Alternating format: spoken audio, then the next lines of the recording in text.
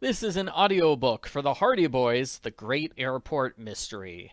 Written by the great Leslie McFarlane, writing as Franklin W.D. Dixon. It's book 9 in the Hardy Boys series. It was originally published in 1930, so the book may contain outdated racial or gender stereotypes, which reflect the opinions and prejudices of the original author and/or publishers.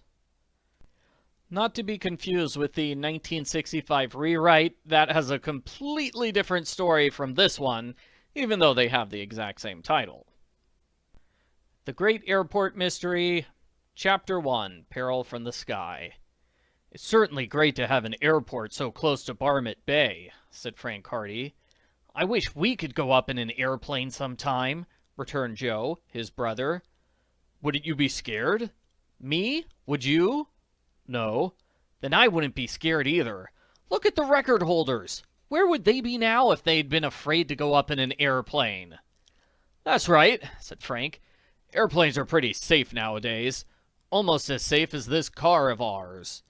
The two Hardy brothers were driving on the shore road leading out of Bayport and skirting Barmet Bay in their new roadster. It was springtime. Snow had disappeared from the hillsides, and the blue waters of the bay sparkled in the sunlight. Their destination this afternoon was the new airport, a few miles out of the city. "I'm glad winter is over, even if we did have a lot of fun on Cabin Island," said Joe. "It won't be long now before we're through school." "If we pass our exams," Frank reminded him calmly. "You'll pass all right. I'm not so sure about myself. I had to work mighty hard to catch up to you." "Yes, but I lost a term that year I was sick. Anyway, our marks have been good this year. We should get through. Isn't it funny when we're going to high school we wish we were out of it, and now that we are in our last term, I'm rather sorry to leave." "Me too," said Joe. "Wonder where we'll be next fall." "College, I guess." "Mother has her mind set on a college course for both of us. So far as I'm concerned, I'd rather go into detective work with Dad." "It'd certainly be more exciting. Still, we'd have a good time at college, I imagine," observed Frank. He turned the car into a road that branched off the main highway. This road led toward the airport that had been constructed back of Bayport the previous summer. "Wonder why they built the airport so far out," Joe said. "They have to have plenty of ground. It was the only place available. Then there's a railway sliding nearby, and a train always meets the mail planes," Frank explained. "Dad was telling me all about it the other evening. They use the port for commercial flying, too, and I hear they do a lot of business and hope to do more. An airmail pilot must have lots of nerve. It's marvelous that they nearly always bring the mail through on time, and lots faster than trains. I wish we knew one of the pilots. He might take us up for a flight." "Chet Morton and the rest of the fellows would be green with envy," rejoined Frank. The roadster bounced along the rutted road toward the airport. A signpost nearby conveyed the information that the flying field was 3 miles away. A little later, as the car came over the brow of a hill, the Hardy Boys could see the great flat field lying in the valley below. In front of a hangar, they could see a plane with silver wings. "Chances are we'll both have a plane of our own in about 10 years, Joe said.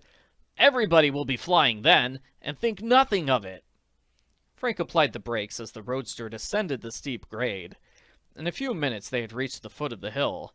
The car raced along the level road toward the airport. The boys had often seen the airplanes flying over the city, but they had never been in close proximity to one of the machines, and now they were excited over the prospect. "Perhaps," said Frank, "we'll even meet one of the pilots and have a chance to talk to him and hear about some of his adventures." Joe turned in his seat and looked back. "Why, there's a plane now!" he exclaimed. "We'll be able to see it land." Above the roar of the car, the boys could hear the hum of an approaching airplane. It came swooping down out of the sky beyond the hill. "Seems to be flying mighty queerly," commented Frank. "Usually they go along as smoothly as a bird." "Nothing smooth about that one. Maybe the pilot's in trouble." The flight of the plane was indeed erratic. It was going from side to side in a jerky fashion, and it seemed to be flying much closer to the ground than safety warranted. "He'll never reach the airport at that rate," said Frank, looking back again. He should be higher up than that. Look, he's coming straight down and the airport is a couple of miles away. I hope he doesn't land on the road. He might hit us. If he lands on the road, he's in for a nasty crash. A plane has to have plenty of room to move around in. Between steering the roadster and eyeing the plane, Frank Hardy was well occupied. Joe kept looking back and staring at the descending machine. "I believe that fellow is in trouble," he said. "He's coming down right this way." They could see the airplane quite clearly now. They could even see the figure of the pilot in the cockpit. The machine was descending at terrific speed in a long glide that made it seem inevitable that the plane would fall far short of the airport. Frank stepped on the accelerator. The car leaped forward, raising a cloud of dust. But the speed of the car was as nothing compared with the speed of the plane. The distance between them diminished, and the plane was steadily nearing the ground. "Great Caesar! That fellow is coming down on top of us!" shouted Joe in alarm. "Not if I can help it," returned Frank grimly. Joe looked up. He could even distinguish details of the understructure of the airplane now. The roar of its engine was deafening. Lower and lower it came. For a moment the plane flew level. Its nose raised, and it gained altitude. Joe breathed a sigh of relief. Then the big machine dipped again. He could see the propeller blades flashing in the sun. The roadster was traveling at 60 miles an hour. Frank did not dare raise his eyes from the road. He crouched over the wheel. "Where is it now?" he snapped. "Right behind us, and coming down every minute." Joe was really frightened. There was no hope that the plane would ever reach the airport, for it was flying too close to the ground. He wondered if the pilot was merely trying to scare them. But the plane was diving toward them in such headlong fashion that he quickly abandoned this explanation. Powerful though the roadster was, the speed of the plane was much greater. It was scarcely 200 feet from the ground now, and its nose was pointing down at a dangerous angle. In a few more seconds there would be a crash, and, from the angle of the flight, it seemed almost certain that the heavy machine would crash directly on top of the roadster.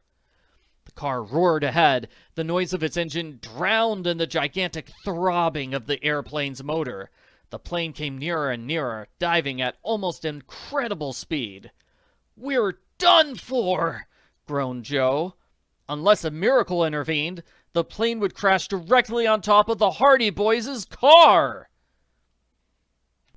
Great Caesar indeed! Is it possible the Hardy Boys are going to die at the very start of the book?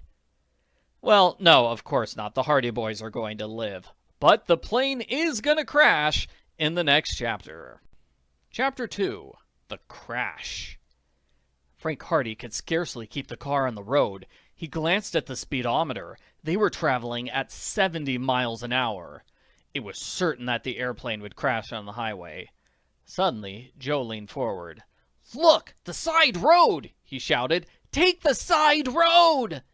A short distance ahead, Frank saw a rough dirt road leading off the highway to the airport. If he could only reach it in time! The roar of the descending plane was deafening now. They could even hear the wind screaming in the struts.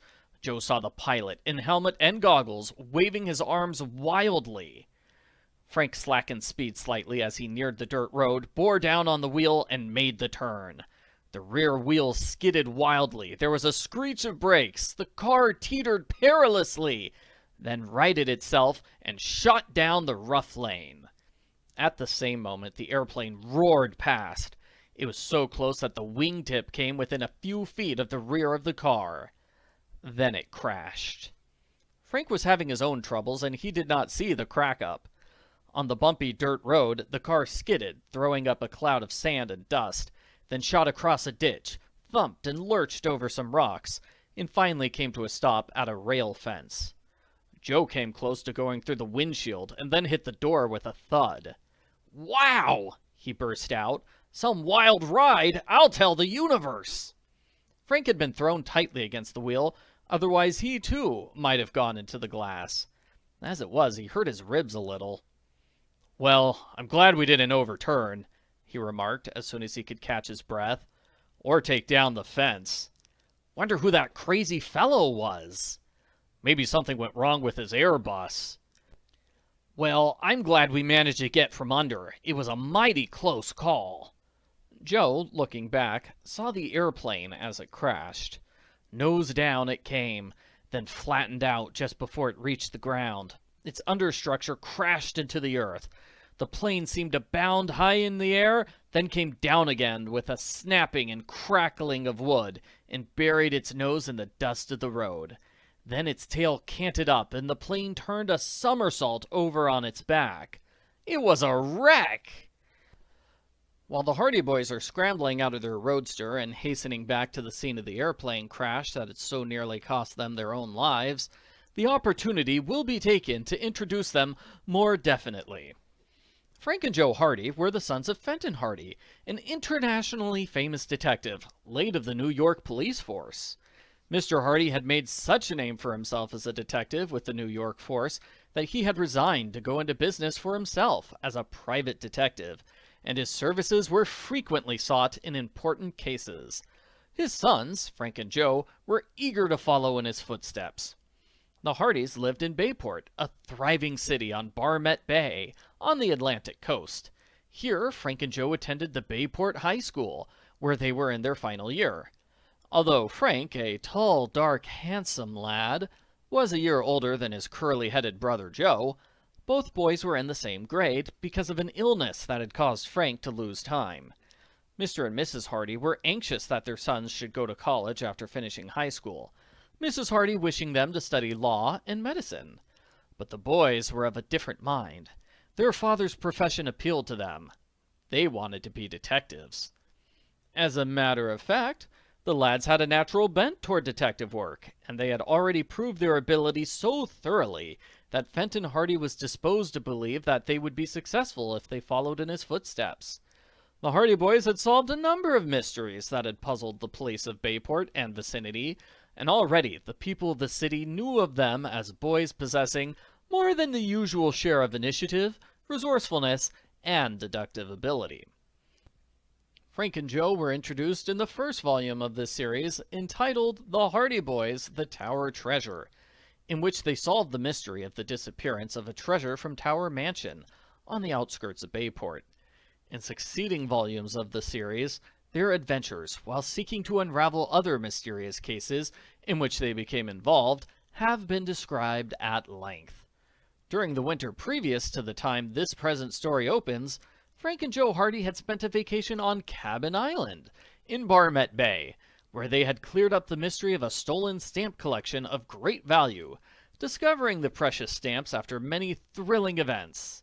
These adventures have been related in The Mystery of Cabin Island, the volume immediately previous to this story.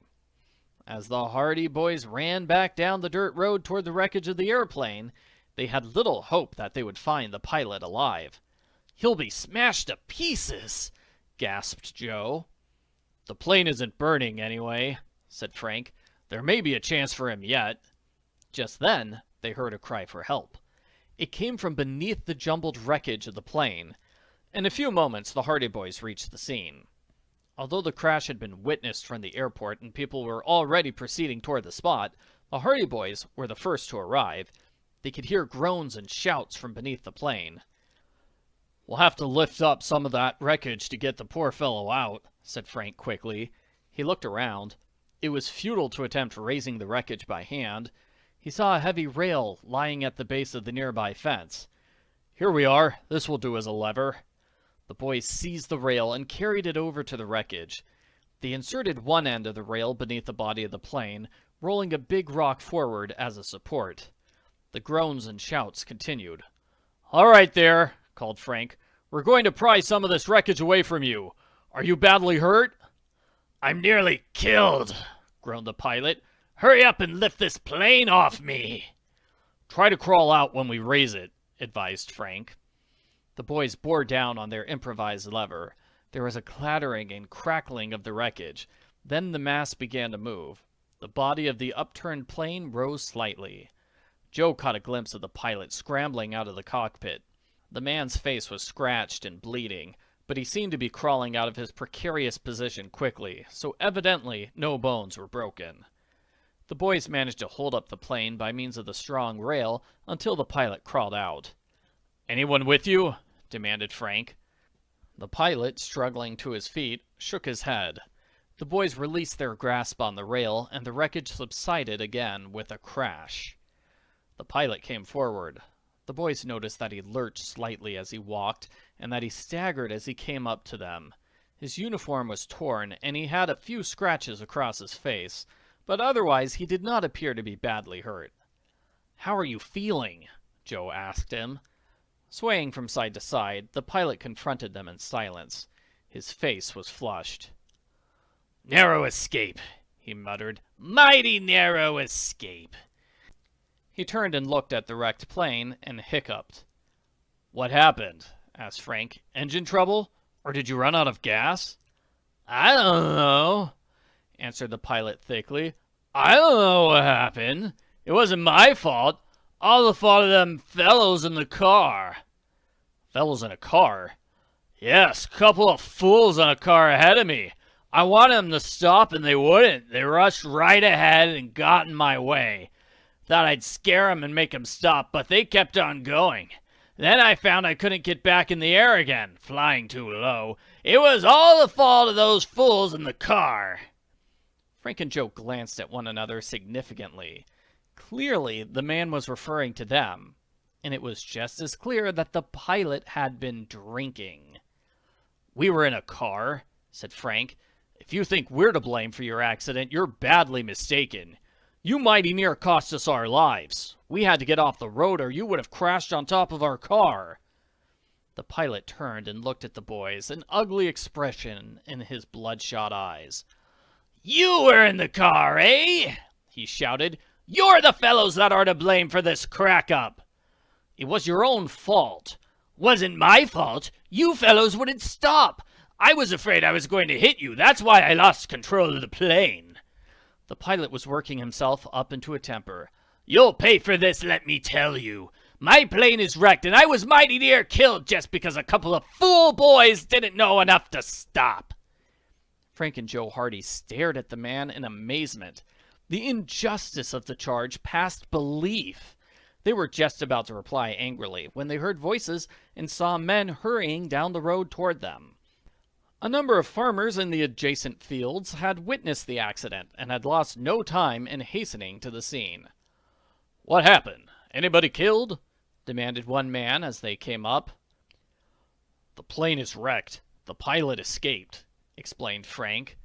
"No thanks to you, young fools," snarled the pilot. He turned to the farmers. "I'm lucky to be alive. I was trying to make a landing on the road, and these young idiots in their car kept racing ahead of me, so I couldn't come down. I lost control of my machine, and it's wrecked." The farmers looked gravely at the Hardy Boys. Frank laughed. "I think you'd better wait until you sober up," he told the pilot, "before you make any charges like that.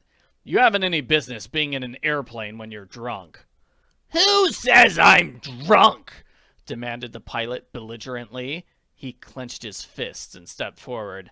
"My airplane is wrecked, and I'm going to hold you young fools responsible." "So we have a pilot who's mean, violent, and irresponsible, not to mention he drinks illegal alcohol? I have a feeling we've just met the main villain of this book." Chapter 3. A Promise of Trouble. "You can't blame us for this smash-up," exclaimed Frank Hardy. "Why, that's absurd. We were on the road where we belonged. If you wanted to land, you should have landed in a field. There's plenty of room." "I'll land my plane wherever I please," raged the pilot. "Why pick on us?" asked Joe. "We did our best to get out of your way. I think you deliberately tried to run us down." "Never mind. You'll hear more about this affair. I'm going to report this to the airmail service, and they'll come on you for damages." "Try to get 'em," returned Frank. A lanky farmer stepped forward. "I saw the whole thing from the top of the hill," he said slowly. "If I was you, Mr. Airplane Man, I wouldn't try to collect no damages from these lads." "Why not?" "Because they wasn't to blame for the accident. The whole thing was your own fault. And by jingo, if you do try to blame them, they can count on me for a witness to prove that they did their best to get out of your way. They was riding peacefully along the road, and then you come swooping and bouncing out of the sky and come slap down on the road where you shouldn't be. You airplane fellows give me a pain. You've got the whole sky to move around in, and yet you think you have a right to chase people off the earth, too. Is that so? Sneered the pilot. Well, you'll have a chance to give your evidence, seeing you know so much. I'm glad of that, Giles Ducroy, said the farmer. I'm glad I'll have a chance to give evidence, for then I can tell 'em how drunk you were when you crawled out from under the plane. This shot told. I'm not drunk, stormed Ducroy. I'm nervous.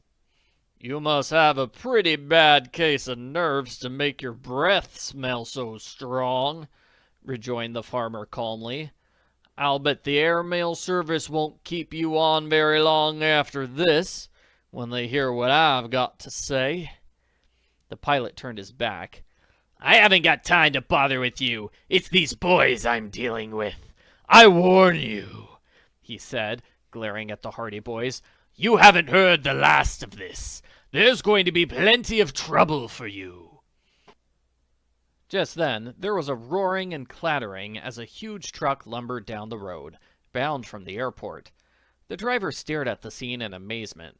Some of the farmers moved the wreckage of the plane out of the road to enable the truck to pass. Giles Ducroy strode forward arrogantly. Driver! Yeah? There are some bags of airmail in my plane. I want you to bring them to Bayport. Who says so? Asked the driver calmly. I do. I'm pilot of this plane. The driver regarded the wreckage. Looks like you made a pretty good job of the crack-up, he said finally. Some of the bystanders grinned. Giles Ducroy flushed angrily. No nonsense about this, he snapped. It's my duty to see that the mail bags reach the city. The truck driver sighed. Why didn't you bring them to the airport in your plane? He inquired. Can't you see? I've had an accident. You picked a nice day for it, observed the driver, glancing up at the sky. Giles Ducroy lost patience. He went over to the wreckage of the plane and burrowed among the debris until he found the mail bags. These he hauled forth and tossed into the truck. There, he said. Get them to Bayport as quick as you can. Yes, Commander, said the truck driver with an elaborate salute. The airmail must arrive on time. If I run out of gas, I'll come down in a parachute. And the big truck lumbered off. This exchange of witticisms, in which Giles Ducroy had come out second best, judging by the snickers of the farmers who were now crowding about, did not leave the pilot in a very good temper. He stormed into the middle of a group of men who were examining the wreckage, ordered them to stand back, and promised all sorts of dire penalties if anyone touched the airplane until he returned from the airport. As for you, he said, turning to Frank and Joe Hardy before he stalked away, you'll hear more about this. You're to blame for the whole business, and I'm going to see that you suffer for it. He went away, walking rather unsteadily down the road. The lanky farmer who had befriended the boys came over to them. "A man like that oughtn't be allowed in charge of a plane," he said gravely. "I'll bet if the air service people knew about him being drunk, he wouldn't hold his job 2 seconds. "Do you think he can make trouble for us?" asked Frank. "It wasn't our fault that he crashed. We did our best to get out of his road, and it was just by luck that he didn't smash right on top of us. I nearly wrecked our roadster getting out of the way." "I saw it," said the man. "I saw it all from the top of the hill. And it's just like I told Ducroy. I'll be a witness for you if there's any trouble. My name is Jim Perrin, and people around here know my word is as good as my bond. You lads were no more to blame for that smash-up than I was, and I'll tell 'em so." "It's mighty good of you, Mr. Perrin," said Frank gratefully. "If we have any trouble about this matter, we'll certainly call on you." "Be sure you do. I'll do all I can to help." The farmer went back toward the wreckage. Frank and Joe decided that their trip to the airport might as well be called off for the time being, as they had no desire for a further encounter with Giles Ducroy. So they went back to the roadster and extricated it from its position among the rocks, backed it out into the highway, and headed toward Bayport again. In spite of Jim Perrin's reassuring words, the lads were disturbed. They had no idea how far Giles Ducroy might go, and they realized that the man would certainly stretch the truth in order to clear himself with the airport officials. Like most boys, they believed that a man in uniform was vested with powers beyond that of the average citizen, and they reflected that the officials might be more inclined to believe Giles Ducroy's word than theirs. "I think we'd better tell Dad about this," said Frank. "We know we aren't to blame, but this thing might be serious if Ducroy makes any charge against us." "Good idea," replied Joe. When they reached home, they ran the roadster into the garage, then went into the house. Fenton Hardy was working in his study, but he put aside his papers when the boys came in, and looked up at them with an inquiring smile. "What's the matter?" he asked. "You both look as if you have something on your minds." "We have," said Frank. "Been in an accident with the car?" "There was an accident, but we weren't in it. We saw an airplane crash, and we're blamed for it." Mr. Hardy looked serious. "How on earth could you be blamed for an airplane smash when you were in your roadster?" Frank then explained the circumstances and told how they had been obliged to take refuge in a lane in order to avoid the descending plane. "It certainly wasn't our fault," he concluded. "We might have been killed if we hadn't reached the lane in time." "You say Ducroy was drunk?" "He had been drinking. We could smell liquor on his breath." "I don't think he'll get very far if he tries to lay any charges against you," said the great detective. "The post office authorities won't be very easy on him if they discover he had been drinking. And then you have this witness, Mr. Perrin. I'm inclined to think they'll accept his word about how it happened."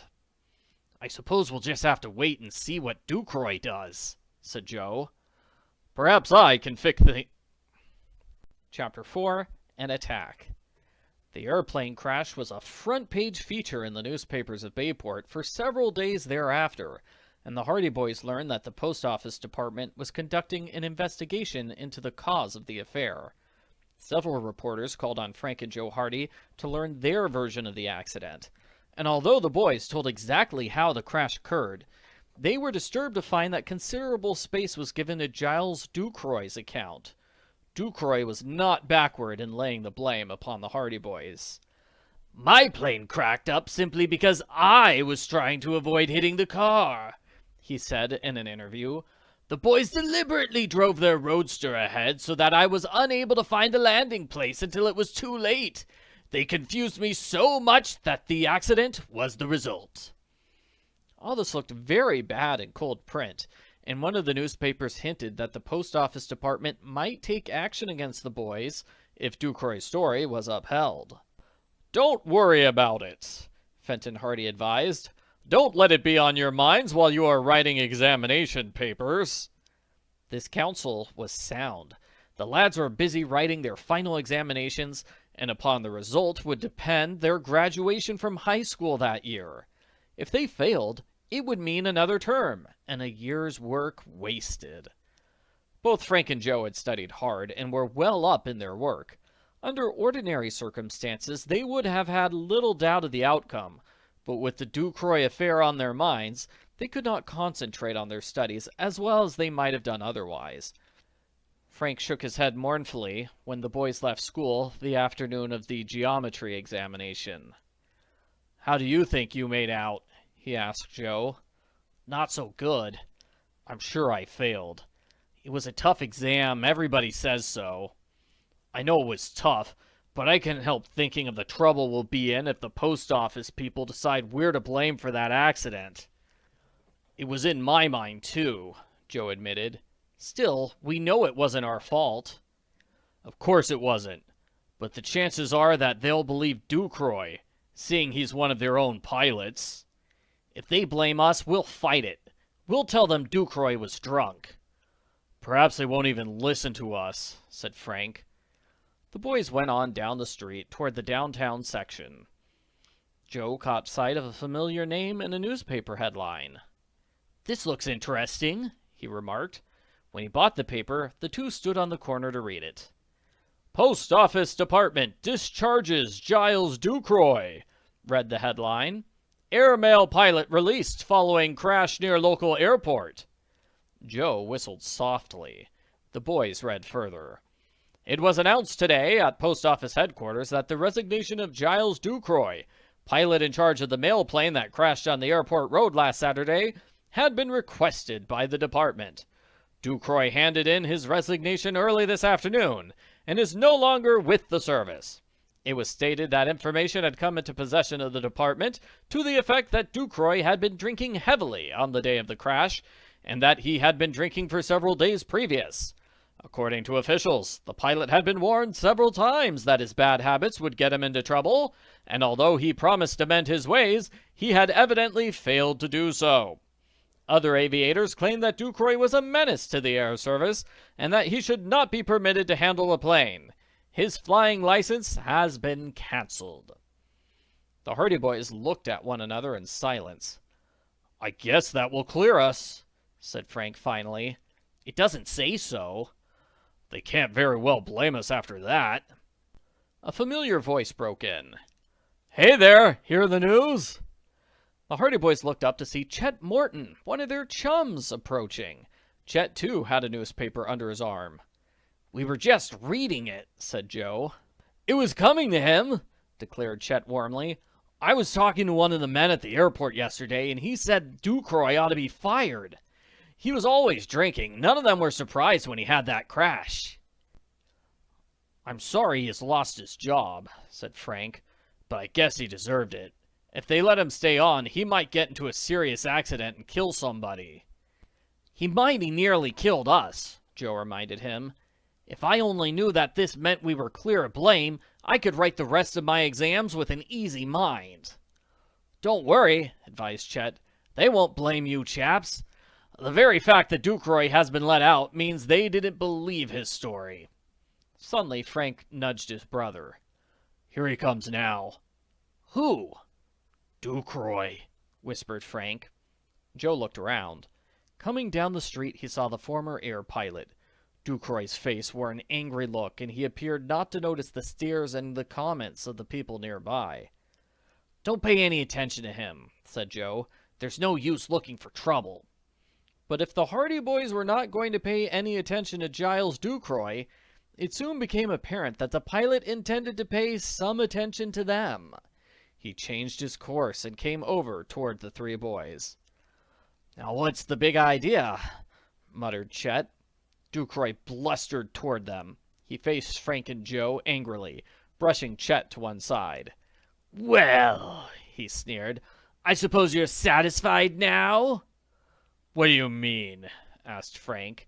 I suppose you're satisfied now that you've lost me my job? Demanded Ducroy. You lost it yourself, returned Frank. We didn't have anything to do with it.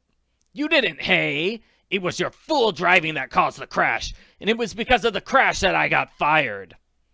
The paper says something different, said Joe calmly. It says I got fired because I was drunk, and I was as sober as I am now. And you're not any too sober now, either, Chet reminded him sweetly. Ducroy turned to him. You keep out of this, he snapped. This is none of your business.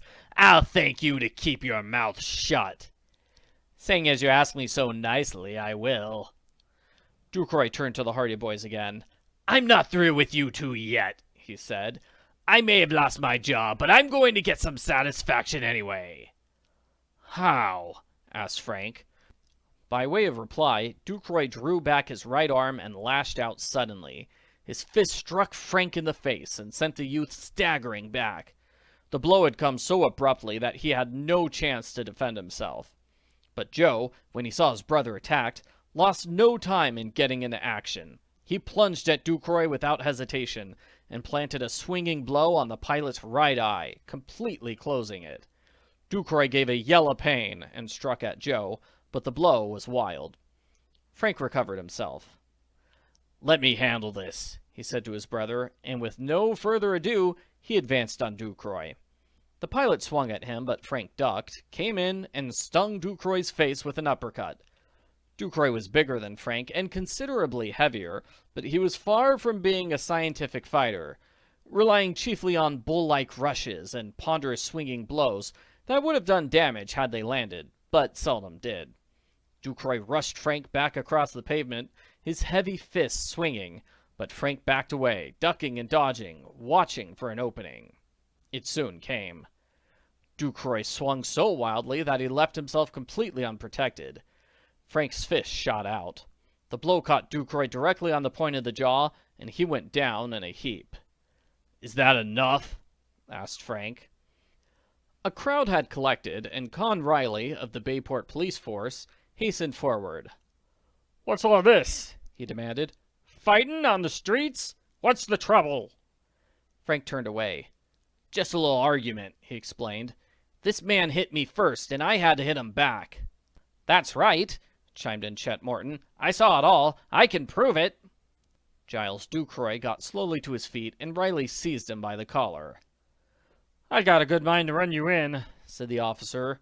"What business have you got hitting a lad half your size?" "I don't want to lay any charge against him," said Frank. "Better let him go." Con Riley looked dubious. Then he released his grip on Ducroy's collar. "Well, seeing you ask it," he said. Then he glared at Ducroy.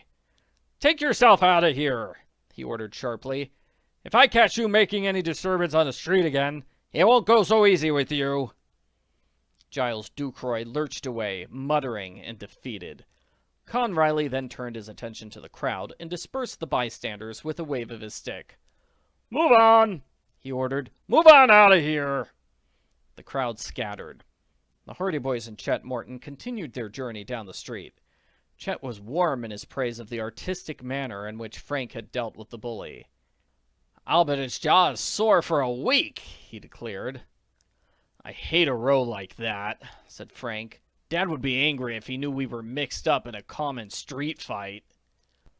"You couldn't help it. You didn't start the fight. It was all Ducroy's fault," said Chet. "He struck you first."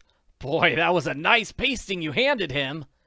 But Frank remembered the vindictive look in Ducroy's face as the beaten man slunk away. "I don't think we've heard the last of this by any means," he said. "Frank is correct. Giles Ducroy will be hungry for revenge." I have no idea what kind of voice I could do for Chet. I kind of tried to make him sound like half Joe and half Frank, but he just ended up sounding weird. Fortunately, there won't be a whole lot of Chet in this book, so I don't really have to worry about his voice. Chapter 5, Anxious Days. It was not until the next evening that the result of the investigation into the airplane crash was officially announced. Then, to the joy of the Hardy Boys, they learned that the authorities held them blameless for the accident. The report ran, in part, "A thorough investigation of the circumstances surrounding the crash has led us to decide that the responsibility rests wholly with the pilot, Giles Ducroy. We find that Ducroy had been drinking on the day of the accident, and that, according to reliable witnesses, he was still under the influence of liquor after the wreck. In his condition, Ducroy was unable to make a proper landing. He has made a clumsy attempt to lay the blame on two boys driving an automobile on the road near the scene of the crash, but this is manifestly absurd. The motorists, on the other hand, had a narrow escape from death because of Ducroy's irresponsible handling of his plane, and certainly no blame can be attached to them." Frank danced an impromptu jig. "Hurrah!" he shouted. "That takes a load off my mind." "I'll bet Dad put in an oar for us," said Joe happily. "Shouldn't be surprised. Let's go and ask him." When they entered Fenton Hardy's study, the detective smiled at their evident delight. "What's happened?" he asked. "Have you fallen heir to a fortune?" "Better than that. The post office people have announced that we aren't to blame for that plane wreck," declared Frank. "We've been worrying our heads off about it." "Did you help, Dad?" asked Joe. "Oh, I may have said a few things to the inspector," observed Mr. Hardy. He is an old friend of mine, and I have done him a few favors in my time. It really wasn't necessary, because I don't think they would have blamed you in any case.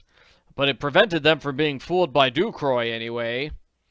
"That was certainly mighty fine of you, Dad," exclaimed Frank. "I don't know how we can thank you." "I know," said their father. "You can go back to school tomorrow and dig into those examinations and graduate this year." "We'll do our best," they promised. "The exams won't be so bad now that this worry is off our minds," added Joe. For the rest of the week, the Hardy Boys attacked their final examinations with such determination and enthusiasm, unmarred by any worries about the airplane accident, that when they handed in their final papers, they knew that if they had obtained passing marks on the papers written earlier in the week, there was little doubt of the final outcome. "But that's just the trouble," groaned Joe. "I was so worried when I wrote those first papers that I'm sure I didn't get by." "Forget it," advised Frank. "The exams are over now, and we can't change the papers now. We'll just have to be patient and wait for the results." "I wish I knew them now," said Chet Morton. "If I don't pass this year, my dad will flay me alive. I may as well pack up and head for Alaska if I don't get through. What are you fellas going to do now that school is over?" "Wait for the results," returned Frank. "If we pass, I think Dad wants us to go to college, and we'll have to start making our plans." Jerry Gilroy, another chum of the Hardy Boys, sauntered up. "How about you, Jerry?" asked Frank. "What are you going to do now?" "I have a job," announced Jerry calmly. "Already?" the others exclaimed enviously. "I start work Monday as a reporter for The Banner."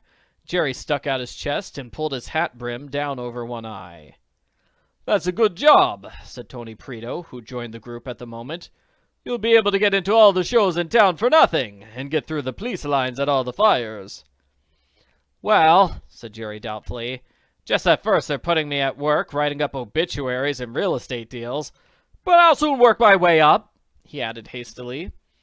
Tony Preto announced that his parents had decided on a college course for him, and that Phil Cohen was bound in the same direction. "Looks as if the old gang will be broken up by next fall," said Joe glumly. "That's true," agreed Chet. "I think we all ought to get together as soon as we know the results of the exams and have one big party to celebrate." "A picnic!" exclaimed Frank.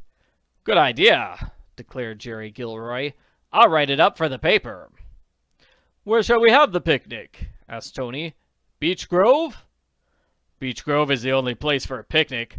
We'll have the whole graduating class," Frank said. "The girls, too." "I don't know about that," demurred Chet, who did not care for girls. "Go on with you. If we have a class picnic, we can't leave the girls out. Anyway, they'll be sure to bring along lots of eats." "Oh, I forgot about that," said Chet, who had a weakness for food. "By all means, we must have the girls along." "In the meantime, Jerry, keep your eyes open around your newspaper office and see if you can't get a look at the examination results when they're sent in for publication," Frank suggested. "They'll appear in the paper first, and if you get on the good side of the city editor, he may let you have a look at them." "And phone us right away," added Chet. Jerry promised to keep on the lookout for the examination results. Frank's suggestion of a picnic met with the instant favor of the other members of the graduation class, who were enthusiastic over the idea. They all realized that within the next few months the class would be scattered far and wide, and that it would probably be their last opportunity of all being together. Then they settled down to the tedious business of awaiting the all-important results. 2 days passed, with no word from Jerry Gilroy, who had extracted a promise from his city editor that he would be shown the list as soon as it reached the office. The Hardy Boys and their chums bided their time with such patience as they could muster. Frank and Joe went out on Barmet Bay in their motorboat, the Sleuth, and explored the countryside in their roadster. On Thursday morning, the boys were in the gymnasium in the barn back of the Hardy home. Chet Morton was sitting in a window, munching at an apple, as usual. Biff Hooper was drumming away at the punching bag. Tony Preto was practicing some complicated maneuvers on the parallel bars, while Phil Cohen and Joe Hardy were engaged in a spirited wrestling match. Frank was busy trying to repair a broken baseball bat, with small success. "Somebody is calling you, Frank," said Chet, glancing out the window. Frank looked out. Aunt Gertrude was standing in the back door, beckoning to him. "You're wanted on the telephone," she called. "It must be from Jerry," shouted Frank. The others stopped their activities instantly. Frank almost tumbled down the stairs in his anxiety to reach the house in the quickest possible time. The other boys crowded to the window. They saw him disappear into the house. He seemed to be away for a long time. "Bad news, I'm sure of it," moaned Chet. "Good news, I'll bet a cookie," said Joe, trying to be cheerful. After a while they saw Frank come out of the house. His shoulders drooped. He walked slowly. "What's the verdict?" clamored Chet. Frank looked up, shook his head mournfully, and sighed. They heard him coming up the stairs. "I knew it," Chet groaned. "We've all failed." When Frank came up into the gymnasium, they crowded around him. He looked as though he had lost every friend he had in the world. "For the love of Pete, don't keep us in suspense," demanded Tony. "Was it Jerry? What did he say?" "It was from Jerry," admitted Frank heavily. "Well, fellows, I don't know how you're going to feel about it, but as for me—" He shook his head again. "Back to the high school for another year, is it?" asked Joe solemnly. "Don't take it too badly, fellows. Of course, we all knew the exams were harder than usual." "Yes, they were tough," admitted Chet. "But hang it all, didn't some of us get through? I was sure I'd failed, but I thought the rest of you would make it." "The results are out," said Frank. "I know you're going to feel bad about it, but every one of us, every one, mind you, passed." "What?" they roared. Frank turned a handspring. "We all passed!" he yelled in delight. Then he sat down on the floor and laughed at the expression on their faces. "Boy, didn't I throw a scare into you?" Biff Hooper hurled a boxing glove at him. Phil Cohen seized Tony Prito around the waist and danced about in glee. Chet threw away the core of his apple and stood on his head. Joe vaulted over the parallel bar. Pandemonium reigned. School was over at last. "And now," shouted Frank, "for the picnic!" So that was a bit of a joke ending where Frank pretended they didn't graduate from high school. I actually thought they weren't going to graduate from high school, because if Frank and Joe get older, they can't be called the Hardy Boys anymore. They'd have to be called the Hardy Men, and that would be the end of the series. Although I noticed this particular book does not mention their ages. I thought they were supposed to be 15 and 16. Sounds like more like 17 and 18 at this point, right? Chapter 6, The Cabin in the Woods. Preparations for the picnic at Beech Grove on the following Saturday were in full swing during the next few days. All the members of the graduation class at Bayport High were enthusiastic, and the girls were busy baking cookies and cakes. From the standpoint of Chet Morton, at any rate, the success of the outing was therefore assured. "As long as there's plenty of food, it will be a good picnic," he said. Callie Shaw, who was Frank Hardy's particular favorite among the girls of the class, admitted that she felt sad at the prospect of seeing the crowd broken up at last. "We had some good times at High. Somehow I wish now that we had all failed so we could go back for another year." "You didn't feel like that when you were writing the math exam," Iola Morton, Chet's sister, reminded Callie. "No, I suppose if I did go back, I'd be grouching about the work all over again," laughed Callie. "I'm glad we're going to have the picnic, though. It will be nice to be all together again for once, before the class is scattered." "There won't be many of the gang left around town by next fall," said Frank. "What with some going to college and others going to work, the class will be pretty well broken up by then." "I hope we'll get good weather for the picnic," ventured Joe. "The class had good luck on the exams," Iola reminded him, "so we should have good luck with the weather." Iola's optimism was justified. When the day for the picnic dawned, the sky was cloudless, the day was warm and clear.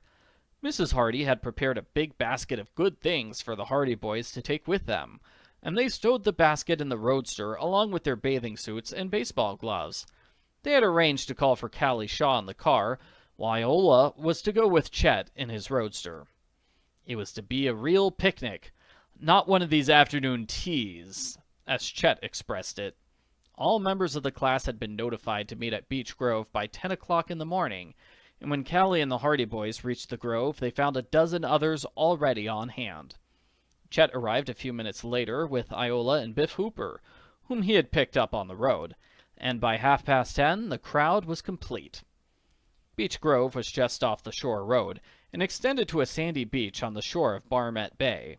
There were many paths through the woods, a grassy meadow which was ideal for baseball games and races, and the park keeper had granted them permission to use a little building in the grove where a stove and kitchen facilities were installed.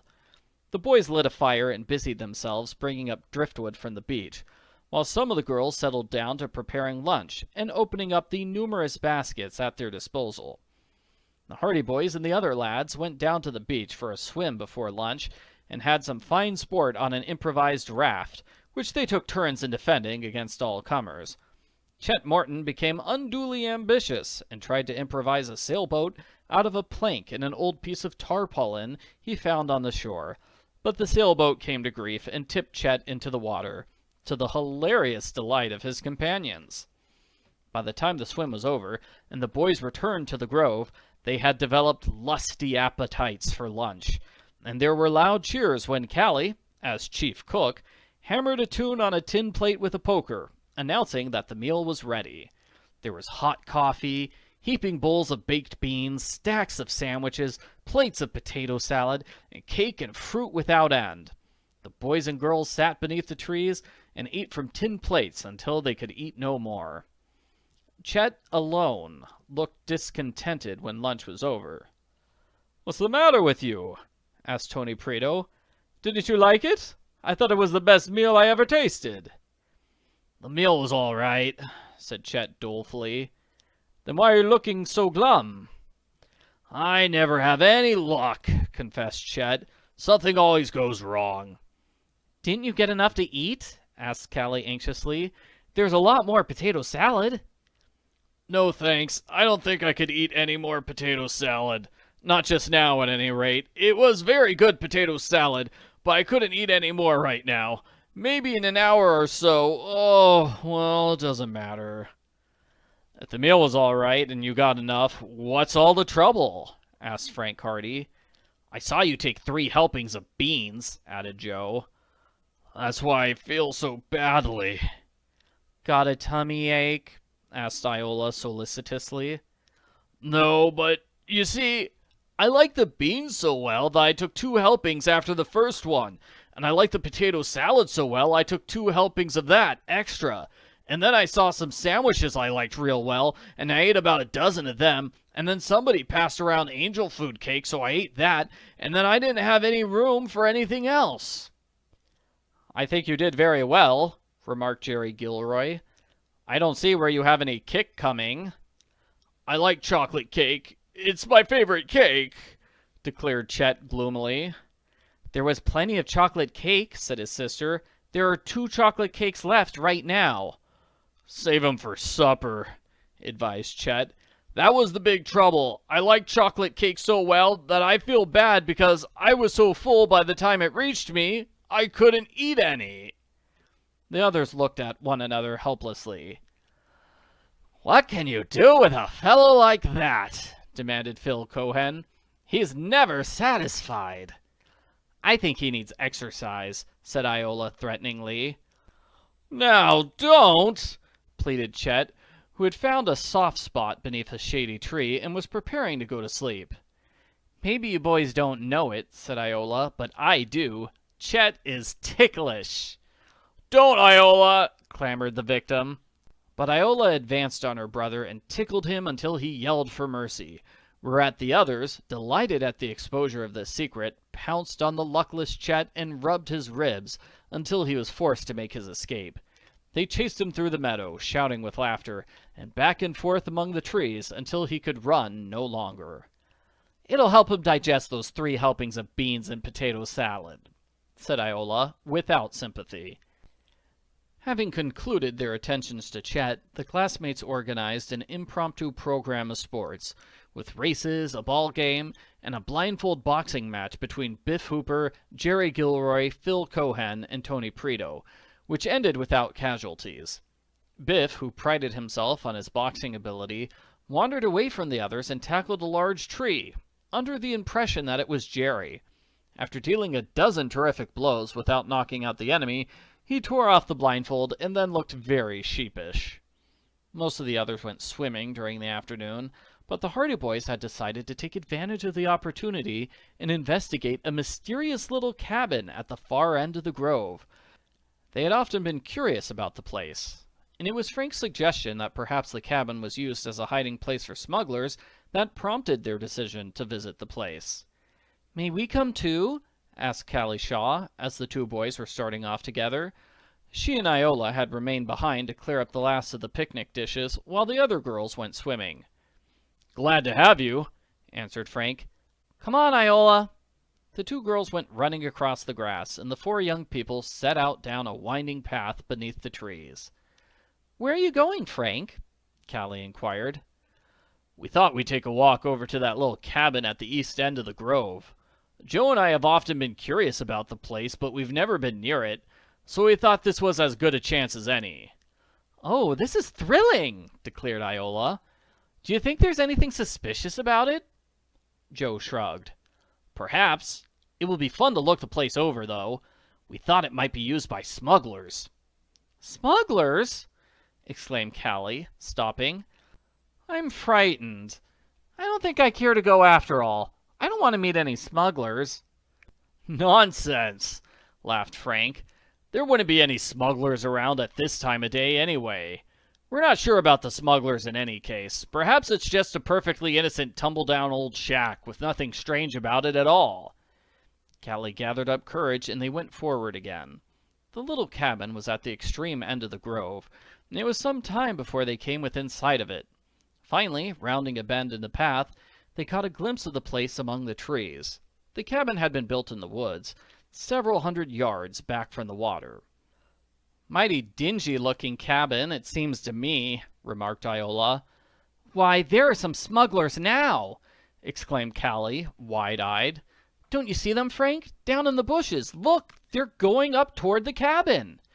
Frank called a halt. "Just a minute." He could see 3 men making their way up a path in the direction of the cabin. The trio were apparently unaware that they were being watched, for they did not look around. For a moment they were hidden by the intervening branches. Then they appeared in view again. One of the men halted in front of the cabin, removed a key from his pocket, and unlocked the door. The 3 men disappeared inside. Frank turned to the others. "I think we'd better go back," he said quietly. "Were they smugglers?" demanded Callie. "Let's get out of here. They might start some trouble." They turned and retraced their steps toward the picnic grounds. Once Joe said, "Do you know, I'm sure I recognize one of those chaps." Frank flashed him a warning look. He did not want to alarm the girls, so he had said nothing. But Frank, too, had recognized one of the men, and he was none other than Giles Ducroy. Dun, dun, dun. Chapter 7. A Mysterious Conversation. When the Hardy Boys and the girls got back to the picnic grounds, the boys excused themselves and drew away to one side, while the girls went down to join the swimmers. "I think we ought to go back there," said Frank quietly. "Why? Did you recognize any of them?" "Did you?" "I thought one of them looked mighty like Ollie Jacobs," said Joe. "He's a pretty shady customer, as you know.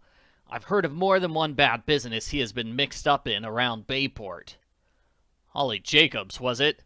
Then the other fellow must have been Newt Pips. He is always hanging around with Jacobs. They're a bad pair." "Who was the other fellow? I didn't get a good look at him." "I did," returned Frank. "He was Giles Ducroy." Joe whistled in amazement. "So that's who Giles Ducroy is mixed up with now. I wonder what they're doing down in that old cabin. We'd better go and find out. We can get up to the back of the place without being seen, and perhaps we can overhear what they're saying. Come on, it's worth trying anyway. I'm interested. The boys hurried off down the path. Once Joe glanced up at some lowering clouds that had gathered above the trees. Looks like rain, he remarked. It may hold off for a while. It won't stop me from finding out what that gang is up to. Not if I know it, declared Joe. When the boys came within sight of the cabin, they proceeded more cautiously. They did not come out into the open, but edged their way around through the trees until they came to the rear of the little building. There's an old road near here, whispered Frank. Perhaps that's how they reached the place. I can see it from here. And look, there's a car! It's parked under the trees. That explains how they come to be here. They probably arranged a meeting. There's some funny business on foot, I'll be bound. Cautiously, the brothers went on through the undergrowth. It was fortunate that bushes grew within a few feet of the back of the cabin, so the boys were able to make their way near enough to overhear the conversation of anyone who might be within, without danger of being seen themselves. As they pressed close against the logs of the cabin, they could hear a murmur of voices.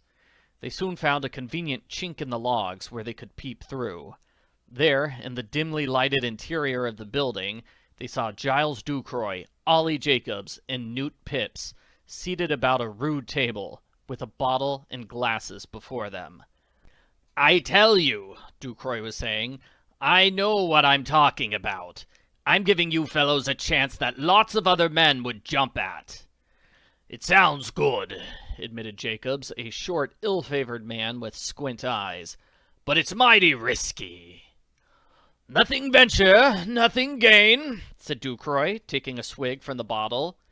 That's true, said Newt Pipps, but I'm not anxious to get a bullet through me. Bullets nothing, scoffed Ducroy. We'll get away with this as smooth as silk. Maybe, demurred Jacobs. You say the money is sure to be there, all right? I know it will be there. I wouldn't tell you fellows about it if I wasn't sure. Newt Pipps shrugged. Well, I'm as brave as the next man, he said, but this is a mighty big job. It's bigger than any I've ever tackled yet, and I can't say I like it. The bigger the job, the bigger the profits, remarked Ducroy. Yes, and the bigger the risks, too. Ollie Jacobs looked around uneasily. Don't talk so loud, he said. If anybody hears us, we're done for.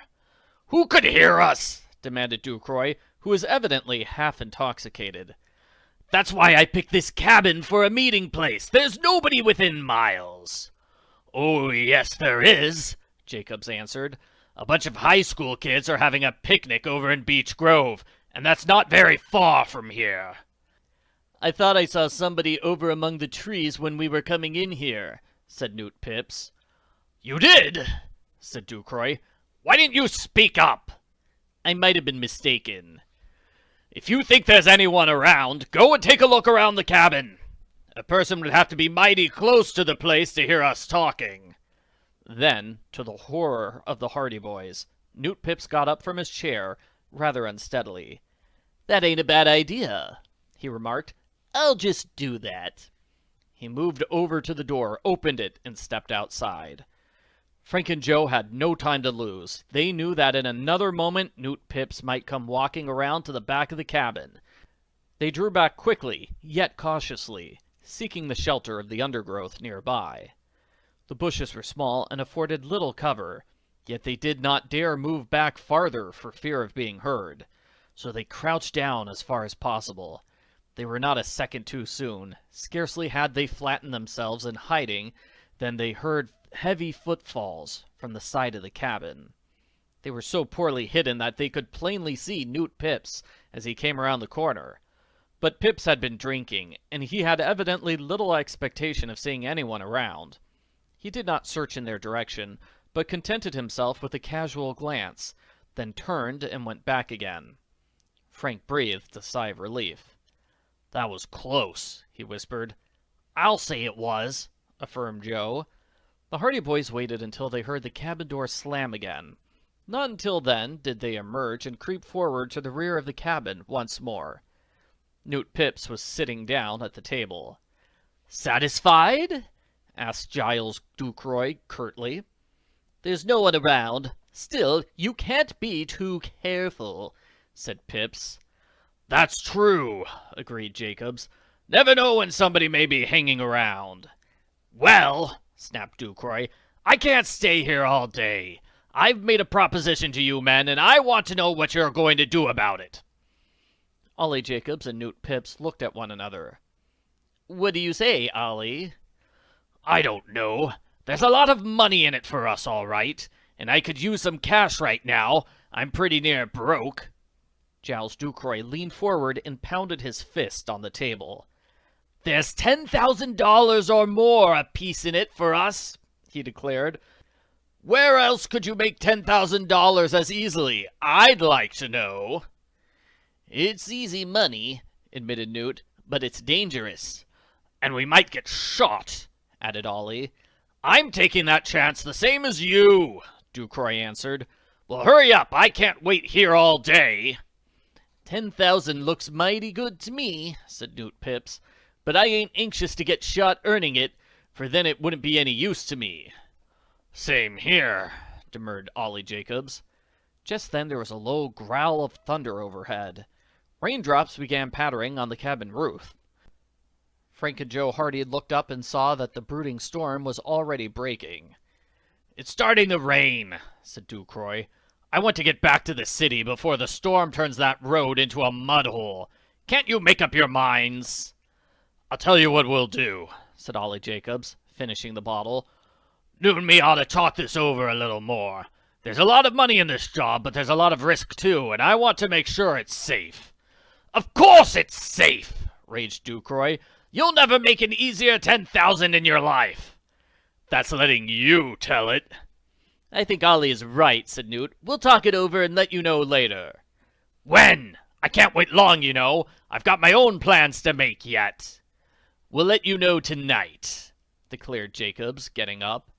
All right, grumbled Giles Ducroy, but don't take any longer. Come on now. It's starting to pour. I want to get back to town. The three men left the cabin. Rain was now falling on the roof in a steady downpour. The Hardy Boys looked at one another, puzzled. I wonder what mischief those three are up to, said Frank, as the brothers hurried back into the shelter of the grove. Once again, I seem to be making things difficult for myself with the voices for these characters. I swear, I thought of two different voices for Giles and Ollie, but now they both sound exactly the same. Grrr. Chapter 8, Puzzled. The clouds were black overhead, and the rain was pouring steadily as the Hardy Boys hastened back up the path toward the picnic grounds. Once under the trees, they were partly sheltered from the rain, but in the open spaces they were thoroughly drenched. Thunder rolled continuously, lightning flashed, and the rain came down in sheets. This ends the picnic, panted Joe as they ran back. It sure does. Everybody will be soaked. The trees were threshing and sighing in the wind. There was a vivid flash of lightning, followed immediately by a crash and a clap of thunder. Must have hit a tree, said Frank. When they came in sight of the picnic grounds, Frank saw that he had guessed correctly. Only a few yards away from the cookhouse, a great oak lay prone on the ground, a jagged fragment of the trunk sticking up out of the earth. The truck had been sundered by the lightning, and the great tree had been struck to earth. Inside the cookhouse, the boys and girls of the graduating class were huddled together. Many of them were badly frightened, for the lightning flash had come unpleasantly close, and the falling tree had missed their refuge by a scant few feet. As Frank and Joe came racing across the sloppy ground, a cheer went up. "Here they are! Here come the Hardy Boys! At last!" "Where have you two been?" shouted Chet Morton as they dashed up onto the veranda, their clothes dripping wet. "We've been worried sick. Thought you'd got struck by lightning." "Looks as if you people were nearer to being struck than we were," replied Frank, looking ruefully at his drenched garments. "We've been awfully worried," said Callie Shaw, pressing forward. When the storm began, everybody gathered here except for you and Joe, and we had no idea where you were." "Oh, we were just exploring around," said Frank. "No harm done, except that we're mighty wet." "No harm done!" exclaimed Iola Morton. "How about our nice picnic? It's all spoiled now." "Well, we were nearly ready to go home anyway," observed Chet. He turned to the Hardy Boys.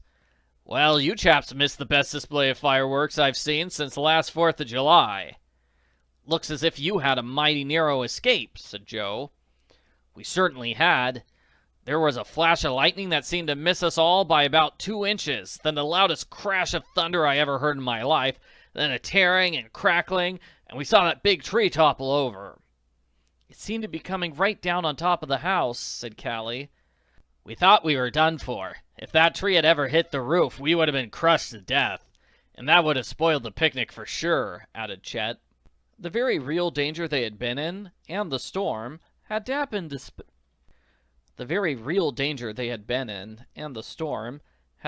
spirits of the graduating class, and when the rain finally began to die down, there was not a dissenting voice when Frank Hardy suggested that they make a dash for the cars. Hastily packing up the baskets, they left their refuge and ran across the grass to the cars parked out by the gate. Everyone found a place, and within a few minutes the picnic grounds were deserted. The lull in the storm had been only temporary. Rain came down in torrents before they had gone more than half a mile along the shore road, and some of those in open cars who had not taken the precaution of putting up the tops received a second drenching. Frank and Joe, in their roadster, accompanied by Callie Shaw and Iola Morton, were more fortunate, and they soon arrived on the outskirts of Bayport without mishap. The picnic party broke up without further ceremony, the cars scattering in various directions as the boys of the class drove the girls home. Frank and Joe drove Callie to her aunt's store in Bayport, and Iola decided that she would wait there for Chet, who was to drive her home that evening. In their wet clothes, the picnickers presented a sorry sight. But all in all, they agreed that they had a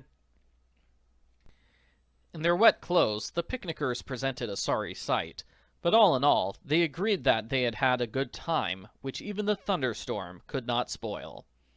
When Frank and Joe Hardy reached home and changed their clothes, their mother was sympathetic. "It's too bad," she said, as she prepared a hot supper for them. "You had all been counting on that picnic." "Well, we had half a picnic at any rate. We can be thankful for that much," Frank observed. And then, when their mother was in the kitchen, he added to his brother, "I don't call the day wasted." "You mean Ducroy?" "Yes, we learned that he's up to some funny business. I'd like to know what it's all about." "Something crooked, I'll be bound," declared Joe. $10,000 apiece," he said. "That's a lot of money. I'm sure Giles Ducroy and his 2 precious friends could never earn that much money honestly." "It must be crooked. The big reason Ollie Jacobs and Newt Pips objected to the scheme was because there was danger in it and they might be shot." "Maybe they intend to rob a bank," ventured Frank. "I wish we knew. Still, perhaps it was all just talk. They were half drunk, you know." "Yes, I thought of that." Frank shook his head. Still, now that Giles Ducroy is out of work, he might be turning his hand to some kind of thievery." "Do you think we ought to tell Dad?" Joe suggested. "Not yet. After all, those men were drinking, and it might have been nothing more than drunken chatter. Perhaps Ducroy was only bragging and trying to make a big fellow of himself by telling them he could help them make so much money. We don't know what they were talking about in the first place. We'd just look foolish if we went to Dad with our story and nothing came of it." "He couldn't do anything anyway. No more than we can." "All we can do," said Frank, "is to watch and wait."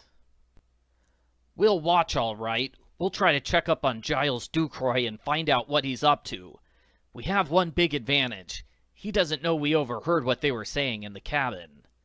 "He doesn't know we were within miles of the place." "I'm puzzled about that conversation. If there was nothing in it," said Joe, "why did they pick such an out-of-the-way spot to have their meeting?" "It may have been because of the liquor. It's against the law to have it. Frank pointed out. "Perhaps we were only listening in on a drinking party after all." "I don't think so. I have a pretty strong belief that there was more than that behind it. Giles Ducroy and that other pair are a bad combination. When you see those three together, it means there is some trouble being hatched." Their mother came in just then with the tea things, so the boys turned the conversation to other matters. Mrs. Hardy wanted to know what was next on their program, now that school was over and the class picnic was a thing of the past. "Graduation exercises," said Frank promptly. "Next week at the high school." "I must get a new dress," Mrs. Hardy declared. "You'll certainly have to get all dolled up to come and see your sons step up for their diplomas," agreed Joe, laughingly. "It only happens once in a lifetime, you know." "I'm glad to see you graduate, but in a way, I'm sorry," confessed their mother. "It means you're growing up and you soon won't be my boys any longer." "We'll always be your boys, even if we live to be 100, declared Frank, putting an arm about his mother's waist. "Have you decided what you want to do after the holidays are over?" she asked. "You know I've been counting on having you both go through college." The boys looked serious. "We'll have to think about that," said Joe. "Still, there's lots of time, a whole summer ahead of us." "Be sure and think seriously about it," their mother warned. "It is a serious matter. Your whole future will depend on your decision." "Maybe by the end of summer we'll feel different about going to college," said Frank.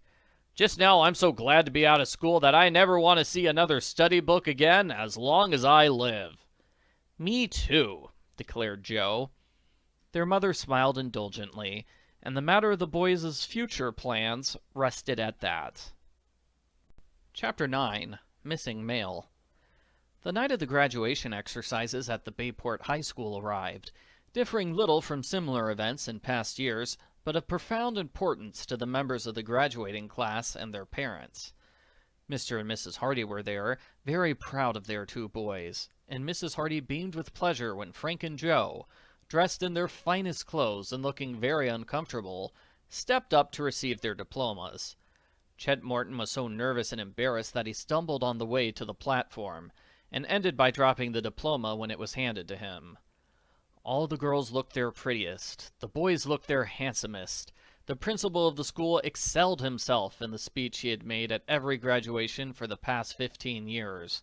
Various prominent citizens expressed their pride in the young people, and Callie Shaw, as class valedictorian, won the hearts of all by her valedictory address. There were other numbers on the program, including a violin solo by Iola Morton, an exceedingly vigorous recitation by Biff Hooper, an accordion solo by Tony Preto, and, to cap it all, the antics of a burlesque orchestra organized by Chet. In this, Chet was in his element, wearing a fireman's hat and a huge false mustache. Frank and Joe Hardy, wearing stovepipe hats and red wigs, alternated at a bass drum. Jerry Gilroy, in a coat that reached to his heels, performed upon a saxophone that wouldn't work, and from which Chet produced a string of sausage at the critical moment. Phil Cohen tortured a flute that was capable of but one note. The burlesque orchestra assaulted the ears of the audience for some time, with no music whatever, but with such earnestness that the hearers were doubled up with laughter. This was the high spot of the program, so far as the boys were concerned, and it ended the graduation exercises. When they left the school that night, they all felt a little sad, as they knew they were leaving it for all time. "Unless," Chet Morton said, "they invite us back someday when we're very famous to address the students on the secret of success." "In the meantime," said Frank, "what are we going to do this summer?" "I'd like another outing," Joe volunteered. "Too much excitement for me," returned Chet. "Last summer we were going to have a nice quiet trip down the coast, and look what happened. We got mixed up with a gang of smugglers and had no end of trouble." "It finished up happily enough, didn't it?" said Frank, "even if you did get lost." "This summer I'd like to have a nice quiet holiday in a nice quiet cabin with a good beach where we can swim and loaf around and eat and sleep and not have anything to worry about." "Sounds attractive," Joe admitted. Where are you going to find this place, and how can we get there? How about Cabin Island? Suggested Biff Hooper. The others were thoughtful. You've had worse ideas, Biff, said Chet Morton. Do you think Mr. Jefferson will let us go there? Frank laughed. Why not? Didn't we find his missing stamp collection? Didn't he say we could have the use of the island and the cabin any time we wished? There won't be any trouble so far as that's concerned. I think an outing to Cabin Island would be the real thing, Joe declared. What do you say to organizing a trip?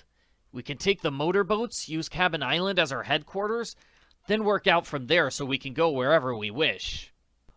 You have a head on your shoulders, Chet approved. When we get tired of camping, we can go exploring. When we get tired of the motorboats, we can loaf around Cabin Island. Joe and I have the summer free, said Frank. After that, we'll either go to college or go into business with her father. Don't you know yet? We want to go in with Dad, said Joe promptly, but he and Mother seem bent on having us go to college. I think we'll have a lot of arguing yet. In the meantime, don't let it spoil your summer, advised Chet. Well, if you want to go on this outing, be sure and count me in.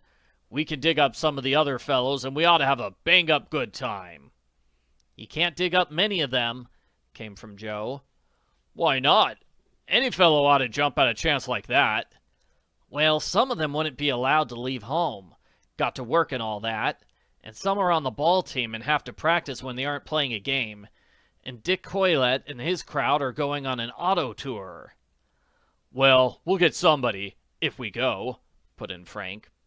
Next day, when the Hardy Boys told their parents about the outing they had planned, Mr. and Mrs. Hardy glanced at one another. Don't you think you had better be making your preparations for going to college? Suggested Mr. Hardy. If you wait too long, perhaps you may not be able to get in, their mother ventured. Do we have to go to college? Asked Frank. Mr. Hardy looked dubious.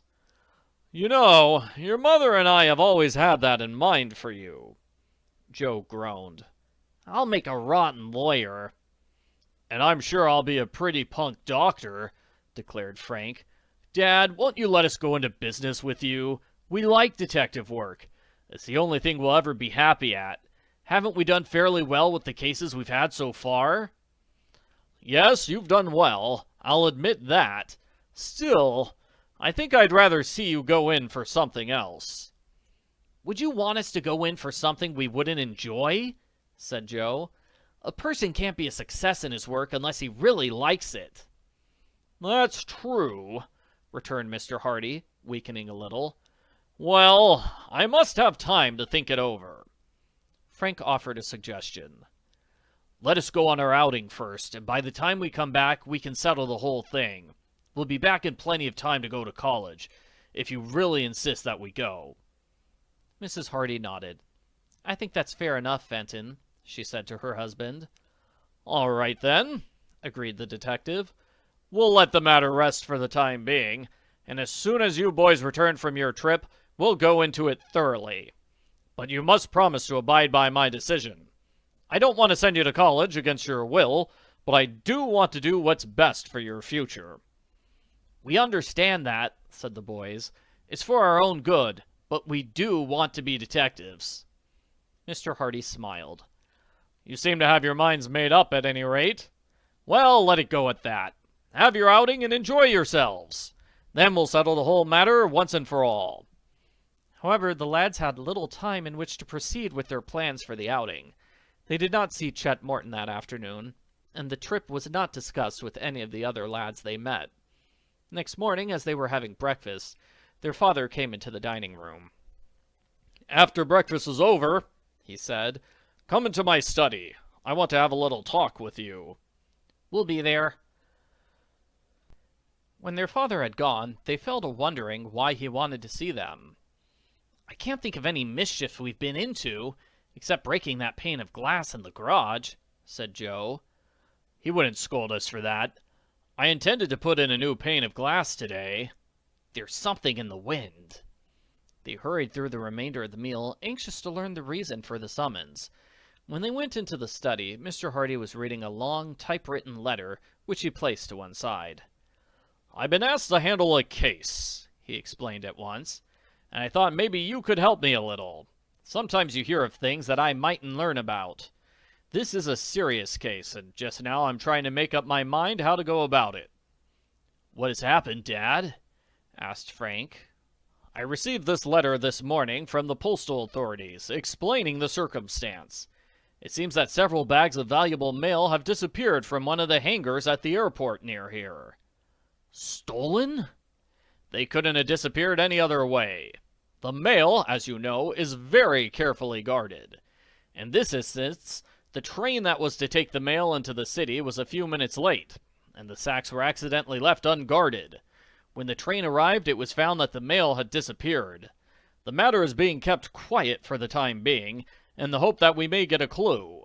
But so far the whole business seems to be a complete mystery." "Haven't they any idea who stole it?" asked Joe. "No idea at all. The only men around, so far as they know, were the usual airport officials and pilots. Practically all of them are above suspicion. From the looks of the case, I'm inclined to think some outsider may have been hiding nearby, watching his chance, and when he saw the sacks left unguarded, he simply seized them and cleared out." Frank leaned forward in excitement. "I think we can help you a little," he declared. "We may know something about that very robbery." "Already?" exclaimed Fenton Hardy, astonished. Frank and Joe thereupon told their father about their adventure in Beech Grove on the day of the picnic. They told him that they had seen Giles Ducroy and his two companions near the old cabin, how they had followed the men and listened to their conversation. "Ducroy was trying to get these other chaps to go in with him on some crooked deal, and they were afraid because they said it was too dangerous," explained Frank. "Ducroy told them they'd make $10,000 apiece out of it. Perhaps that was what he meant. He planned to steal some of the mail bags." Fenton Hardy was interested. "Certainly a suspicious conversation," he admitted. "Still, the mail bags weren't worth any $30,000, if what the post office people tell me is correct. They were worth about $2,000 at the most. Besides, Giles Ducroy is already under suspicion." "Has he been arrested?" asked Joe. Fenton Hardy shook his head. "When the theft occurred, the authorities first thought of Ducroy because they knew he had been discharged and was probably looking for a chance of revenge. So their first action was to investigate his movements on the day of the robbery." "And what did they find?" "He wasn't near Bayport at all. He was in Philadelphia. At least, he has such an alibi." "Can he prove it?" asked Frank. "He had 2 witnesses to prove it, so nothing could be done against Ducroy." "I'd like to know who those witnesses were," said Frank. "I don't believe he was in Philadelphia at all." The boys were openly dubious about Ducroy's alibi. "He's a slick one, Dad," declared Joe. "He may look dumb, but he's not as dumb as he looks." Sadly, the book is not going to come back to the topic of whether or not Frank and Joe will go to college. I guess the next book in the series is going to continue that story. I am curious as to what they're going to do. Chapter 10. Looking for Clues. The news that Giles Ducroy had a proven alibi to clear himself of suspicion in the affair of the stolen mail sacks disconcerted the Hardy boys for a time. When their father told them about the robbery, their first thought was that Ducroy and his 2 companions were the guilty parties, for the theft seemed to be linked up in some manner with the conversation the lads had overheard in the cabin at Beech Grove. However, there now remained the fact that Ducroy had an alibi, and also the fact that the mail sacks were by no means worth the amount the former pilot had mentioned to his companions. "Just the same," declared Frank that afternoon, "I'm convinced that Ducroy had something to do with the affair, alibi or no alibi." "Perhaps the mail sacks weren't stolen by Ducroy," suggested Joe.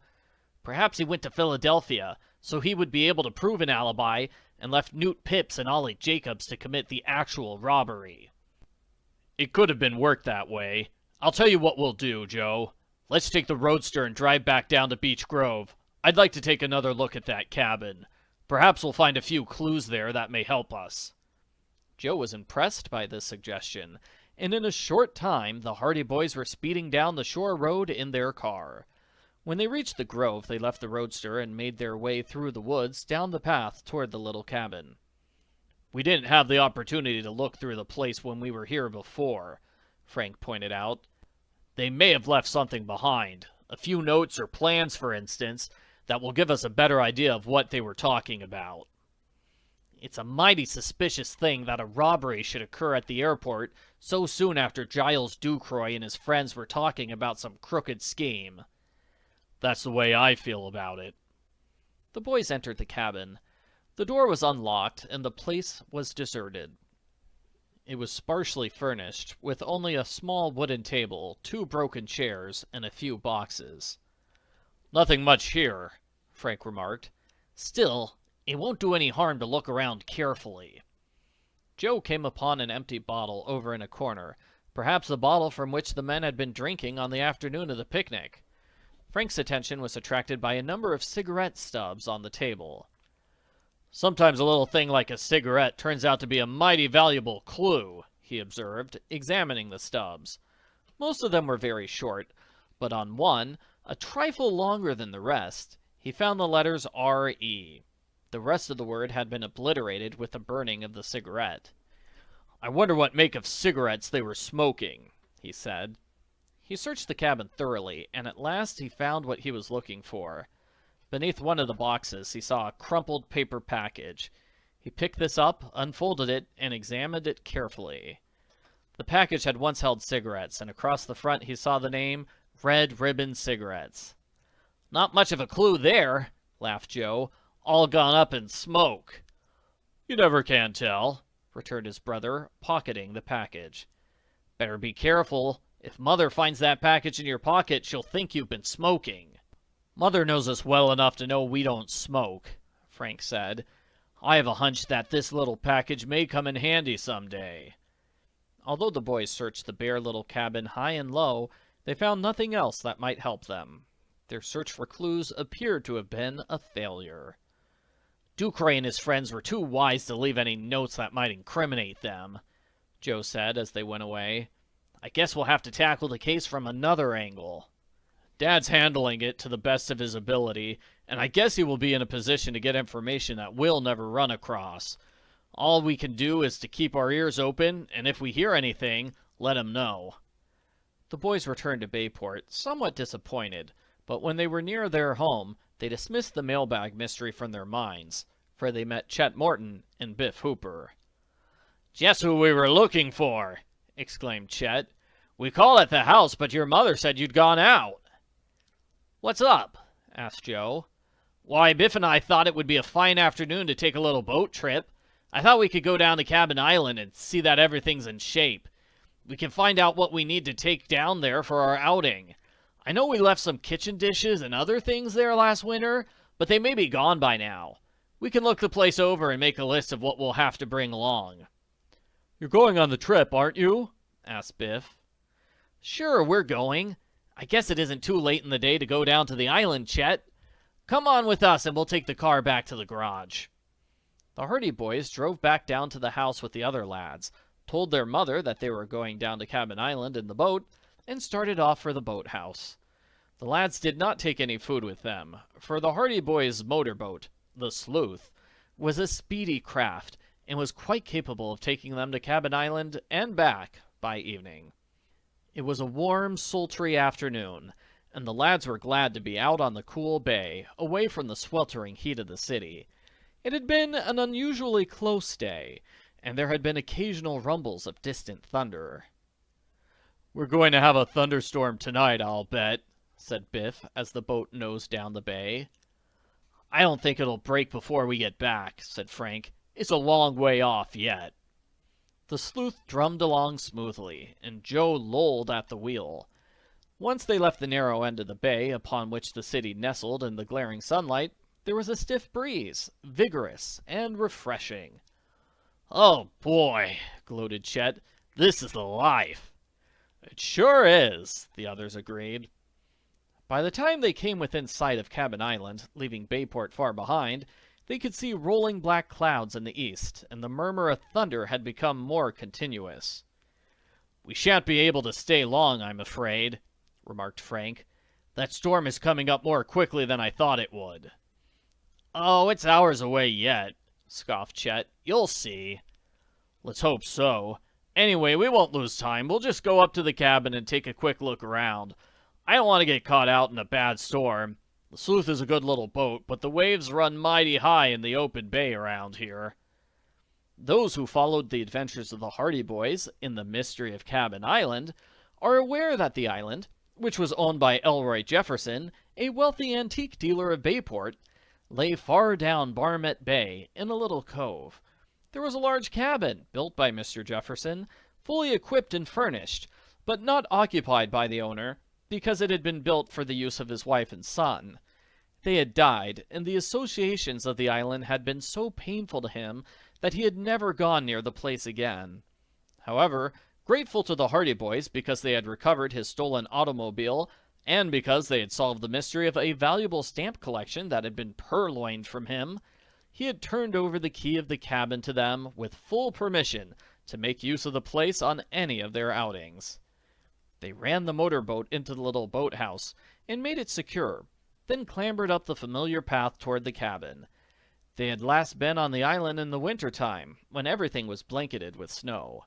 Now it was doubly beautiful, with its grassy, wooded slopes and its tall trees, among which the cabin stood. "Make it snappy," cautioned Frank. "The storm looks worse every minute."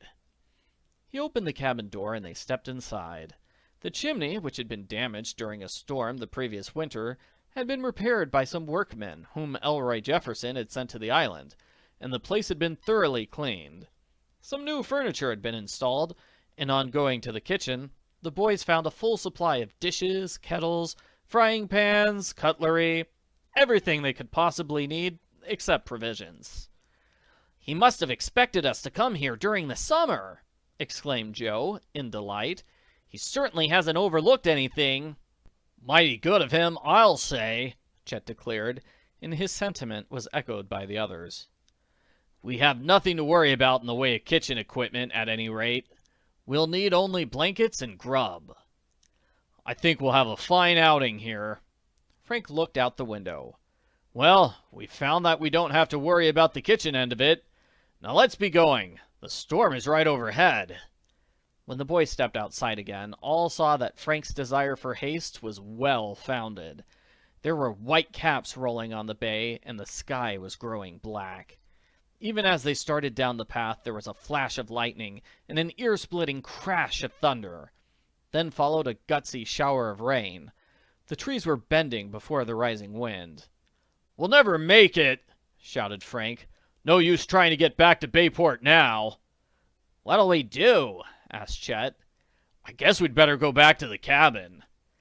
"We haven't any food, no blankets, no oil in the lights. We'll probably be stranded here all night."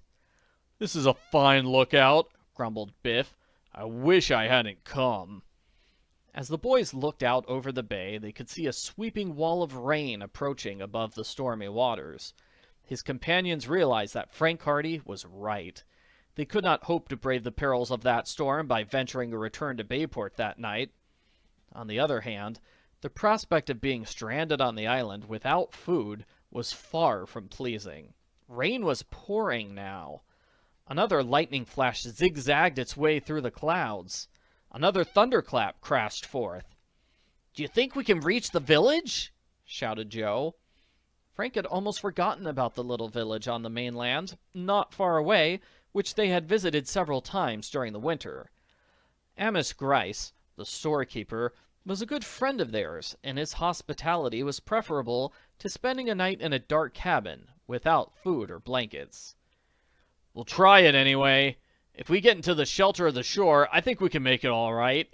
Come on, fellows." The others followed Frank down the steep path to the boathouse, where they all clambered into the Sleuth.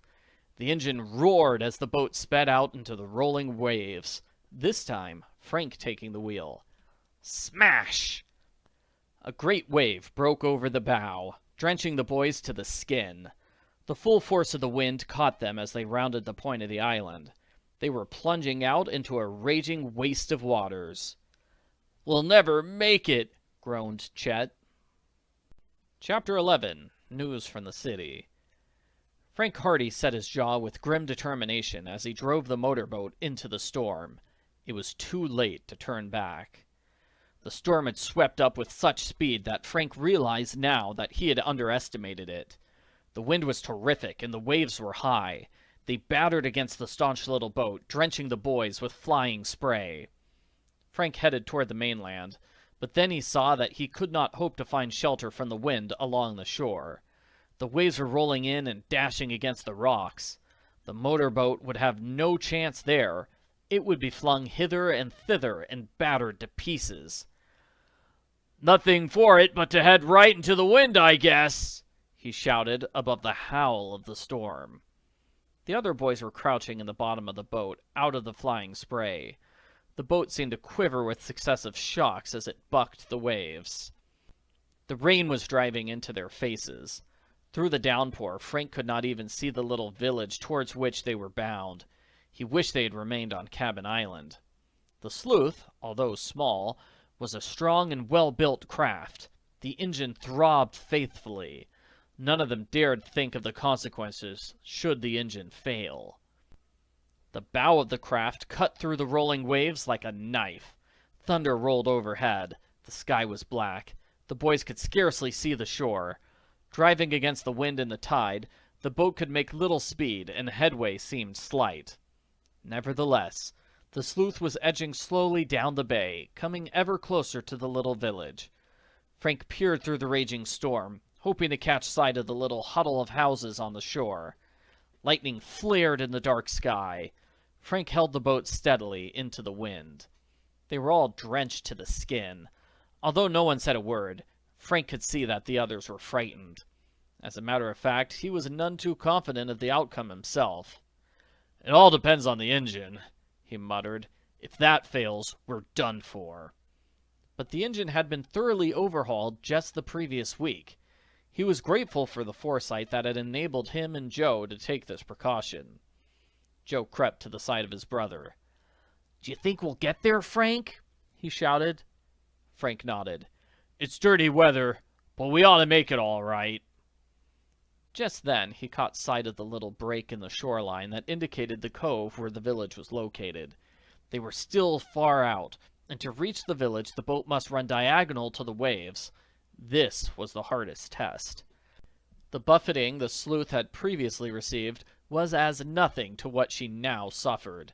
Time and again the boys held their breaths, certain that the boat was about to capsize. Great waves would crash against it. The boat would cant far over on her side. Her bow would be buried in the water. Then, like a live thing, the Sleuth would shake herself free, rise above the waters, and go plunging on. The boys clung to every available hold, fearful of being washed overboard. Suddenly, Joe gave a shout of warning. "Watch out!" A great roller was bearing down on them. They ducked, waited. Crash! A huge sea of green water engulfed them. For a moment, the boat was completely buried beneath the wave. It slipped far over. Frank felt his feet washed from beneath him.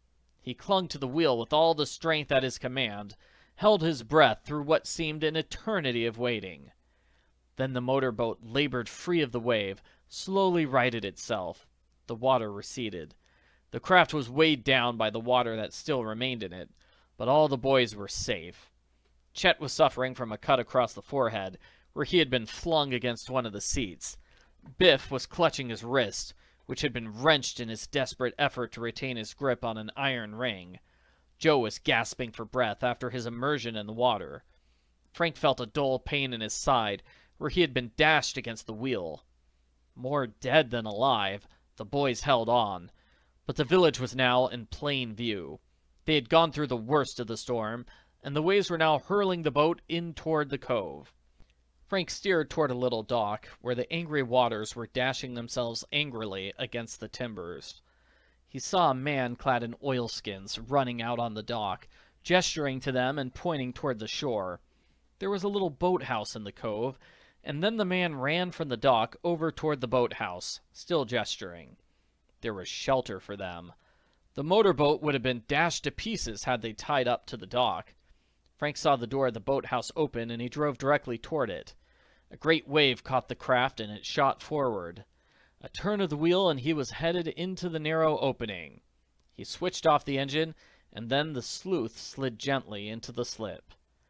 Tired, exhausted, drenched, the boys clambered out of the boat. The man in oilskins was waiting for them.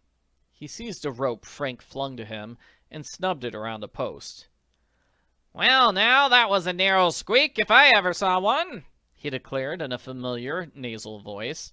"Worst storm we've had on this bay for 10 years, and you'd be caught in it. You're mighty lucky, my lads." They looked up. They knew that voice well. "Amos Grice!" exclaimed Frank. At the sound of his name, the man looked round. Then he recognized the refugees. "Well, if it ain't the Hardy Boys!" he shouted in welcome. "And Chet! And Biff!" "You certainly did us a good turn that time," declared Joe. Amos Grice was soon shaking hands with them, asking a score of questions. How had they come to be out on the bay in the storm? Had they been at Cabin Island? Had they been frightened? How did the boat get half full of water? And so on and so forth. He was a kindly old man, this village storekeeper. He now led the way out of the boathouse. "Come up to the store," he said.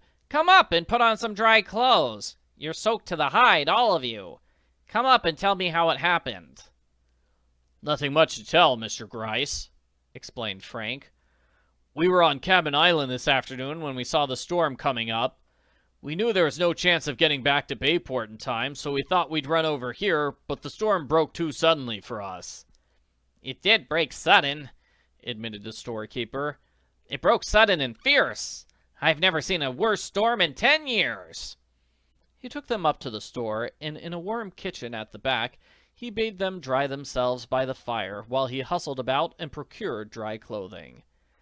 Amos Grice was a bachelor, and while his living quarters were crude, they were neat and comfortable.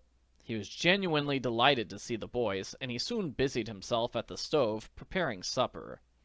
After a hearty meal, the lads were feeling more comfortable, and their hazardous adventure on the bay did not seem quite so perilous as they looked back on it. "I guess we won't be able to get back to the city tonight," said Frank regretfully. Amos Grice snorted. "I wouldn't hear of it," he declared. "Couldn't think of it. Just suicide to try it. No, sir, you lads have got to spend the night with me, and glad I am to have you. It's seldom enough I have company here." "As long as you have room for us." "Of course I have room for you. There's 2 big beds in the spare room, and you're more than welcome." A bell occasionally tinkled out in the store, and Amos Grice bustled away to wait on a customer. However, there were few people in the little village, and the night was so wild and stormy that nearly everyone was staying indoors, so the interruptions were few. They chatted with the old man all that evening, sitting by the fire, and eventually he showed them to a big room where the beds were already made. "Now," he said, "sleep as long as you wish, and I'll have some breakfast for you in the morning. No doubt your parents is worrying about you, and I'd phone 'em if I could to let 'em know you're all safe and sound, but the telephone wires is down somewhere along the line. They'll likely be fixed by morning." "Dad and Mother will certainly be worrying about us," said Joe. "Can't be helped," returned Amos philosophically. "They'll feel all the better when they know you're safe." The boys were tired, and they fell asleep quickly. In the morning, when they awakened, the sun was shining in the window. The storm was over. Out in the kitchen, a fire crackled in the stove, and they could hear Amos Grice moving about. There was a savory aroma of bacon and eggs and coffee. "He's certainly a good scout," declared Chet as they dressed.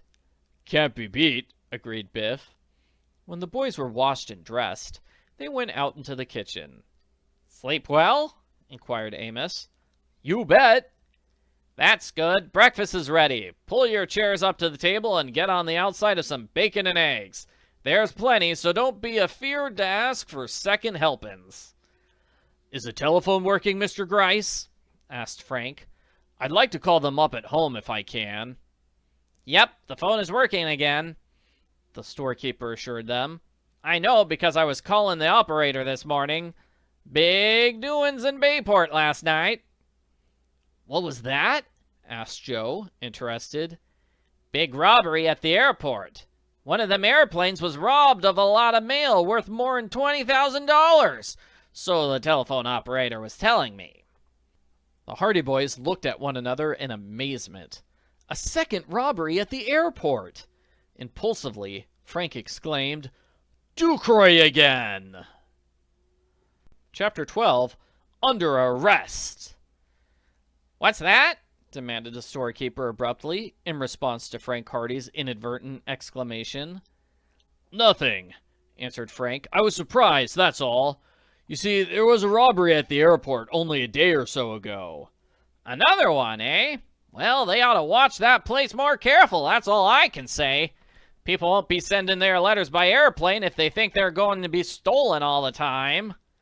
That's the case for you fellows, said Biff. Neither Biff nor Chet were aware of the depth of the Hardy Boys' interest in the airport robberies. "Did the operator tell you anything more about that affair, Mr. Gryce?" asked Frank after a pause. Nothing more than what I've told you. She just said there was a big robbery and $20,000 worth of mail had been stolen last night. Joe went to the telephone. After some delay, he managed to get the Hardy home in Bayport on the wire. His mother's voice answered. "Hello, Mother. This is Joe talking." Her voice had an unmistakable note of relief as she answered. "Joe! Oh, I'm so glad to hear your voice again. Your father and I have been greatly worried about you. Where are you? What happened? Why didn't you come home last night?" "Don't worry, Mother. We were caught in the storm and we couldn't get back. We're quite safe. We're at Mr. Gryce's place, down below Cabin Island." "Well, I'm glad to hear that. When are you coming home?" "We're coming back today. Would you mind telephoning to Mrs. Morton and Mrs. Hooper? Tell them that Chet and Biff are with us, and that they're all right, too." "I'll do that, Joe. Just a minute, your father wants to speak to you." Joe waited a moment. Then he heard his father's voice. "Hello, son. You've given us a pretty bad scare." "We're sorry, Dad, but we got caught in the storm." "Let me in on this, Joe," begged Frank, and when Joe had put the telephone in his brother's hand, the older Hardy boy continued, "Hello, Dad. Worried you and Mother, did we? Sorry, but we're all right. We'll tell you about it when we get back. Well, I'm glad you're all right. Now listen, I want you and Joe to come home at once." "Sure, we are just going to leave.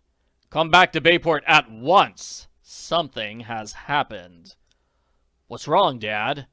"I'll tell you when you reach here, but don't lose any time." "Is it about the airport robbery?" asked Frank. "How did you know there was a robbery at the airport?" demanded his father in an anxious tone. "We heard it this morning through Mr. Gryce." "Well, it's connected with the robbery, but it's a little worse than that.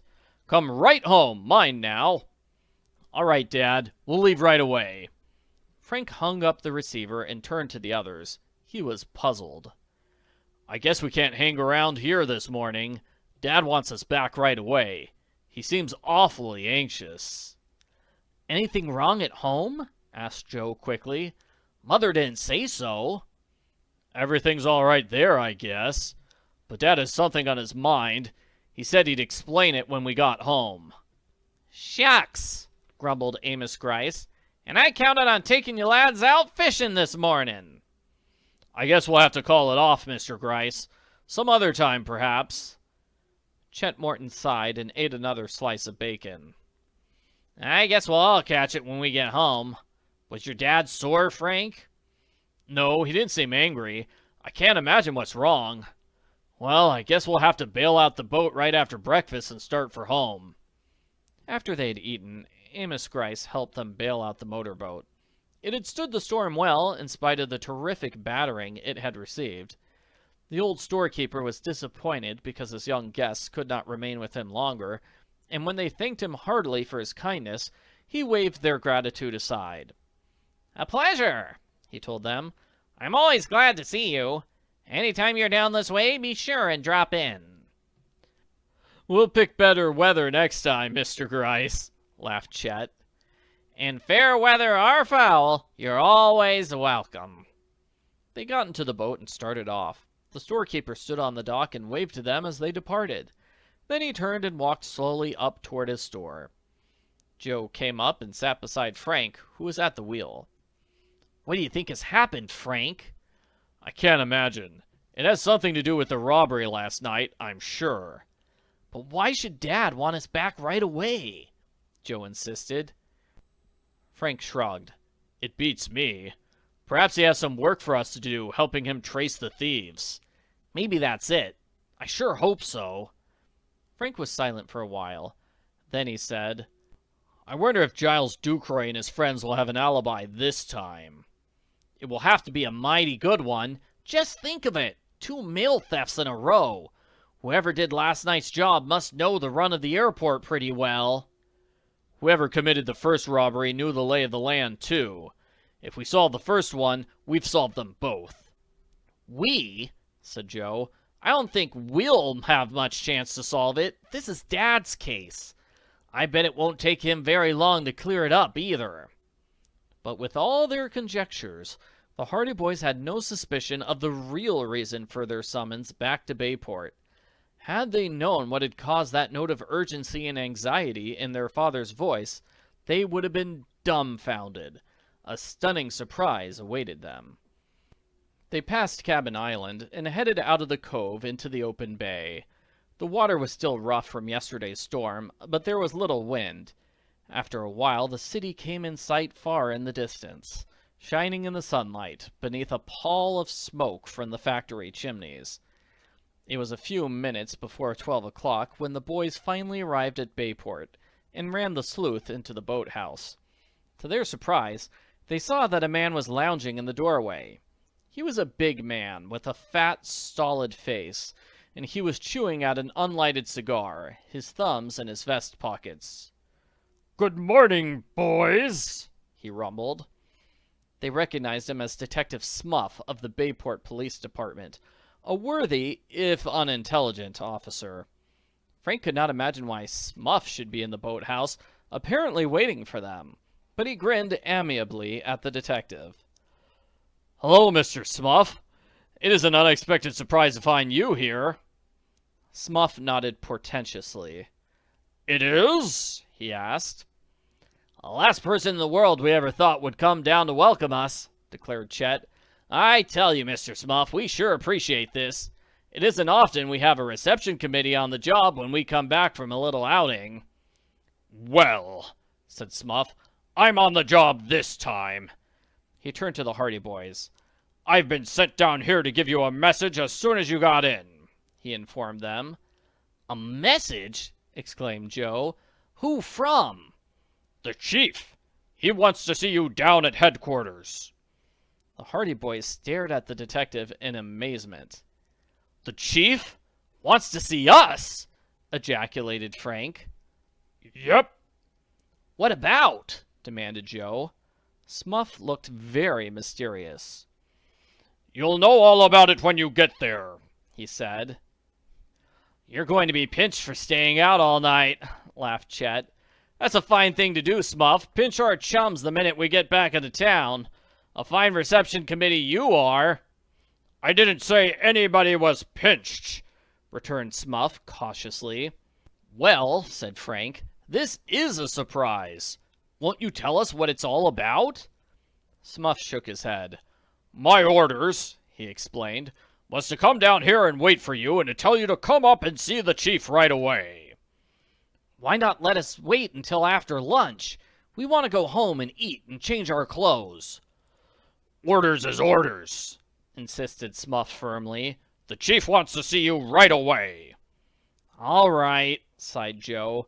"I suppose we'll have to go, but I wish I knew what it was all about." "Me too," rejoined his brother. Biff, who had been tying up the boat, came forward. "He probably wants to fire Smuff here and give you jobs on the detective force," he suggested with a grin. Smuff glowered. "My job is good for a long time yet," he observed pompously. "Come on," said Frank. "There's no use standing here arguing about it. We'll go with you, Smuff." I have my car right here at the door," said the detective. "That's service," chirped Chet. "Biff and I will run along home. Our parents will be worrying themselves sick if we don't show up. So long, fellows. If Smuff claps you into a cell, we'll come and bail you out." Chet and Biff hastened off down the street, while the Hardy Boys clambered into Smuff's car. The detective wedged himself in behind the wheel, and they drove the few short blocks to police headquarters. Here they were ushered into the private office of Chief Colleague himself, a fussy little man with a vast sense of dignity. The chief was sitting at a huge desk, scanning a large number of photographs of criminals, but he stacked these to one side as Detective Smuff brought the boys in. "Good day, Chief," said Frank easily. "Detective Smuff here. Said you wanted to see us." "I did," snapped Chief Colleague. "Well, here we are." "You're wanted," said Colleague briefly. "Wanted?" asked Frank. "What do you mean?" "You're wanted by the postal authorities. I have orders to place you under arrest." The lads were so astonished that they could scarcely speak. Under arrest? This was the last thing either had expected. "What for?" gasped Joe. "What's the idea?" "You know about the airport robbery, don't you?" demanded Chief Colleague. "Yes, we know about it, but—" "Well, they say you did it. I have orders to arrest you both." Dun dun dun. So funny thing about Detective Smuff, he was like in one of the early Hardy Boys books. He's just a joke character. He's a terrible detective who tries to solve the mystery but gets in their way. Apparently he got a promotion and now he's on the police force. Good for him. Chapter 13, Circumstantial Evidence. The Hardy Boys were absolutely dumbfounded. The charge of theft seemed so absurd that they were at first tempted to laugh. But they saw that Chief Colleague was in deadly earnest. His face was serious, and his eyes regarded them sternly. "The postal people have evidence against you, lads," he said. "A mail sack with about $20,000 worth of mail was stolen. They took out a warrant against you this morning." "Why, this is the craziest thing I ever heard of," declared Frank hotly. "Us? Mixed up in that mail robbery? Why, we weren't even near Bayport when it happened." "How do you know so much about when it happened?" asked the chief quickly. "We were away down the bay all last night, and we heard it over the telephone this morning." "Pretty good alibi," said the chief.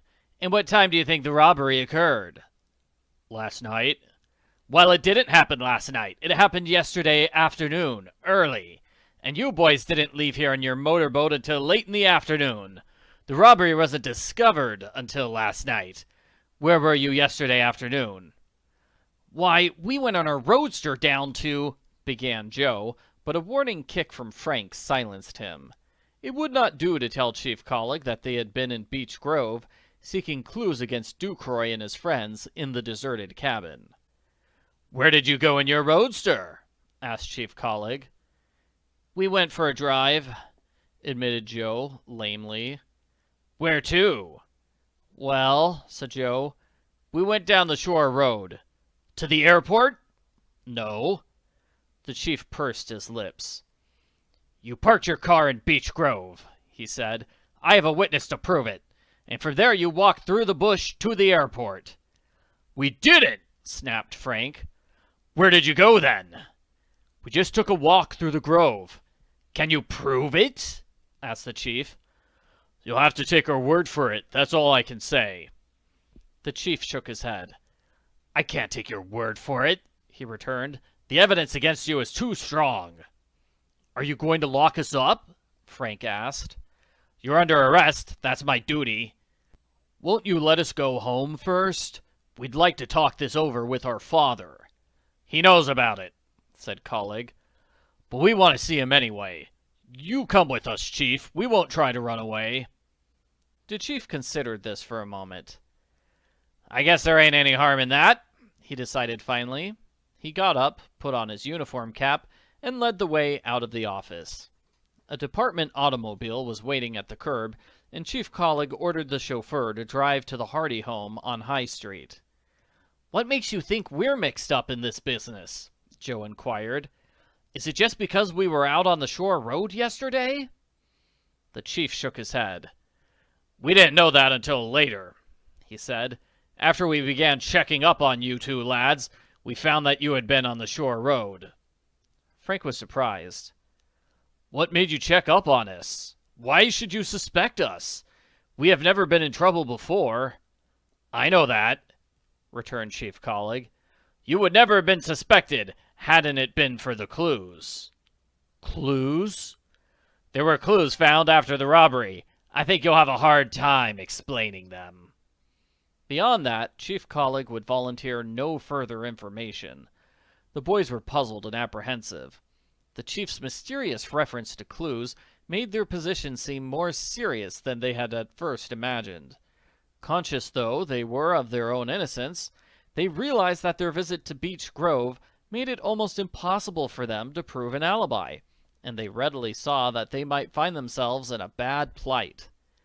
At the Hardy home, they found Fenton Hardy awaiting them. Mrs. Hardy seemed anxious and frightened, particularly when she saw Chief Collig, but her husband managed to allay her fears. It's all a bad mistake, Laura, he assured her.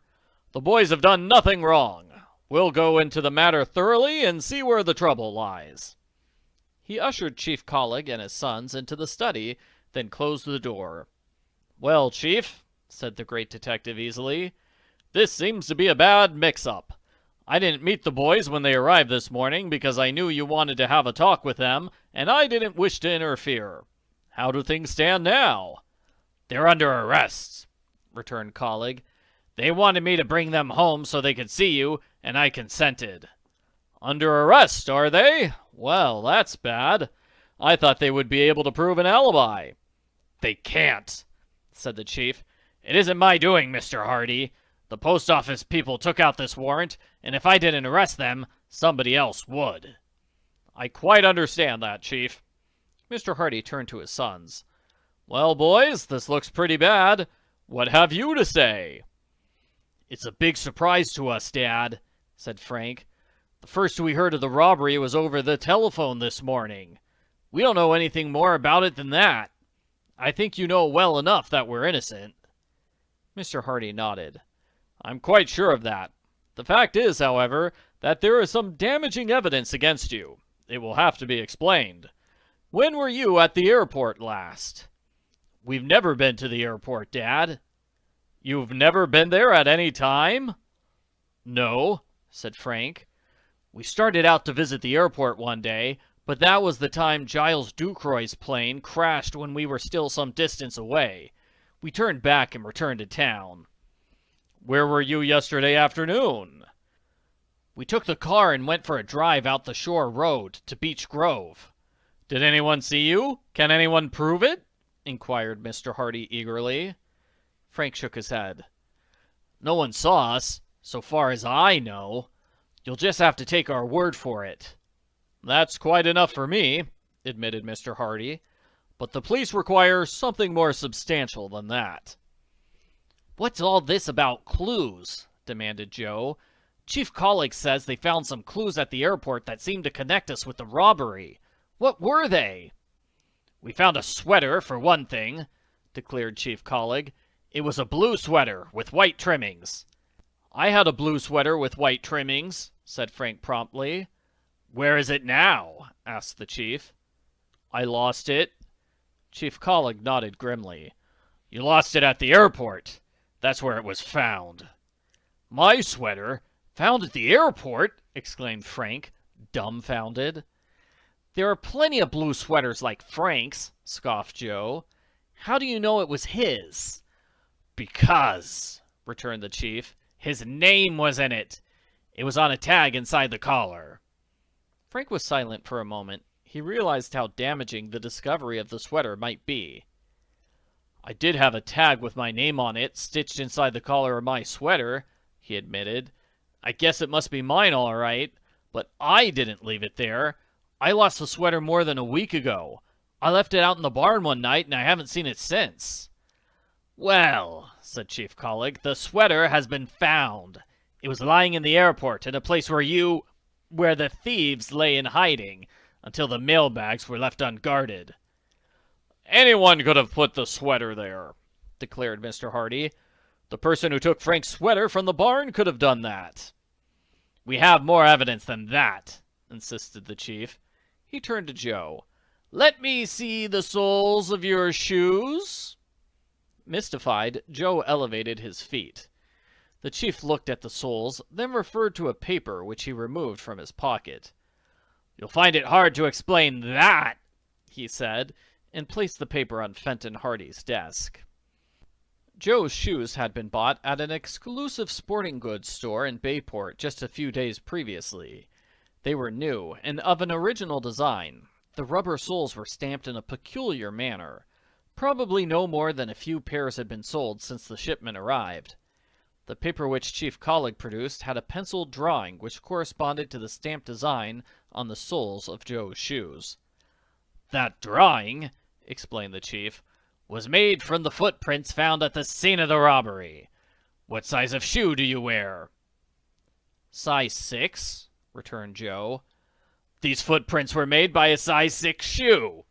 I went to the shoe dealers in town and I found that only one merchant handles shoes of that type. He says they are a new kind of shoe and that he has sold only one pair of 6s since they arrived, and he sold that pair to you. How do you explain that?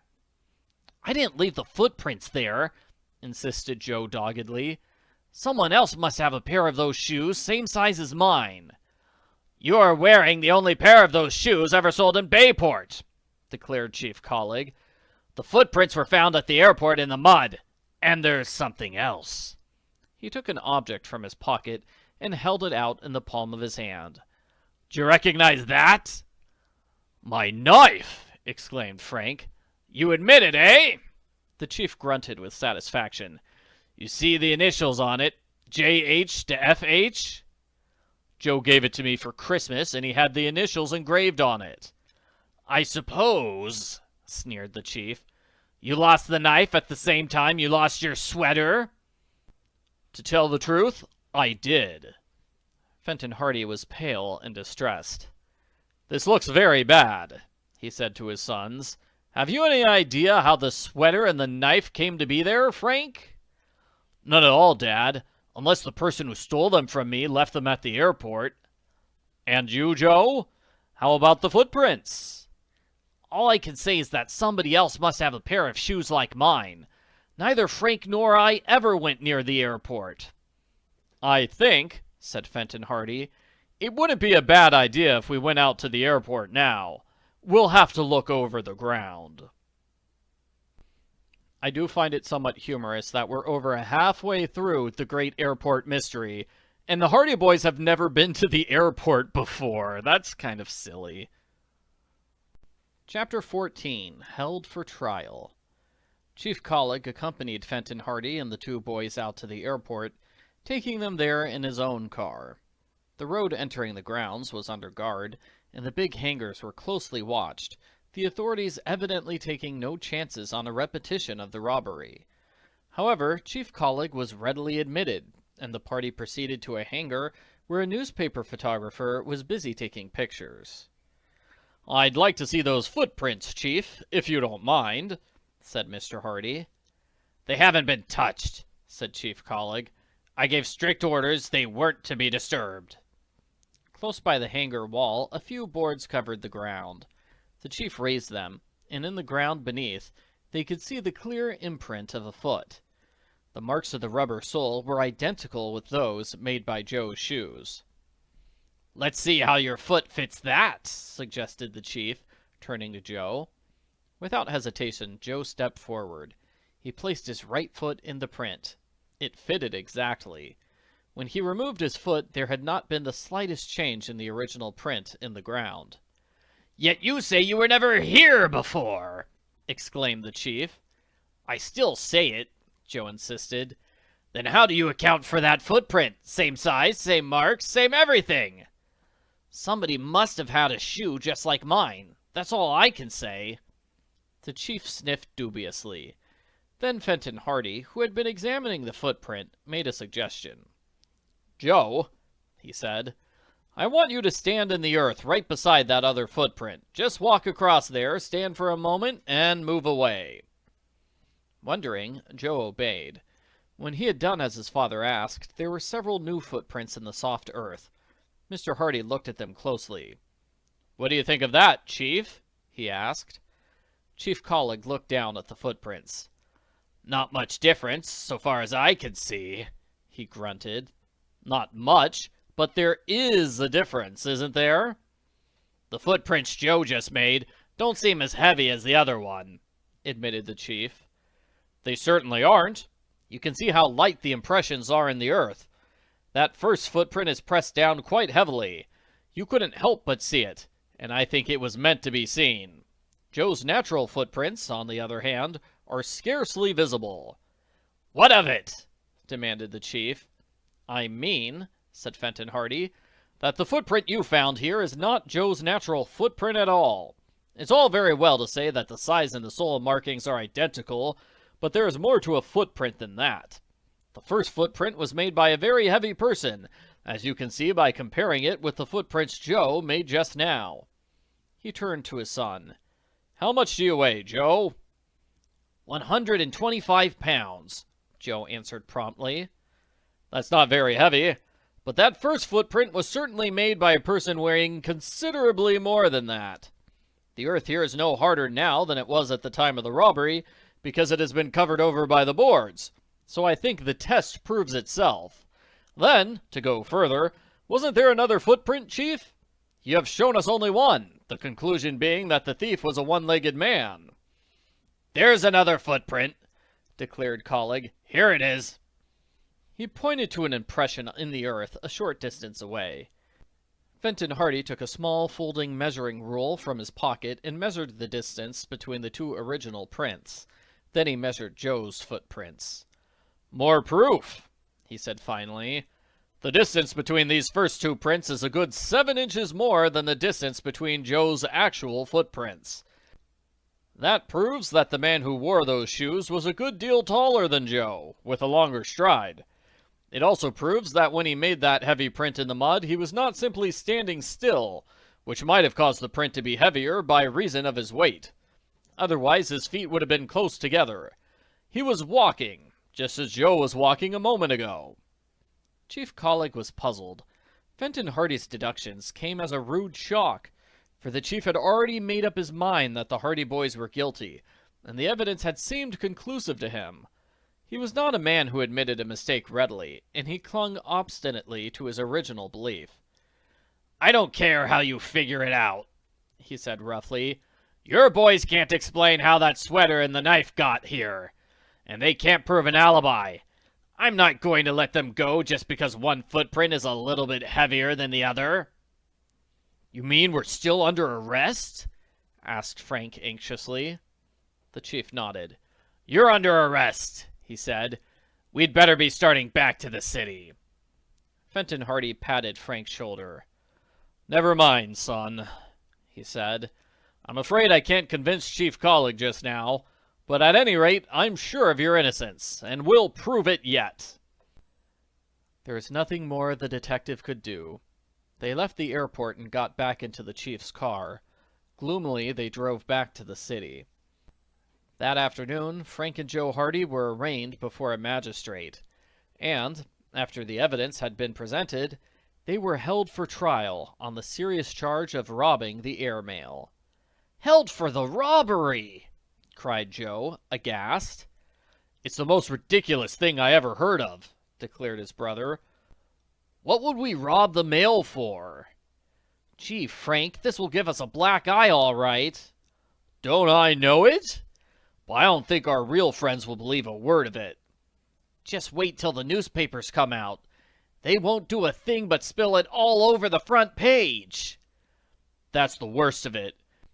It will make Mother feel pretty bad." "Yes, and when Aunt Gertrude hears of it, she'll say, 'I told you so.'" "It's a blamed shame, that's what it is. I'd like to get back at the chief for this." "So would I." This development caused a sensation in Bayport. When the afternoon papers came out with headlines, "Noted detective's sons held for airmail theft," friends of the boys and of Fenton Hardy could scarcely believe the news. On every hand people said, "There must be some mistake. The Hardy Boys would never do a thing like that. Scarcely anyone outside the police department could be found who actually believed the lads were guilty. Nevertheless, this did not make the situation any easier for Frank and Joe Hardy.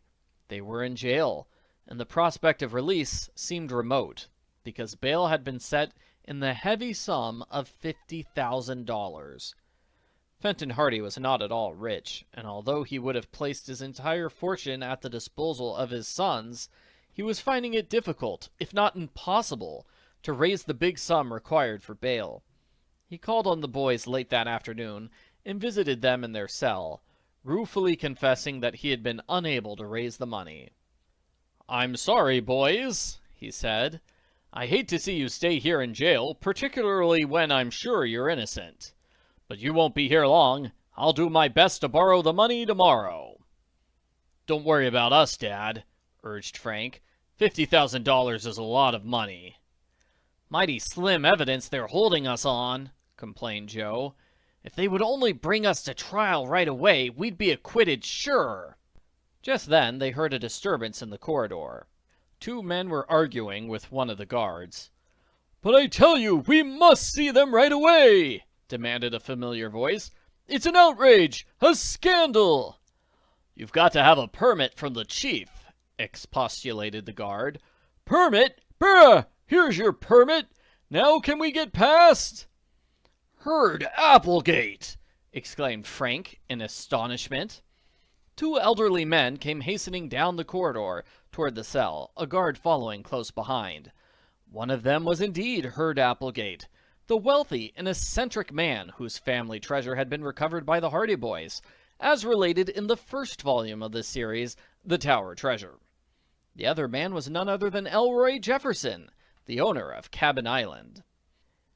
"This," declared Elroy Jefferson, standing in front of the cell and brandishing a newspaper, "is a shame! Nothing less than a shame!" "A scandal!" fumed Herd Applegate. "A shame and a scandal!" "You're right, Elroy!" declared Mr. Applegate. "It is a shame and a scandal! I never heard of anything so disgraceful! The Hardy Boys in jail! Impossible! And bail set at $50,000! An outrage!" "Idiotic!" raged Mr. Jefferson. He bowed to Mr. Hardy. "How do you do, Mr. Hardy? Mr. Applegate and I were just talking about our stamp collections when the boy came with the afternoon paper. We read it. We saw the headlines, 'Hardy Boys in jail,' and at once I said, 'This is an outrage.'" "You did, Elroy," affirmed Herd Applegate, "and I said, 'This is a scandal.'" "Yes, Herd, you said it was a scandal, and it is a scandal. So we put on our hats and came down here immediately." "It's mighty good of you to visit us. You are—" began Frank, when Elroy Jefferson interrupted him impatiently. "Good of us to visit you?" he stormed. "Do you think we came down here just to visit you? Do you think we're going to let the Hardy Boys stay in jail? Are we going to let them stay in jail, Herd?" "We are not," said Mr. Applegate firmly. Elroy Jefferson drew two slips of paper from his pocket. "When we read in the paper that bail had been set in the outrageous amount of $50,000, what did I do, Herd?" "You wrote a check," said Mr. Applegate. "I wrote a check for $25,000. And what did you do, Herd?" "I wrote one, too. I insisted on it." "You insisted on it? You wouldn't let me go bail for the boys myself? The sentiment does you credit, Herd, but I would gladly have gone bail for the full amount." Frank and Joe sprang to their feet. "We can't let you do that," exclaimed Frank. "That's awfully good of you." "Good of us!" snorted Mr. Jefferson. "Do you hear that, Herd? They say it's good of us, after what they've done for us." "It's a pleasure," declared Herd Applegate. "And now," concluded Mr. Jefferson grandly, "if you will come with us, we'll go upstairs and turn over these checks as bail." "The idea! The Hardy Boys in jail! Most senseless thing I ever heard of! Why didn't you call me up on the telephone? I would have been down here inside 5 minutes." "Me too," chimed in Herd Applegate. "I would have made it in 3 minutes, because I live closer." "Come along," said Elroy Jefferson. "Let's all get out of here." The two old gentlemen, fuming, led the way down the corridor, Elroy Jefferson waving the two checks that were to gain the Hardy Boys their release. It sure is fortunate that the Hardy Boys know two silly older men who can help bail them out of trouble. Chapter 15, On the Trail of Ollie Jacobs. Thanks to the generosity of Elroy Jefferson and Herd Applegate, the Hardy Boys were quickly released on bail. The two old stamp collectors scoffed when the lads sought to thank them. "We're not giving away $50,000, declared Herd Applegate. "We know you won't run away, and we know that when your case comes to trial, you'll be able to prove your innocence. So why should we let you stay in jail when you don't deserve it?" "Especially after what you did for us in the past," said Mr. Jefferson. "We're glad we can return the favor." That night, at home, the boys discussed the case with their father. Owing to the arrest of his sons, Fenton Hardy had been told by the authorities that his services in the airport mystery would no longer be required. This was a bitter blow, although he realized that the officials were justified in their action. But he resolved to continue the investigation on his own account. "I'll do all I can to clear you," he promised, "and you must do all you can to clear yourselves. As it stands, they haven't a very strong case against you, but it's strong enough to be unpleasant. Our big chance lies in capturing the real robbers." "I'm sure that evidence was planted by Giles Ducroy," declared Frank. "Just wait until I get my hands on that skunk," added Joe. "I'm afraid you won't lay your hands on him very easily," said their father. "I wanted to have a few words with him myself, but he seems to have disappeared." "Disappeared?" exclaimed Frank in surprise. Mr. Hardy nodded assent. "He hasn't been seen around Bayport for several days." "How about Newt Phipps and Ollie Jacobs?" asked Frank. "Are they still in town?" Fenton Hardy seemed somewhat surprised at the mention of these two names. "Is that who Ducroy has been hanging around with?" he asked. "A bad gang. No, now that you mention it, Phipps and Jacobs have cleared out too. They haven't been seen in Bayport for more than a week." "That looks bad," said Joe. "If they weren't up to something queer, they wouldn't have cleared out." "I'll tell you where you may be able to find the pair," said Mr. Hardy. "Do you know the Raven Roadhouse, out on the Claymore Road?" "I've heard of the place," admitted Frank. "It's supposed to be a mighty tough hangout, isn't it?" "Bad enough. Well, I've been checking up on Ollie Jacobs and Newt Phipps, and I've learned that they make that place their headquarters. If you make inquiries there, you may be able to find something about them." "We'll make the inquiries, all right," declared Frank. "I'm sure they know something about this business. What do you say, Joe? Let's go out there right now and see what we can learn." "I'm with you." "Better be careful," advised Fenton Hardy. "This roadhouse is a tough place, and Jacobs and Phipps will likely have some friends there, so don't give yourselves away." "We'll watch our step," promised Frank. "Don't worry. We've got to clear up those mail robberies to clear ourselves, and I think the quickest way to go about it is to follow up the Ducroy gang. If they're not mixed up in it from the start, I'm a mighty bad guesser." The Hardy Boys lost no time preparing for their journey out to the Raven Roadhouse, which was located some 5 miles from Bayport. Within half an hour they had said goodbye to their parents and had clambered into their roadster. They drove down High Street, on through the business section of Bayport, and out to the highway. Frank was at the wheel. "It was certainly mighty white of Mr. Jefferson and Mr. Applegate to go to bail for us," he said. "They're real friends," Joe agreed. "The least we can do now is to clear up this business and show them that their confidence in us wasn't misplaced." "We'll do the best we can, although it doesn't look very easy right now. That gang didn't miss any bets in planting the evidence against us." "All the more reason why we should get them, and get them right. After what we heard in the cabin, I don't think there's much doubt that Ducroy and his crowd had something to do with the robberies." "Well," said Frank, "we'll go easy, and with any luck, we ought to get some clues that we can follow up." They thought they would get to the roadhouse quickly, but a quarter of a mile on, came to a detour sign. The road ahead was closed for repair. "Just our luck," grumbled Frank. "I know this road was open yesterday." "We've got to go around the old Rundle farm," answered his younger brother. "That's a dirt road, too, all the way." "Hope it isn't muddy. It used to have some pretty bad mud holes in it when it rained." Fortunately for the Hardy Boys, the detour road proved dry. The worst of the holes had been filled with cracked stone, so they got through without much difficulty. In due time, the Hardy Boys approached the Raven Roadhouse. It was a long, rambling building, set back some distance from the road and approached by a winding driveway. "I guess the best plan is simply to go in and ask about them," said Frank. He drove up to the front of the roadhouse. There were no guests present at this hour of the day. A fat man was lounging indolently against a veranda pillar. The boys got out of the car. "Too early," grunted the fat man. "The fun doesn't start here until after dark." "We're not guests," returned Frank. "We're looking for somebody." A guarded expression crossed the fat man's face. "Who?" he asked abruptly. Frank looked at Joe. "I don't know whether we should tell him or not." Joe, taking his cue, looked dubious. "We weren't supposed to tell. Still, it mightn't do any harm."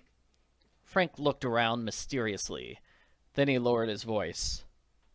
"Have you seen Newt or Ollie around lately?" The fat man regarded him shrewdly. "Why do you want to know?" "We have a message for him." "Who from?" Frank shrugged. "Why should we tell you?" The fat man was silent. Then he said, "Is it from Sam?" "Maybe. I'm not talking." The fat man seemed impressed. "Well, you know how to keep your mouth shut anyway," he said. "And that's more than lots of people know. I guess you're regular all right. Well, I can put you in touch with Ollie Jacobs." "How about Newt?" "He's not here. I don't know where he is right now." "Where is Ollie, then?" "Down the road. You know where Greenfield Village is, eh?" Frank nodded. "About 2 miles farther down the road." "Well, that's where you'll find Ollie. He's at the hotel. The clerk will find him for you." "Thanks. We'll go on to Greenfield, then." "If you'd like to wait here," suggested the fat man, "Ollie should be back in an hour or so." The Hardy Boys had no desire to wait. They were on the trail of the elusive Ollie Jacobs, and it did not suit their purpose to meet him face to face at the Raven Roadhouse. They thanked the fat man, got back into the car, and drove away. Within a few minutes they reached Greenfield. It was a meager little village with a few unprosperous-looking stores and a ramshackle hotel. "We'll have to go easy here," said Frank. "It won't do to have Ollie Jacobs see us." "What should we do? Wait out in front of the hotel?" "He would probably see us first. No, I think it would be better to go inside and take a look around.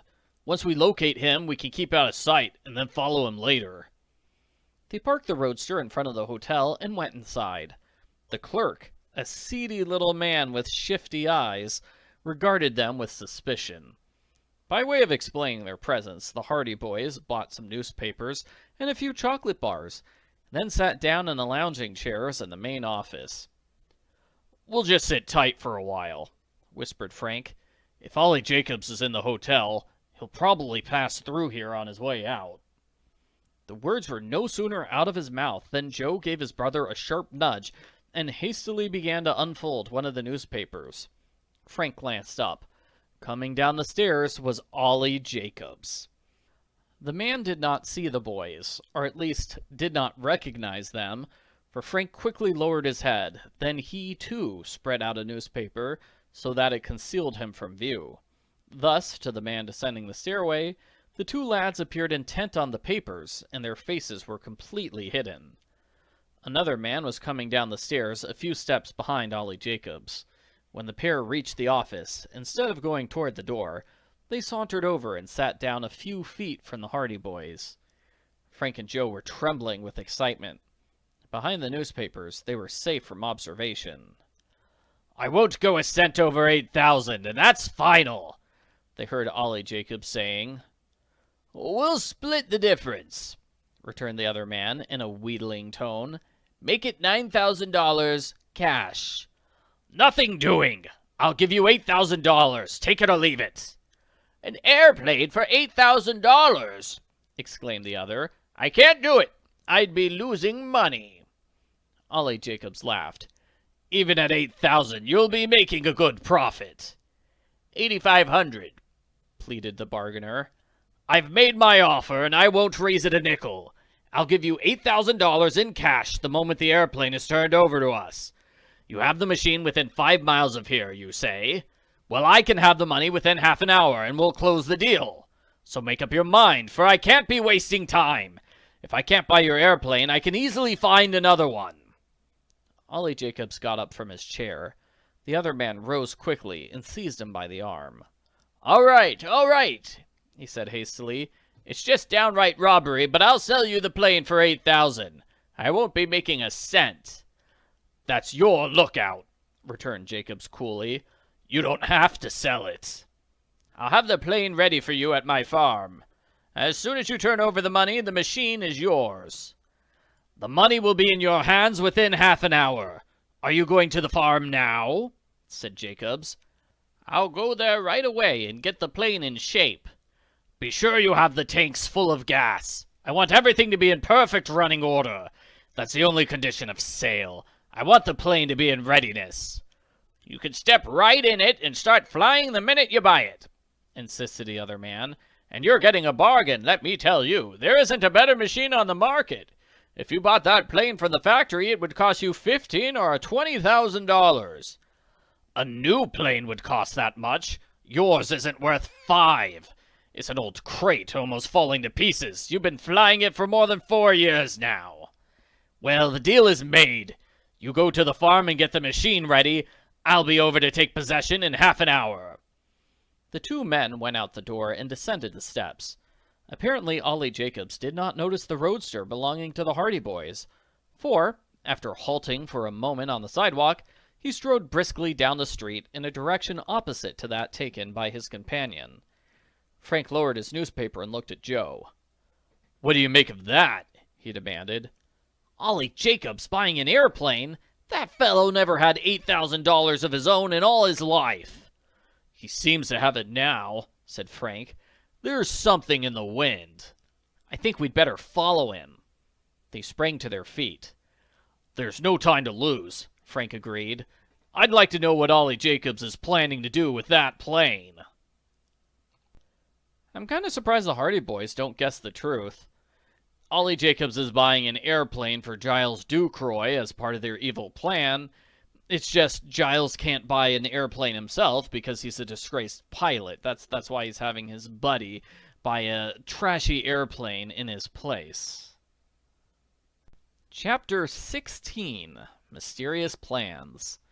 When the Hardy Boys left the hotel, they saw Ollie Jacobs about a block away, walking quickly down the street toward the outskirts of the village. As unobtrusively as possible, they followed him. They soon found that there was little need for caution, as Ollie Jacobs evidently had no suspicion that he was observed, and not once did he look back. Leaving the sidewalk, their quarry struck out along a country road in the direction of an abandoned house.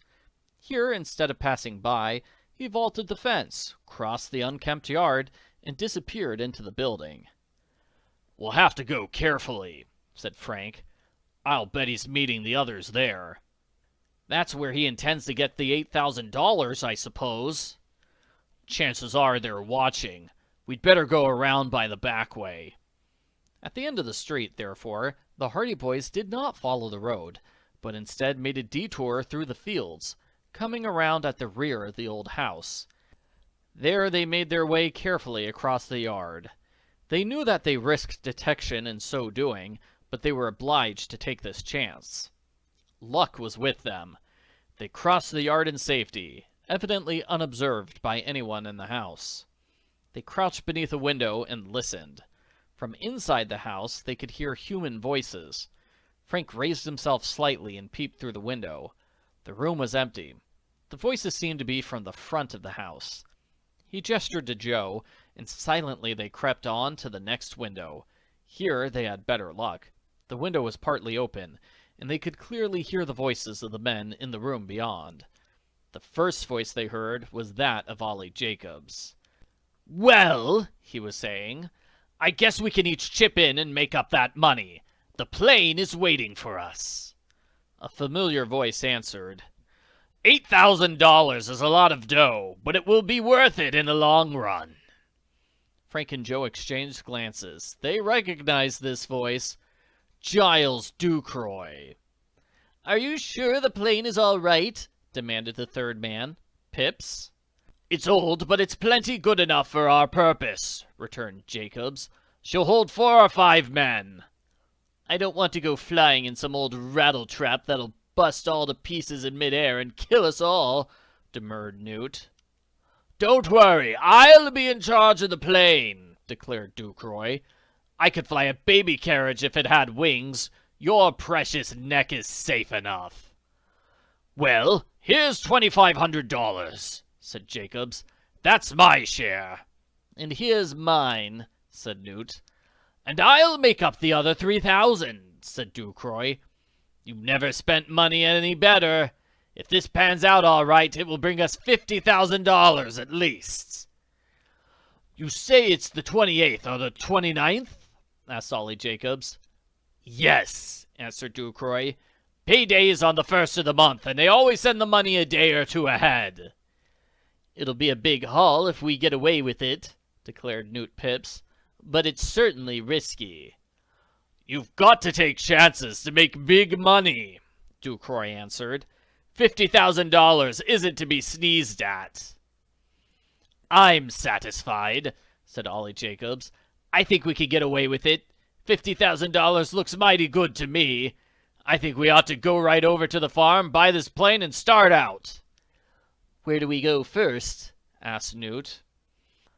There's an airport about 30 miles from here, Ducroy said.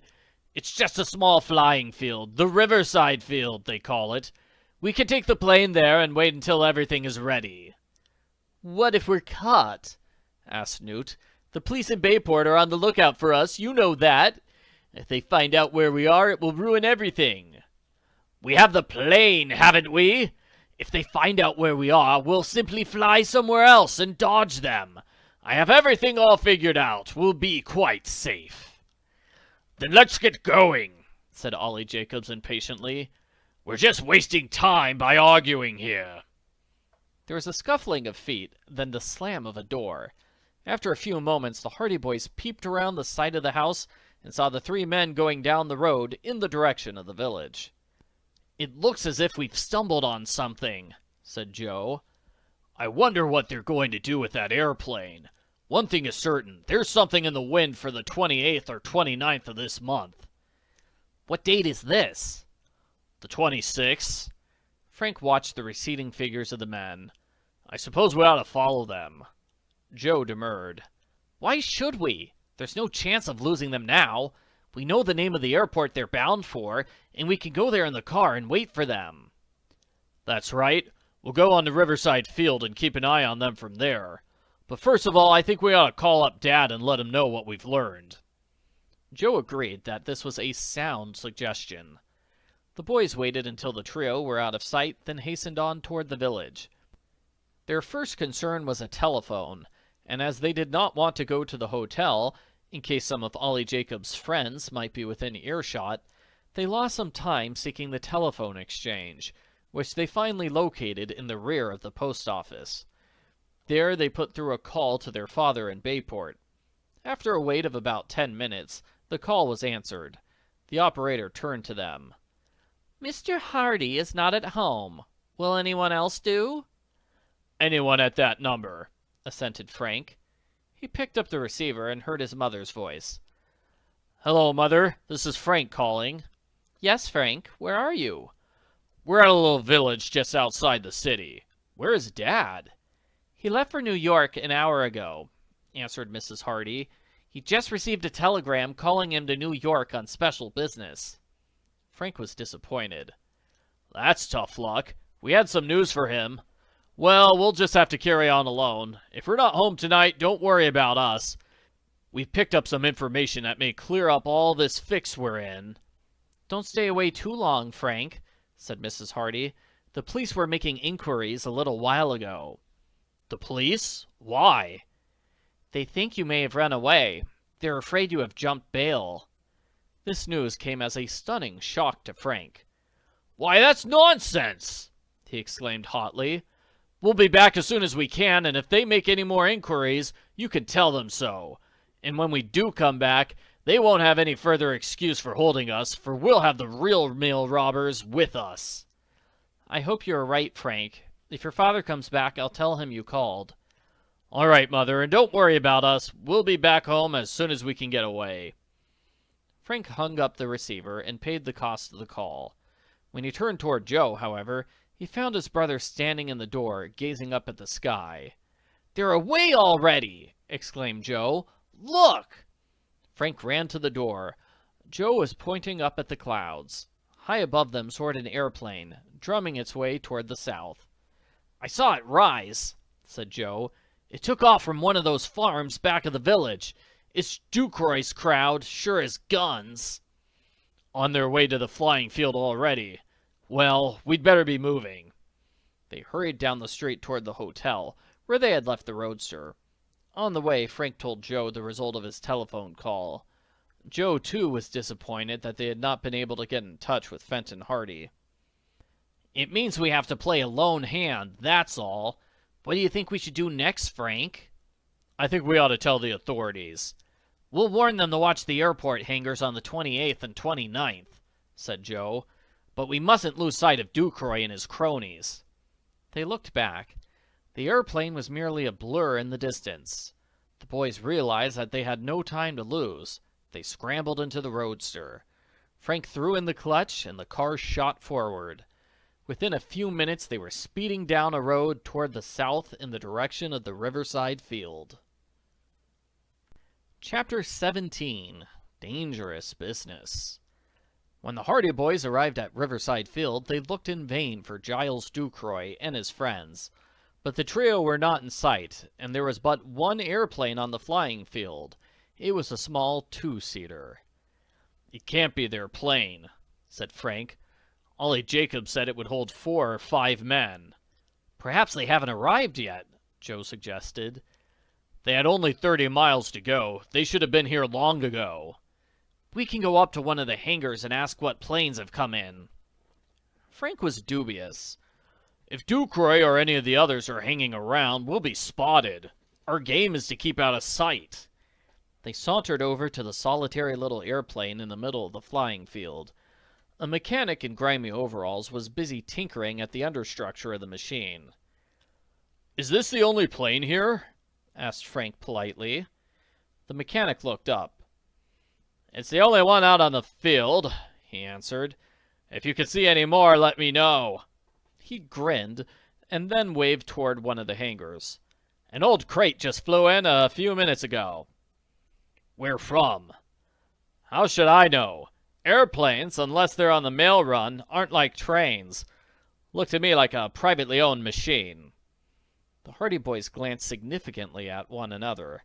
They had no doubt that this was Ducroy's plane. "Is the pilot in there now?" The mechanic nodded.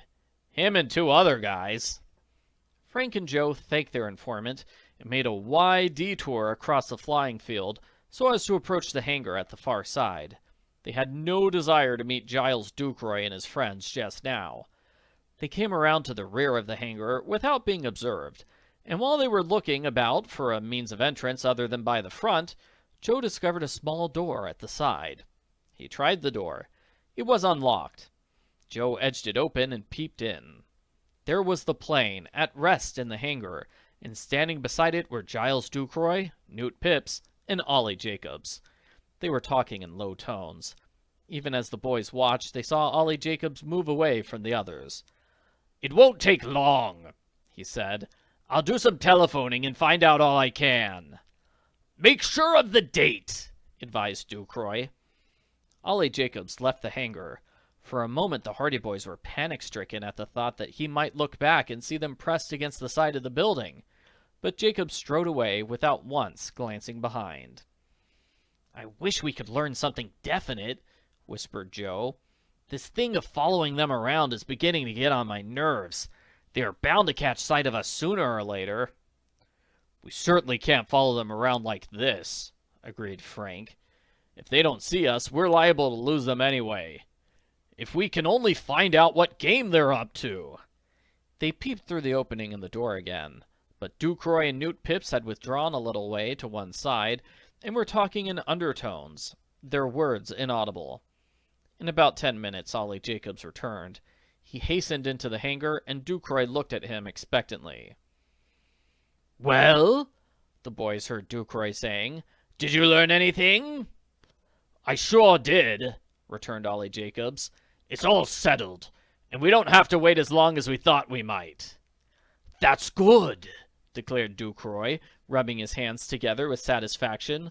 "What did he say?" "The shipment will come on the night of the 28th. "As soon as that?" exclaimed Newt Pips. "We'll be ready for it," snapped Ducroy. "We'll force 'em down not far from here." "It will be at night, eh?" said Pips. "Of course. All the better, too. I'd think twice before I'd try this trick in daylight." "I guess you're right," admitted Newt feebly. "Although I don't like the idea of it at any time. You're sure we'll have only one man to handle?"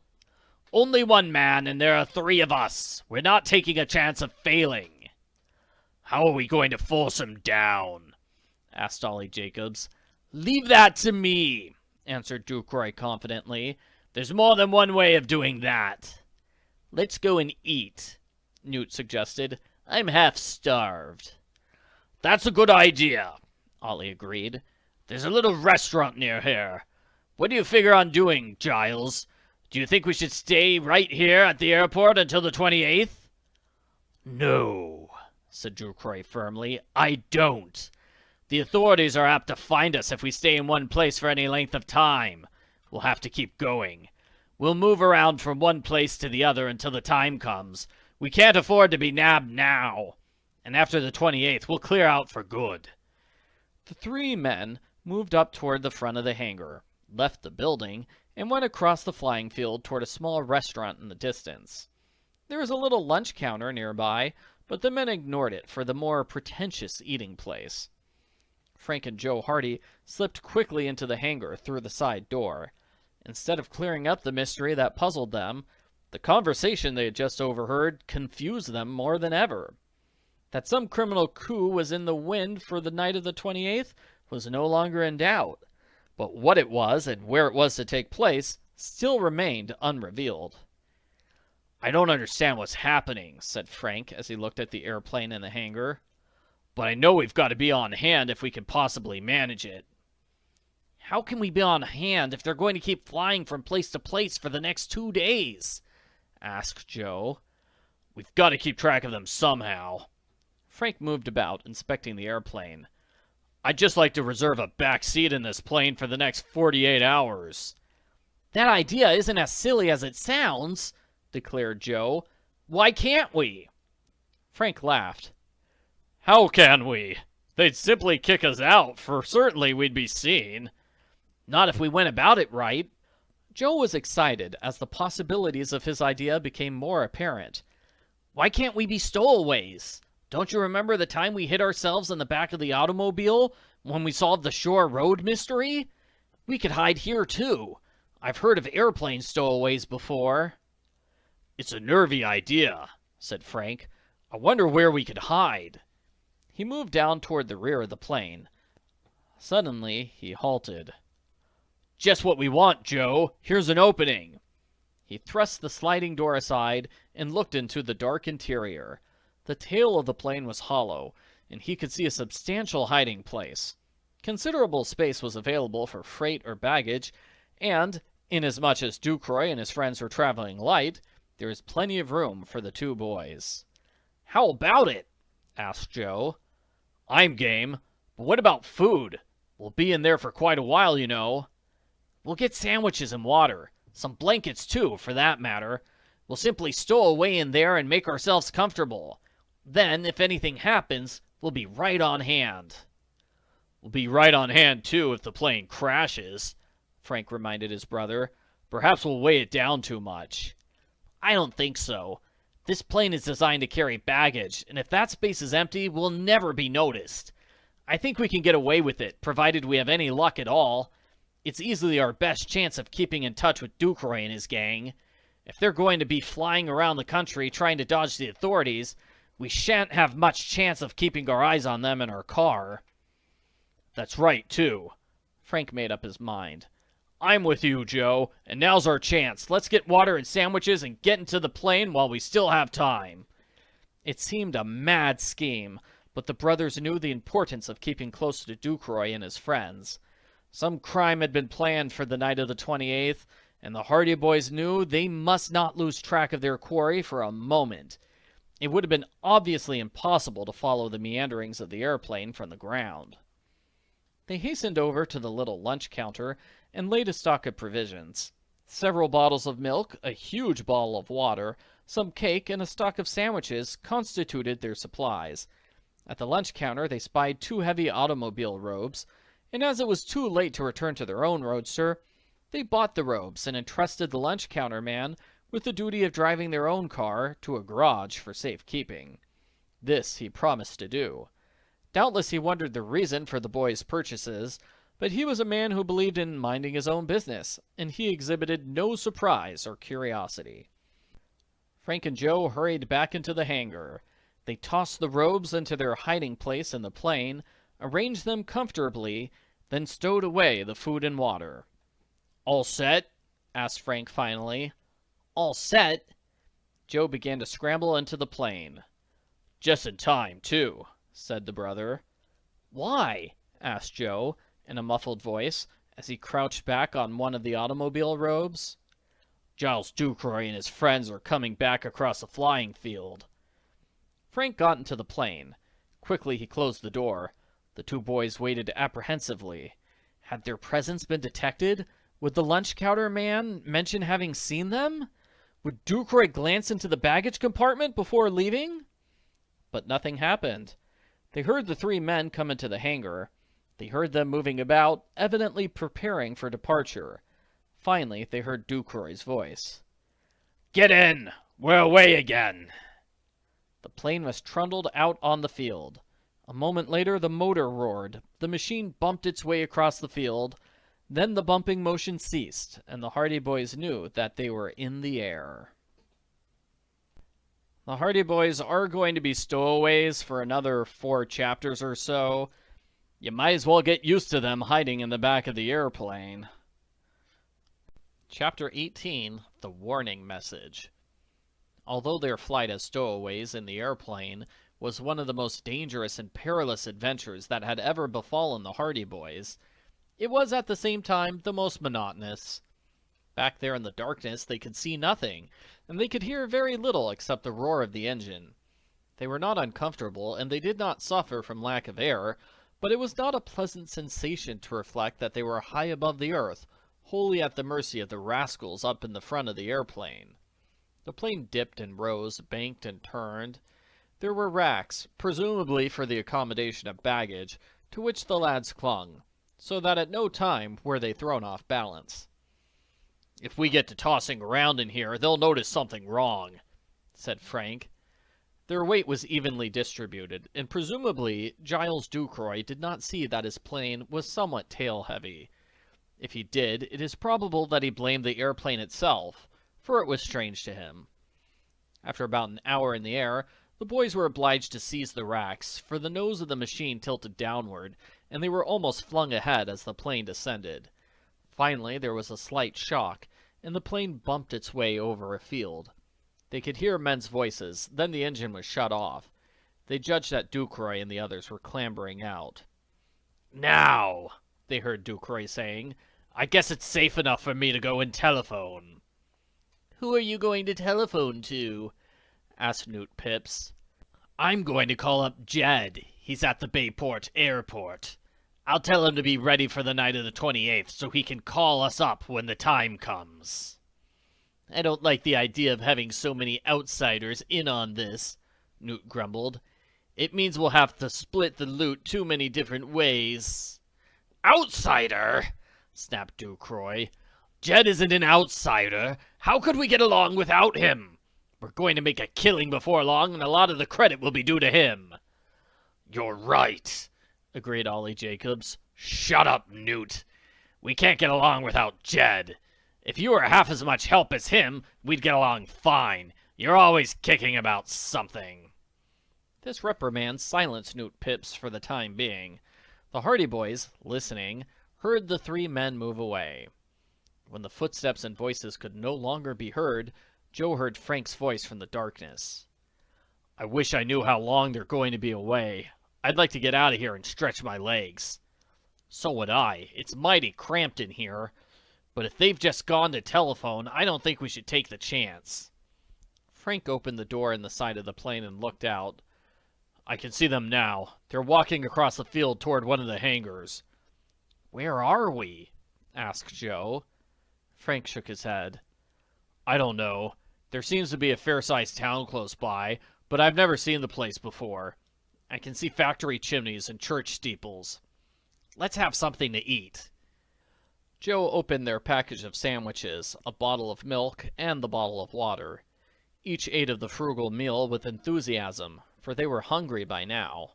When they had eaten, they felt better, and in spite of the discomfort of their quarters, they began to enjoy the novelty of the adventure.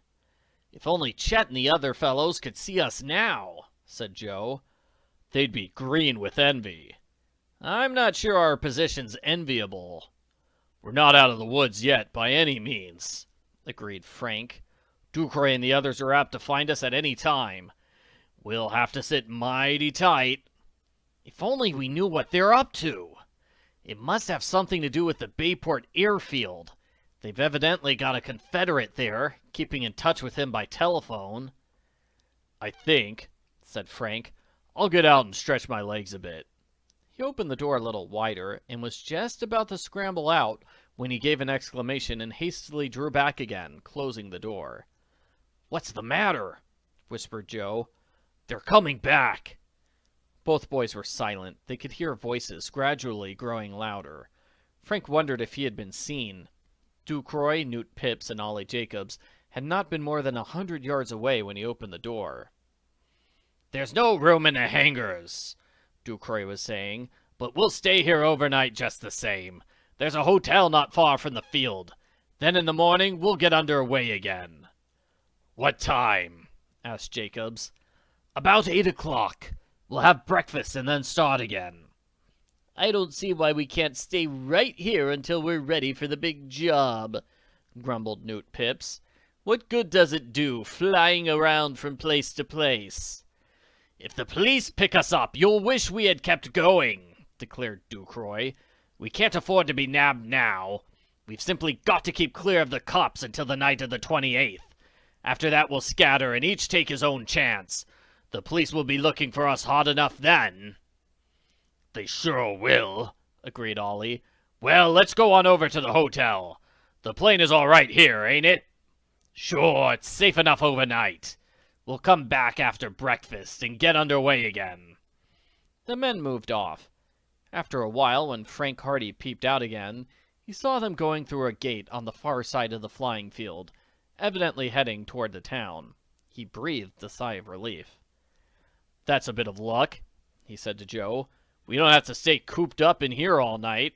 As long as we get back here well before they show up in the morning, everything will be fine." "Where can we stay? We can't go to the hotel. I don't think it's even wise to go into the town at all. If they ever catch sight of us, it will spoil everything." Frank scrambled out of the plane. He walked about, enjoying the feel of solid ground beneath his feet again. Joe followed and immediately turned a handspring to express his delight. "Makes you feel good, doesn't it?" said his brother, grinning. "I'll tell the world it does, Frank. Gee, I feel as cramped as a sardine in a tin." "So do I." Frank stretched himself. "Say, we were mighty lucky they didn't discover us." "Right you are. If they had, well, there's no telling what they would have done." "They might have killed us, Joe." "Oh, maybe not as bad as that. But they might have tied us up in the woods and left us there." "They are a bad crowd." "I agree with you." The brothers took a look at their surroundings from every side. "We'd better move away from the plane," advised Frank. "Some of the mechanics at the hangars may see us and tell Ducroy. I think our best bet is to go to that farmhouse on the other side of the field." Perhaps we can use the telephone there, if they have one. In the fading light, the boys crossed the field, climbed over the fence, and made their way toward the farmhouse. As they entered the barnyard, a collie dog ran toward them, barking. He was a friendly animal, however, and as he approached, he wagged his tail and fawned on them. A stout, cheery-looking man was standing in the doorway of the house. "Hello, boys!" he shouted. "What can I do for you?" "Have you a telephone?" asked Frank. The farmer nodded. "You're welcome to use it," he said, then added, "as long as you pay the charges." "We'll do that all right." The farmer led them into the house and indicated the telephone in the hall. "Talk away," he said. "I saw you coming over from the flying field," he remarked shrewdly. "Why didn't you use the telephone there?" "Private reasons," replied Joe. The farmer did not move away while Frank put in a call for Chief Collig at Bayport. At the mention of the chief's name, he seemed interested, and when Frank finally got the chief on the wire, he listened with all his ears. "Chief Collig?" asked Frank. "This is Frank Hardy speaking." "No, we haven't jumped bail." "What's that?" "We'll be back in good time. The reason I'm calling you is to warn you to keep a good watch on the airport on the night of the 28th. I can't tell you why. There's going to be some trouble. I don't know anything more about it than that. It will be worth your while to make use of this warning. Where am I speaking from? I can't tell you. And listen, Chief, will you call up my mother by telephone and let her know that I called you and that Joe and I are all right? Thanks. Goodbye." When Frank rang off, he saw that the farmer was regarding him curiously. "Looks as if you boys are smarter than you seem," he remarked. "What are you, detectives?" "I suppose you might call us that," admitted Frank. "But we'd be obliged if you would say nothing to anyone at the airport about us." "You can trust me," returned the man. "I can keep my mouth shut. Where are you staying tonight?" "We don't know yet," said Joe. "If you'd like to stay here, we have a spare room, and you're welcome to it," the farmer volunteered. "That's mighty good of you. We were just wondering where we'd find a place to sleep. We have to be up and out by 7 o'clock, though."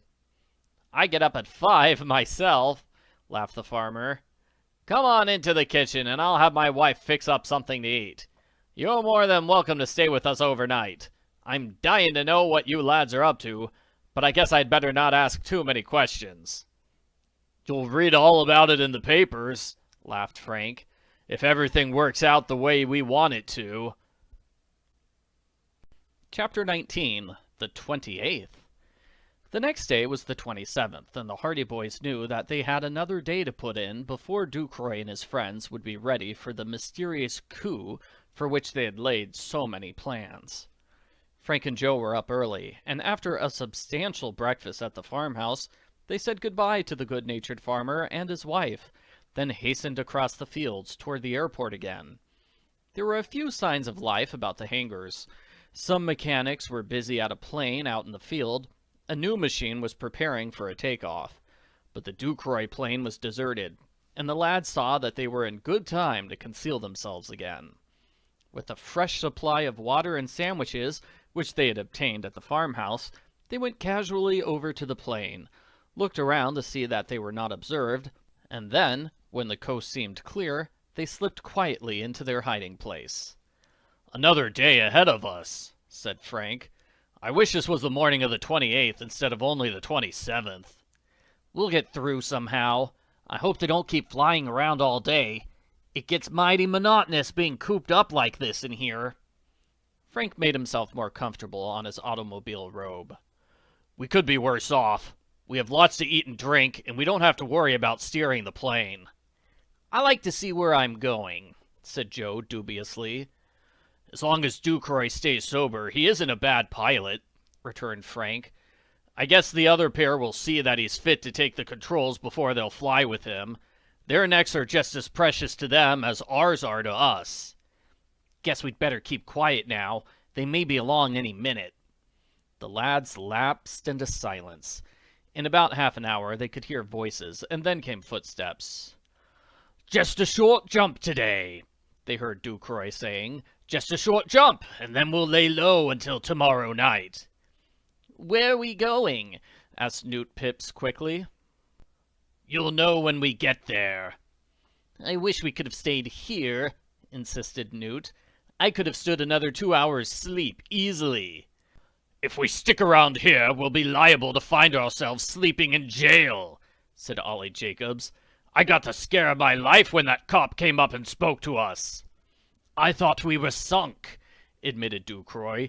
"He had been eyeing us for quite a while, and I was getting nervous. I was sure he had spotted us." "You stood him off all right. That was pretty good, telling him we were stunt pilots on our way to Hollywood. He swallowed it hook, line, and sinker." "Just the same," observed Ducroy, "you see how easy it is to run into trouble. If that cop had been a little wiser, we might have been in the jug right now. And if he starts talking to some other cop and describes us, we may find ourselves in trouble yet. So the sooner we get out of here, the better." This sentiment seemed to find favor with the others, for there was considerable bustling around as they prepared to take off again. In due time the propeller began to whirl, the engine burst into a roar, the plane quivered. The boys heard a shout from Ducroy, and then the airplane moved slowly off across the field. It bumped and rocked along, its progress becoming smoother as it gathered speed. Then it left the ground. The body of the plane tilted a little as it began to climb. After a while it banked, circled about, then straightened in swift flight. It was hot and stuffy back in the compartment where the Hardy Boys had hidden themselves, but they comforted themselves by remembering that Ducroy had said this was to be only a short jump. After that, the rascals evidently planned to lie in hiding until the night of the 28th. The plane drummed along at a good speed for some time. Then the nose dipped so suddenly that the lads were flung forward. Their weight being thrown ahead, the tail was suddenly lighter, and the plane went into a sudden dive. They heard a yell of alarm from one of the men in the forward part of the machine, but the plane straightened out as swiftly as it had lost balance. Frank and Joe had been frightened for the moment, but they soon regained their accustomed positions again and clung tightly to the racks while the plane descended in sweeping circles. It went into a long glide finally, then the wheels bumped against the ground. It rose into the air, bumped again, then taxied across the field until it gradually came to a stop. The motor was suddenly shut off. "What happened?" they heard Newt Pips shout in alarm. "Lost control there for a minute," Ducroy answered. "She went into a dive a lot faster than I had figured on." "I thought we were going to crash," declared Newt shakily. "Not with me at the controls," boasted Ducroy. "I don't know what went wrong, but it didn't take me long to straighten her out. It was just as if we had some baggage in the back and it shifted forward," said Ollie Jacobs. The Hardy Boys were breathless with apprehension. Perhaps Ducroy would be tempted to investigate. "Well, there's no baggage," insisted Ducroy. "It's just the plane. I'm not quite used to it yet." "I'll be glad when this business is over," said Newt. "I don't like this flying business anyway. Solid earth is good enough for me any day. When this job is over and I get my share of the money, it'll be a long time before anyone tempts me into an airplane again." "Where are we now?" asked Ollie. "This isn't a flying field." "It's better," returned Ducroy. "This is an abandoned farm. We're quite safe here. If anyone comes to investigate, we'll just say we ran out of gas and have to wait here for a while until we get a fresh supply." "We'll stay here until tomorrow night, then?" asked Newt. "There's a little village about a mile away. We can go there and stay overnight and loaf around tomorrow. It's a lot better than hanging around a flying field where people are apt to ask questions." "This suits me all right," said Ollie Jacobs. "I didn't like the idea of hopping around from place to place the way we were doing. The plane is safe enough here, I guess. A few farmers may drop around to have a look at it, but I don't think there's any danger of anyone stealing it," said Ducroy. "We might as well go on into the village." "I'm hungry," declared Newt. "This flying gives me an appetite. Let's go and get something to eat." The Hardy Boys listened as the voices diminished in the distance. When they could no longer hear the trio, Frank opened the side door and peeped out. He could see Ducroy and the others climbing over a fence at the other side of a wide field. The men went out to the road and then trudged on toward a little village lying in a hollow about a mile away.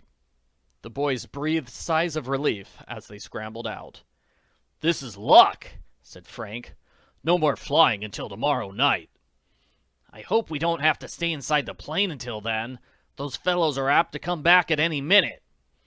"I don't think so. You heard what they said. They intend to stay here until tomorrow night.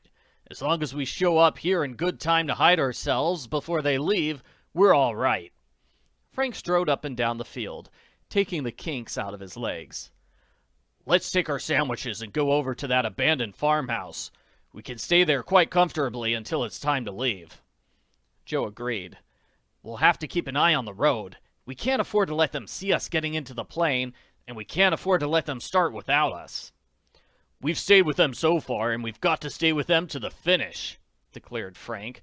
"I only wish we knew where this business is going to end." They took their package of food from the plane and went across the field toward the farmhouse. It had been abandoned for some years and was in a bad state of repair, but it sufficed for their purpose. The boys spent the greater part of the day exploring the place, and toward mid-afternoon Frank suggested that they might as well sleep there that night. They went back to the plane, which had been undisturbed, and removed the automobile robes, bringing them back to the house. "We'll have to sleep on the floor tonight," laughed Frank. "I don't care where we sleep, as long as we get these rascals where we want them." They found a spring down in the orchard, and the cold spring water served to make more palatable the sandwiches the farmer's wife had made for them that morning. Toward evening, they went into one of the upper rooms of the house and looked out over the field toward the plain. There they saw 3 figures walking across the field. "I hope they're not going to start off again," said Joe in alarm. "They've probably just come back to see if the plane is all right." The 3 men were Giles Ducroy and his companions, and their errand was evidently as Frank had suggested. Ducroy went over the plane very carefully. Then he went toward the back and suddenly pulled open the door in the side. The boys saw him peer into the interior of the plane. "Boy, isn't it lucky we didn't stay there!" exclaimed Joe. "I hope he doesn't find that water bottle. We left it there. Remember?" But Ducroy's inspection was brief. He drew back, closed the door again, and turned to the others with an expressive gesture. Frank and Joe realized that he had merely made the inspection to satisfy the others that there was no baggage in the plane. Evidently the water bottle had gone unnoticed. The trio stayed only a few minutes, then went back across the field again toward the village. "That's that," said Frank. "We're all right now until tomorrow night.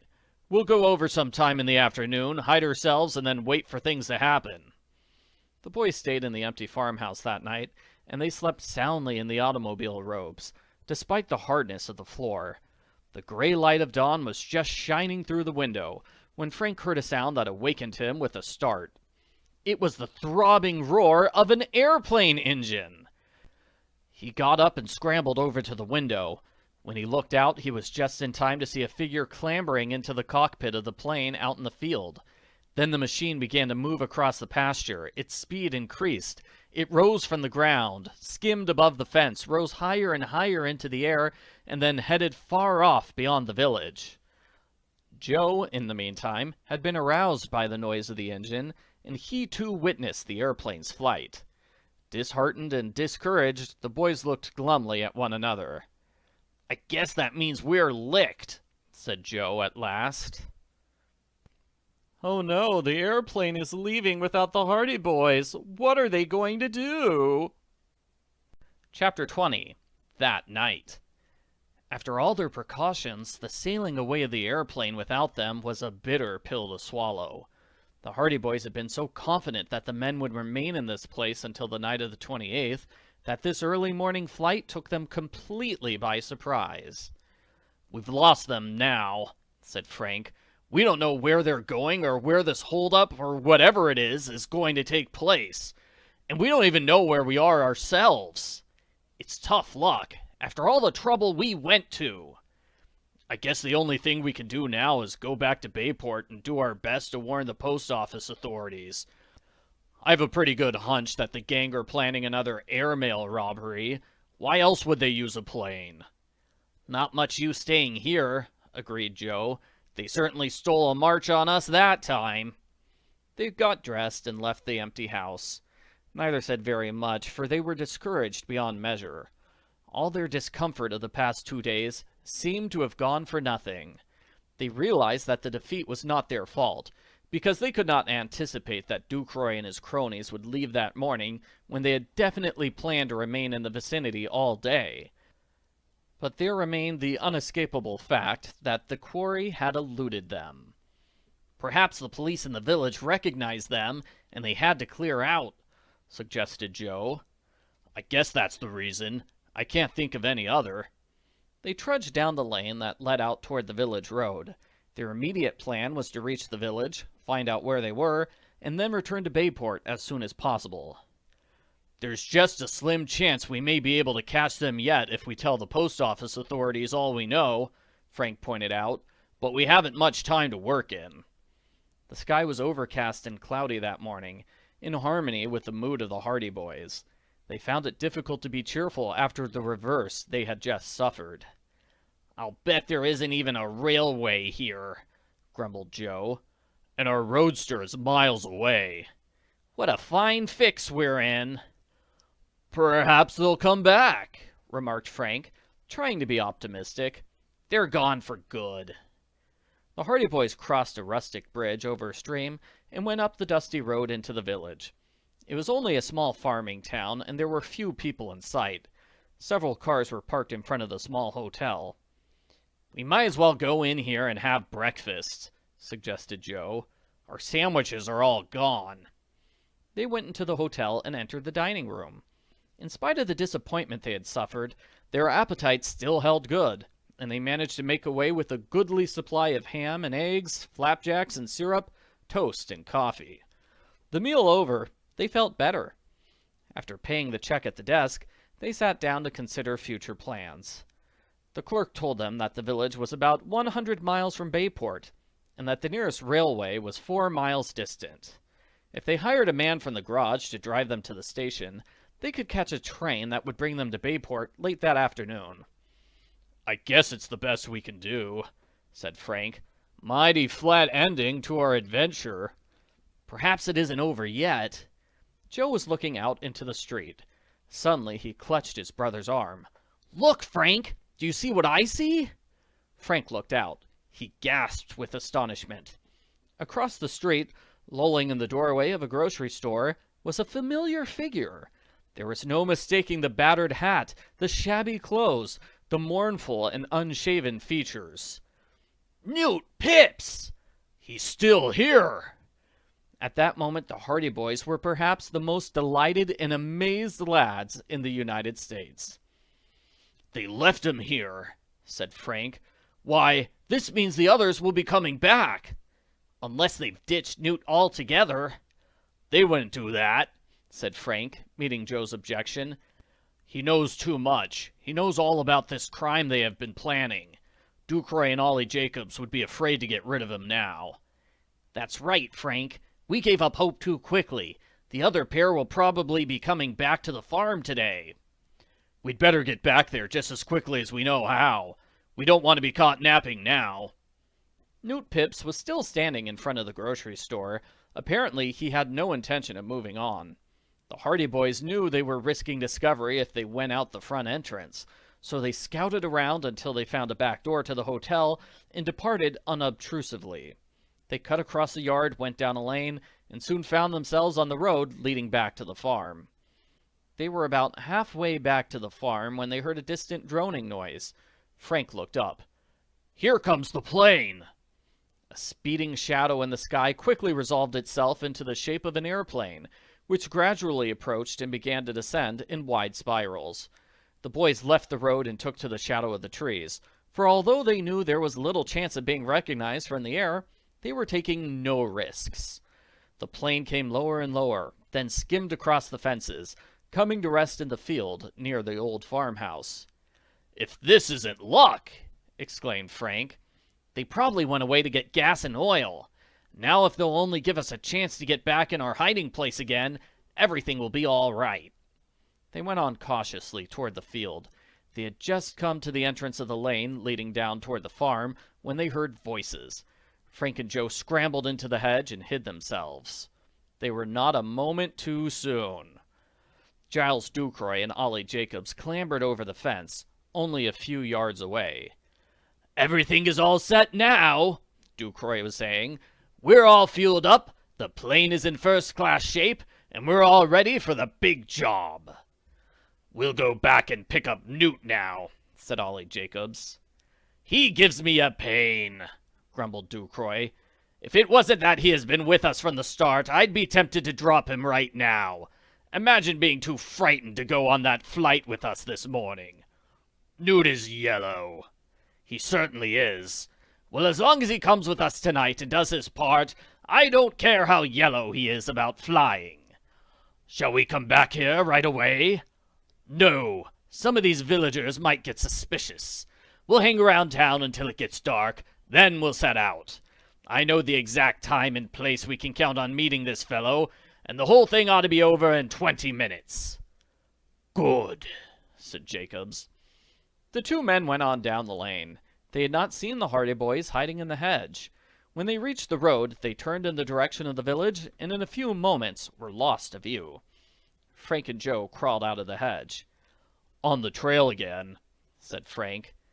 "We shan't have to stay hidden in the plane after all. This is luck." They hastened down the lane to the farmhouse. Unwittingly, the rascals had played into their hands. They now knew that Ducroy would not start on the mysterious mission until after darkness had fallen, and they resolved to be in readiness.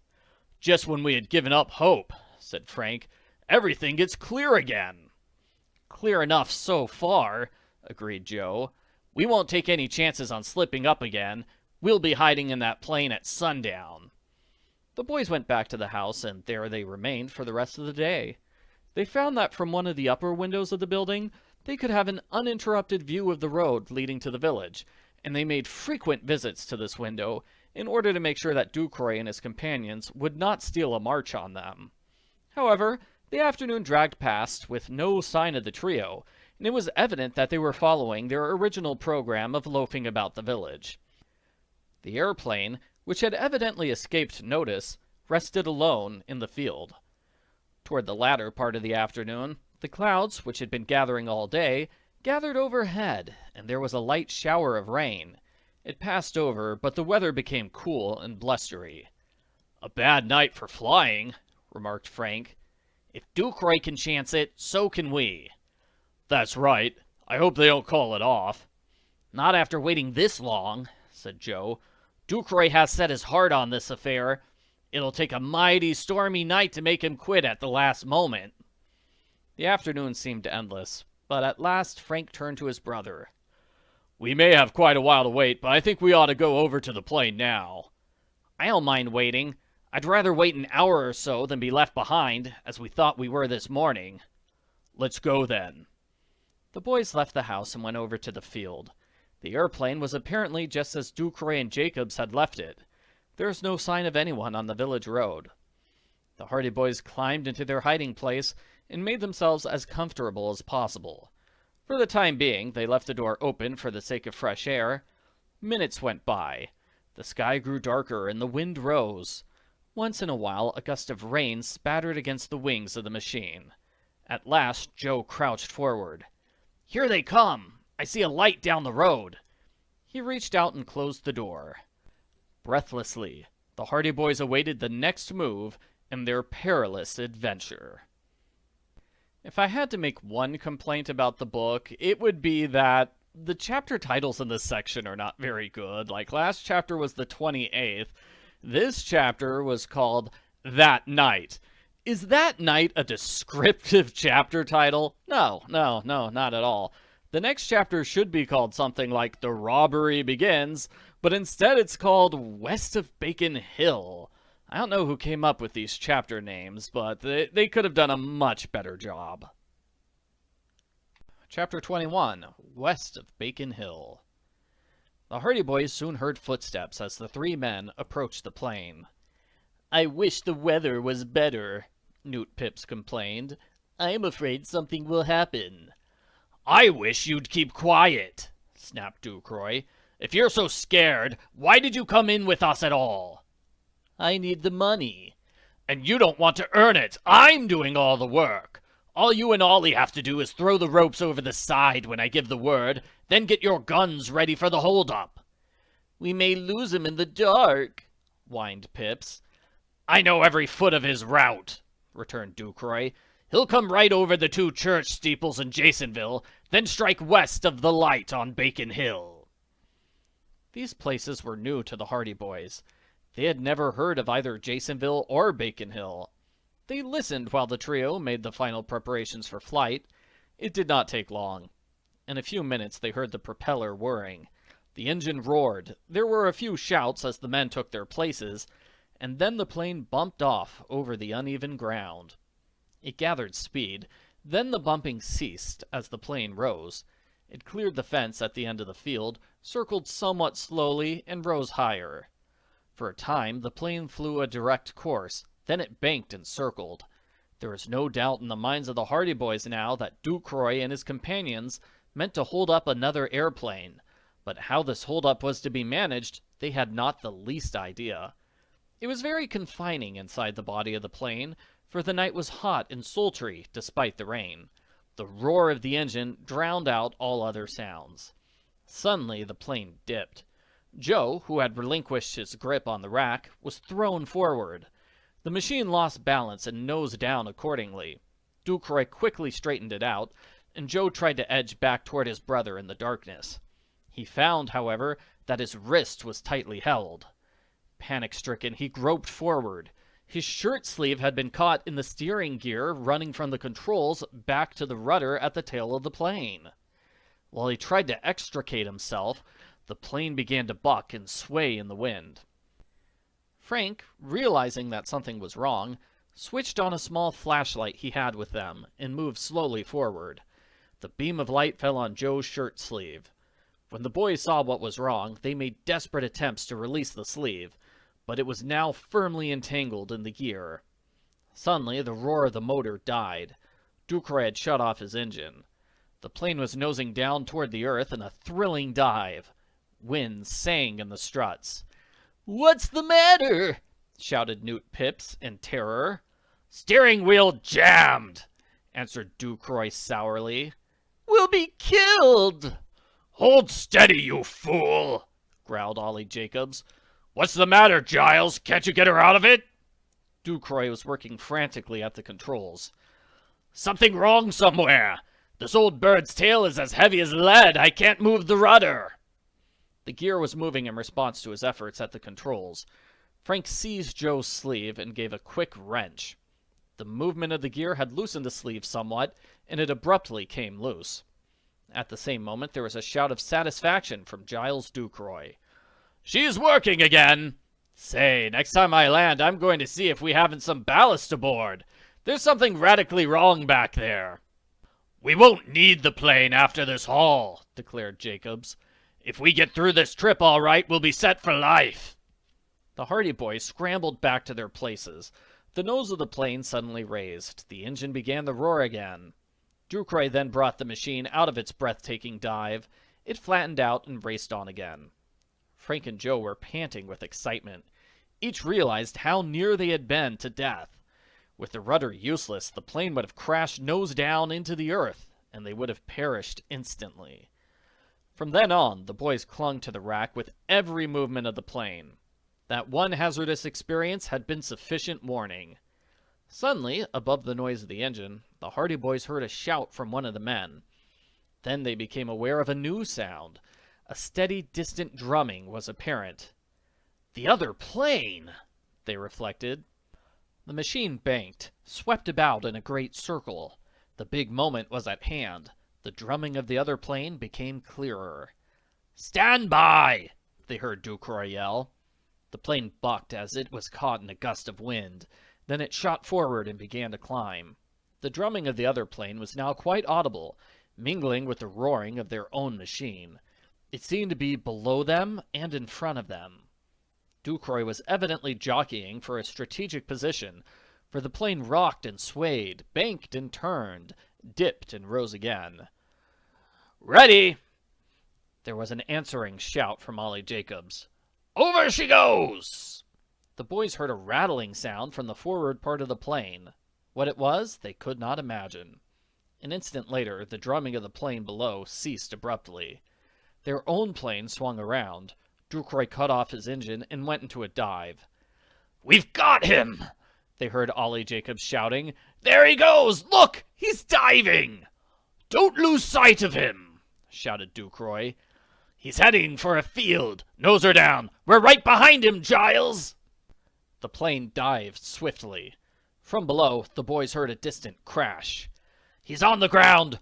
Watch out, Ducroy! Come up behind him! The plane banked, flinging the two boys violently to one side. It lurched, dived again unsteadily. Get ready, ordered Ducroy. Don't let him get away. Can you see him, Ollie? I can't see him, but I can see the plane. It's right ahead. Get your gun, Newt. I'm ready, quavered Newt Pibbs. Gradually, the plane settled down. There was a bump as the wheels touched the earth. The plane rebounded high into the air, for Ducroy had slightly miscalculated in the darkness. The engine roared again. The wheels once more touched the ground, and the plane rocked on over the uneven surface. Finally, it came to a stop. The Hardy Boys heard a scrambling from the front of the machine. All out! Ducroy was shouting. Now, boys, make quick work of this. Grab the bags and get back here as quickly as you can. Don't waste any time. Get into the plane again and wait for me. I'll get back and start her again. We'll be in the air before he knows what it's all about. The Hardy Boys could hear them running across the field. Frank reached for the catch, flung the door open. He and Joe scrambled out of the plane. The scene was illuminated by a cloudy moon. There was just sufficient light for them to see a wrecked and crumpled airplane in the field some distance ahead. A pilot was painfully extricating himself from the wreckage. Ducroy and the others were running toward him with drawn revolvers. The Hardy Boys, too, were armed. Realizing that their antagonists were desperate men, they had taken the forethought to provide themselves with revolvers before leaving Bayport. Each lad gripped his weapon. It's the hold-up, said Frank quickly. Let's break it up.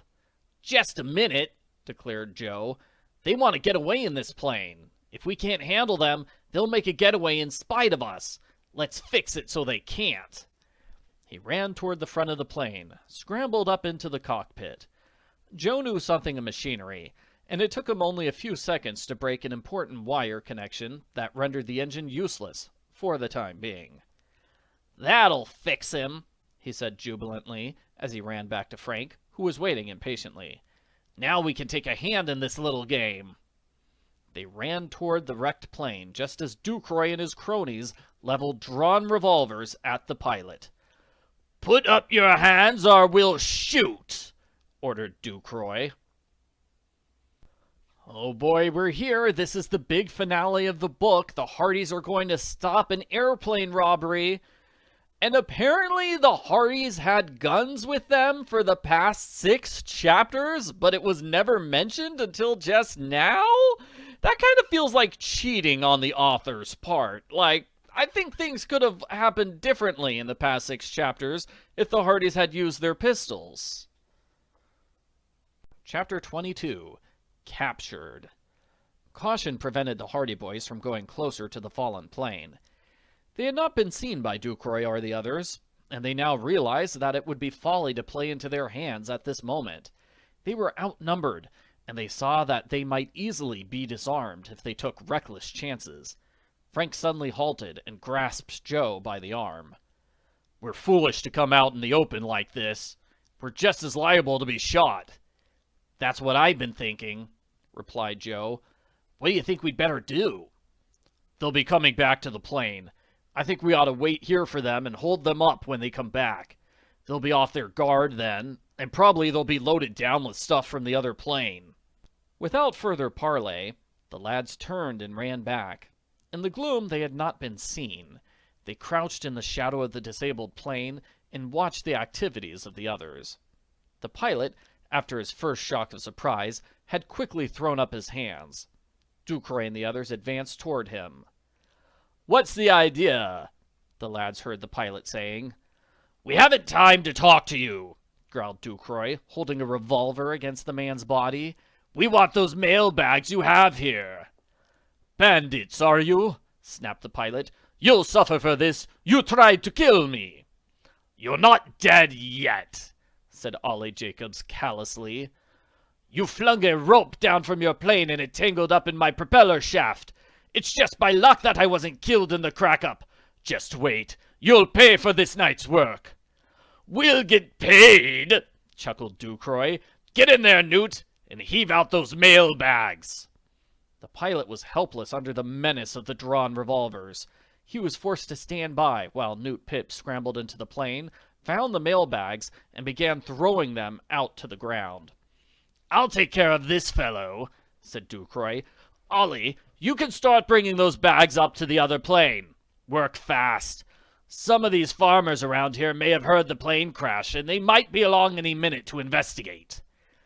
Ollie Jacobs, pocketing his revolver, sprang forward and seized 2 of the heavy mailbags. He flung them over his shoulder and hastened back toward the plane, where the Hardy Boys awaited him. Nearer and nearer he came. The boys crouched in readiness. Jacobs reached the plane. He did not see the lurking shadows. He was just reaching forward to open the door of the baggage compartment for the reception of the stolen mailbags when Frank Hardy stepped out and swiftly pressed a revolver against his side. "Up with your hands, Jacobs. Not a word out of you." Ollie Jacobs gave a strangled exclamation of surprise. Then he dropped the mailbags. His arms shot into the air. Who are you?" he stammered. "Keep quiet. One word out of you." Frank prodded him with the revolver to emphasize his command. Ollie Jacobs was frightened into silence. From where they were standing, the scene could not be observed by Ducroy.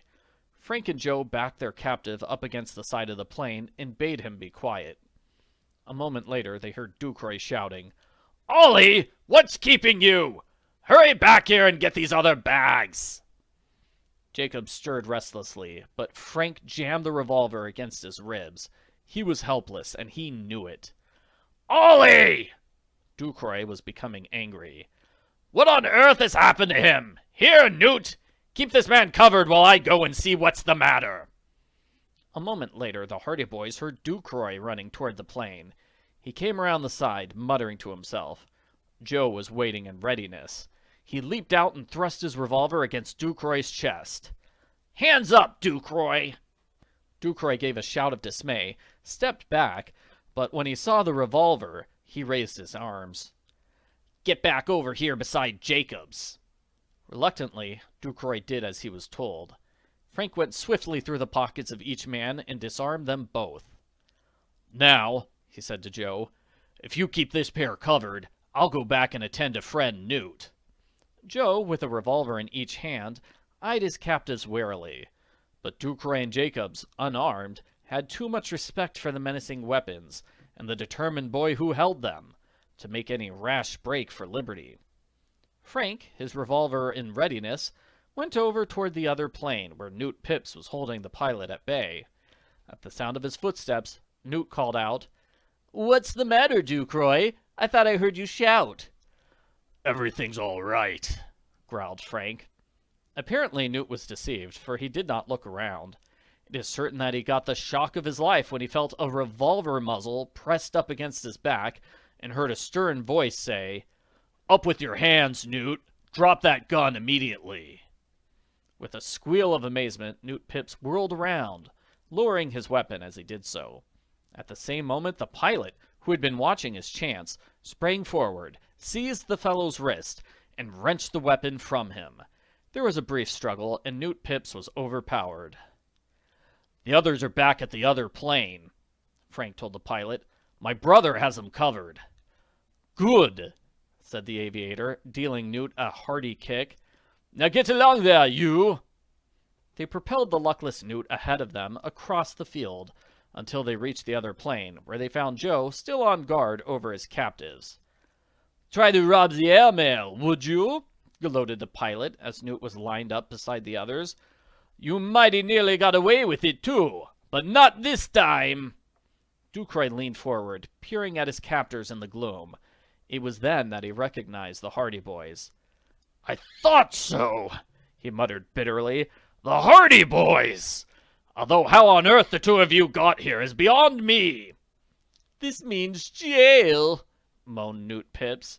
"Oh, why did I ever let myself be argued into this? I knew we'd never get away with it. I said so from the start."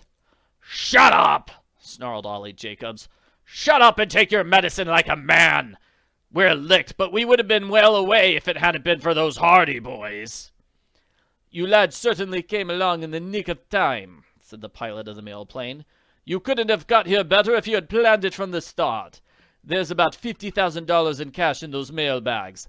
That's what this gang were after. They circled my machine and dropped a tangle of ropes over the propeller. I had to make a landing and nearly lost my life in the bargain." "We did plan it from the start," Frank told him quietly. "We had been following these men for 3 days, trying to find out what they were up to." "Following us?" cried Ducroy. "How could you follow us? We've flown hundreds of miles in the last 3 days." "And we flew with you. We've been quite comfortable back in the tail of the plane." A startled exclamation burst from Ducroy. "So that's what was wrong! I thought there was something mighty queer about the way that machine was acting, and I never even looked! The two of you right on our trail from the start!" His ejaculations of surprise and disgust were echoed by Ollie Jacobs and Newt Pips. As for the pilot, he was hilarious in his admiration of the Hardy Boys. "You were trailing them all the way!" he exclaimed. "Well, that's the best I've ever heard! And they thinking they'd make a neat cleanup! Boys, when I report this to the post office department, you'll hear some fine things said about yourselves for this night's work." Joe rummaged about in the plane and found a length of rope. He cut this into convenient pieces, and while Frank covered the 3 bandits with his revolver, Joe and the pilot made quick work of binding them hand and foot. The trio had just been safely trussed up when they heard the clatter of an automobile in a road nearby, saw the beam of headlights, and then they heard a hoarse voice. "What's going on over there?" "Who are you?" shouted the pilot. "I'm the sheriff of this here county, and I want to know what monkey shines are going on over there. I have a shotgun with me, and I'm ready to use it. Hurry up and answer." "You're as welcome as the flowers in May, Sheriff," yelled the pilot jubilantly. "Come along with your shotgun. We've got some prisoners here for you." The criminals have finally been captured. Not gonna lie, I was kind of surprised by how much gun stuff was in this chapter. I know none of the guns were ever fired, but it's still kind of surprising to see Frank and Joe Hardy holding people at gunpoint. Chapter 23, Back in Bayport. Beyond an occasional robbery of a hen house, the worthy sheriff had experienced few cases of crime in the county during his time of office, and when he discovered who the prisoners were and why they had been captured, he was one of the most astounded and bewildered men in the world. "Robbing the air mail?" he stammered. "Why, these fellers must be desperate criminals." "They're not very desperate now, Sheriff," laughed the pilot. "What do you want me to do with them?" asked the man of the law doubtfully. "Lock him up." "I don't know as I'm responsible." The sheriff was not anxious to be given charge over 3 mail robbers. "You're responsible, all right, until the government takes them off your hands," returned the pilot abruptly. "You take these men and lock them up in your village jail, and make mighty sure they don't get away from you either. This crime took place in your county, so you can just get busy and do your duty." The sheriff looked very unhappy about it, and kept Ducroy and his companions carefully covered with the shotgun, as though fearing they might break loose at any moment. Assistance soon arrived, when a number of farmers and people from the village, attracted by the crash of the mail plane, came clambering over the adjacent fences. In a remarkably short space of time, a crowd had collected. Everybody talked at once, everybody asked questions, and general excitement prevailed. "What's the excitement?" "Airplane busted, eh?" "Anybody killed?" "Gosh, Dad, look at the sheriff! What's he up to anyhow?" "Don't know nothing about it, Asa, but something is plumb wrong, that's certain." "Don't get too close to the shebang, Billy. She might bust up on you." First time I ever did see an airplane come down like that. Me too. Glad I come along just in time. I wouldn't go up in one of them for $1,000,000. Nor me. The sheriff, becoming bolder, announced to all and sundry that he had just captured 3 male robbers at great risk of his own life, and called on his fellow villagers to help him take the trio safely to jail. Ducroy, Ollie Jacobs, and Newt Pips were consequently surrounded and led out of the field, bundled into an automobile where they were guarded by the sheriff, armed with his shotgun, and 2 husky villagers armed with clubs, then hustled off to town. The pilot turned to the Hardy Boys. A number of people had remained at the scene and were busy inspecting the wrecked plane and asking questions. The majority of the villagers, however, had hastened in the wake of the sheriff and his prisoners. Where are you boys from? Bayport, Frank told him. The pilot was surprised. Why, that's where I'm bound for. I guess you won't get there tonight, said Joe pessimistically. I've got to get there tonight. I'm carrying the airmail, and it must get through somehow.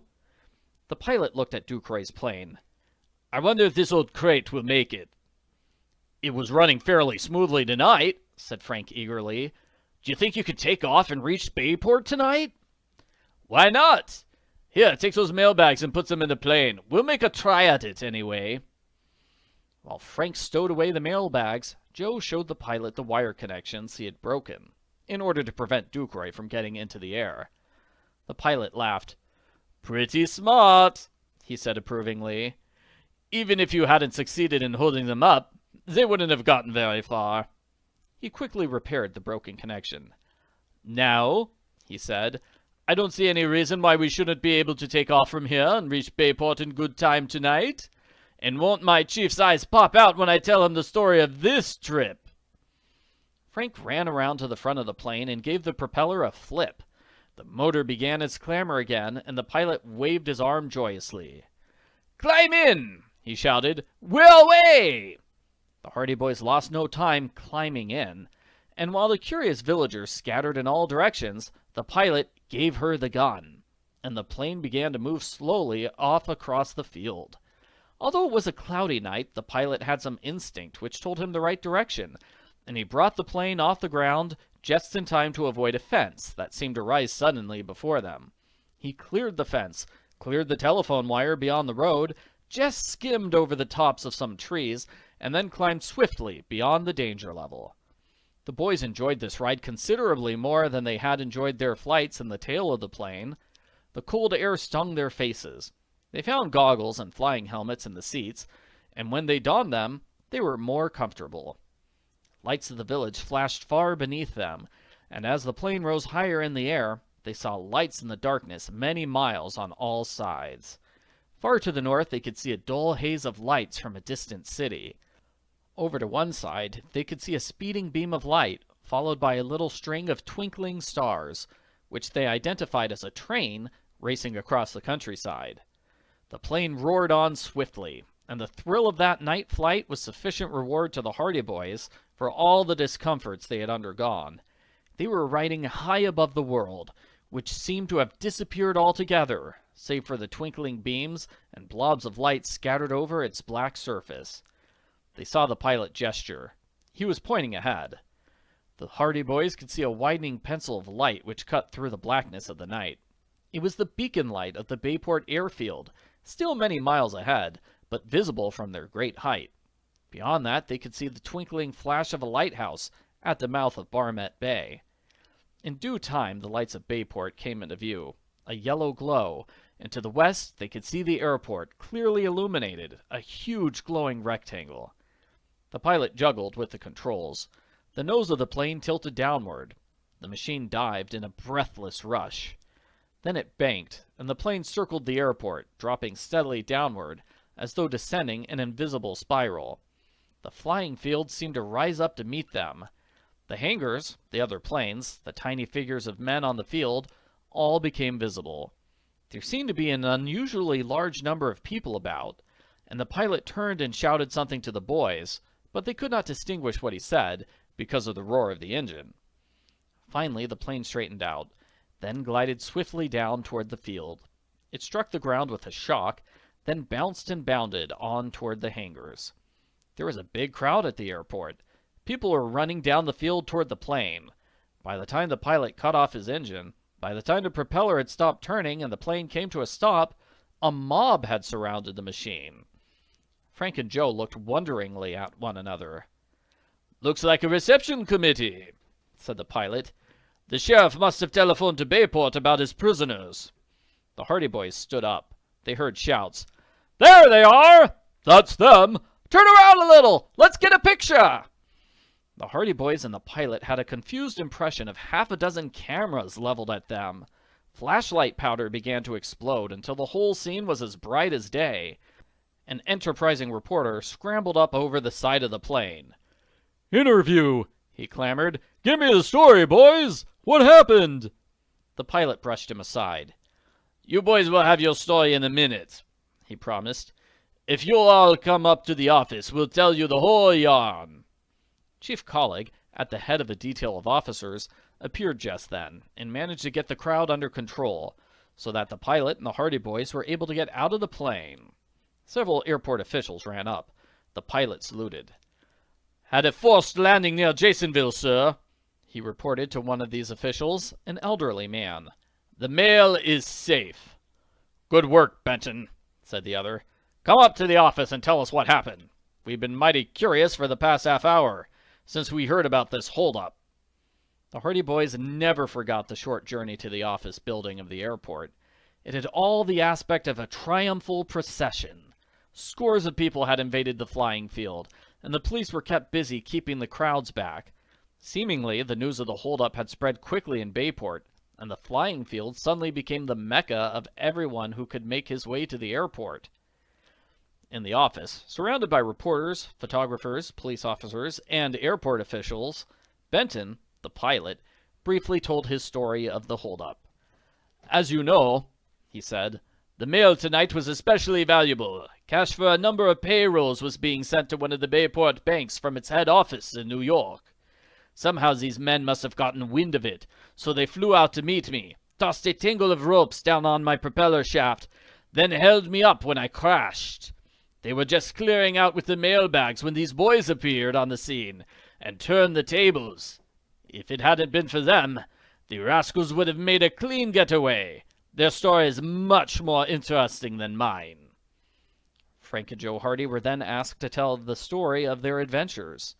While the newspaper men scribbled hastily and made frequent dashes to the telephones to inform their city editors of the facts, the boys quietly told how they had decided to follow Ollie Jacobs, how they had learned of the purchase of the airplane, and how they had concealed themselves in the machine and accompanied the rascals in their journeys about the countryside. When they had finished, a veteran post office inspector stepped forward and shook hands with them. "I hardly need say that your good work will be recognized by the department," he said. "Your persistence and courage certainly averted a serious robbery, and I am going to recommend that you be suitably rewarded." "The only reward we want," returned Frank, "is to be cleared of the charges against us. You know, we're out on bail on a charge of robbing the mail several days ago." "Why, didn't you know you were cleared of that?" exclaimed the inspector. "Your father, Fenton Hardy, came to the airport tonight, shortly before the news of the holdup was reported, and arrested 2 mechanics. It seems they had been in touch with Ducroy and his companions by telephone, tipping them off to the time this money shipment was expected. When your father took them away, they confessed that they had helped Ducroy manage the other 2 thefts here, and that Ducroy had deliberately planted evidence against you boys." "Charges against them have been withdrawn," broke in Chief Collig abruptly. "The Hardy Boys have been cleared of all suspicion. So far as I'm concerned, I never believed them guilty in the first place." "Yeah, I'm pretty sure Chief Collig is lying here. He totally thought the Hardy Boys were guilty." Chapter 24, Vindicated. The Hardy Boys had cleared up the Great Airport Mystery, which had been a 9 days wonder in Bayport. Newspapers carried many columns describing the adventures of the boys, entrailing the airmail thieves, and the entire city united in praising them for their good work. But the boys felt that no praise could equal the delight they felt when they knew they had been cleared of the unjust charges that had been laid against them. "I knew it! I knew it all along!" declared Herd Applegate as he sat in Fenton Hardy's study room the next morning. "It was absolutely ridiculous to arrest them in the first place! Wasn't it, Elroy?" Elroy Jefferson, who had come to the Hardy home with Mr. Applegate, nodded affirmatively. "Quite ridiculous," he agreed. "I am indeed glad that the whole affair has been cleared up so thoroughly.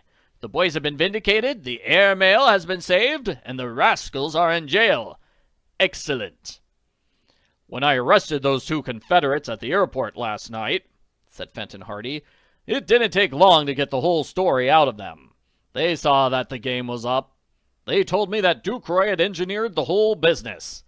As for planting the evidence against the boys, he got Newt Pips to steal a sweater and a knife from the garage, and he left those near the scene to incriminate Frank." "How about the footprints?" asked Joe. "How did he manage that?"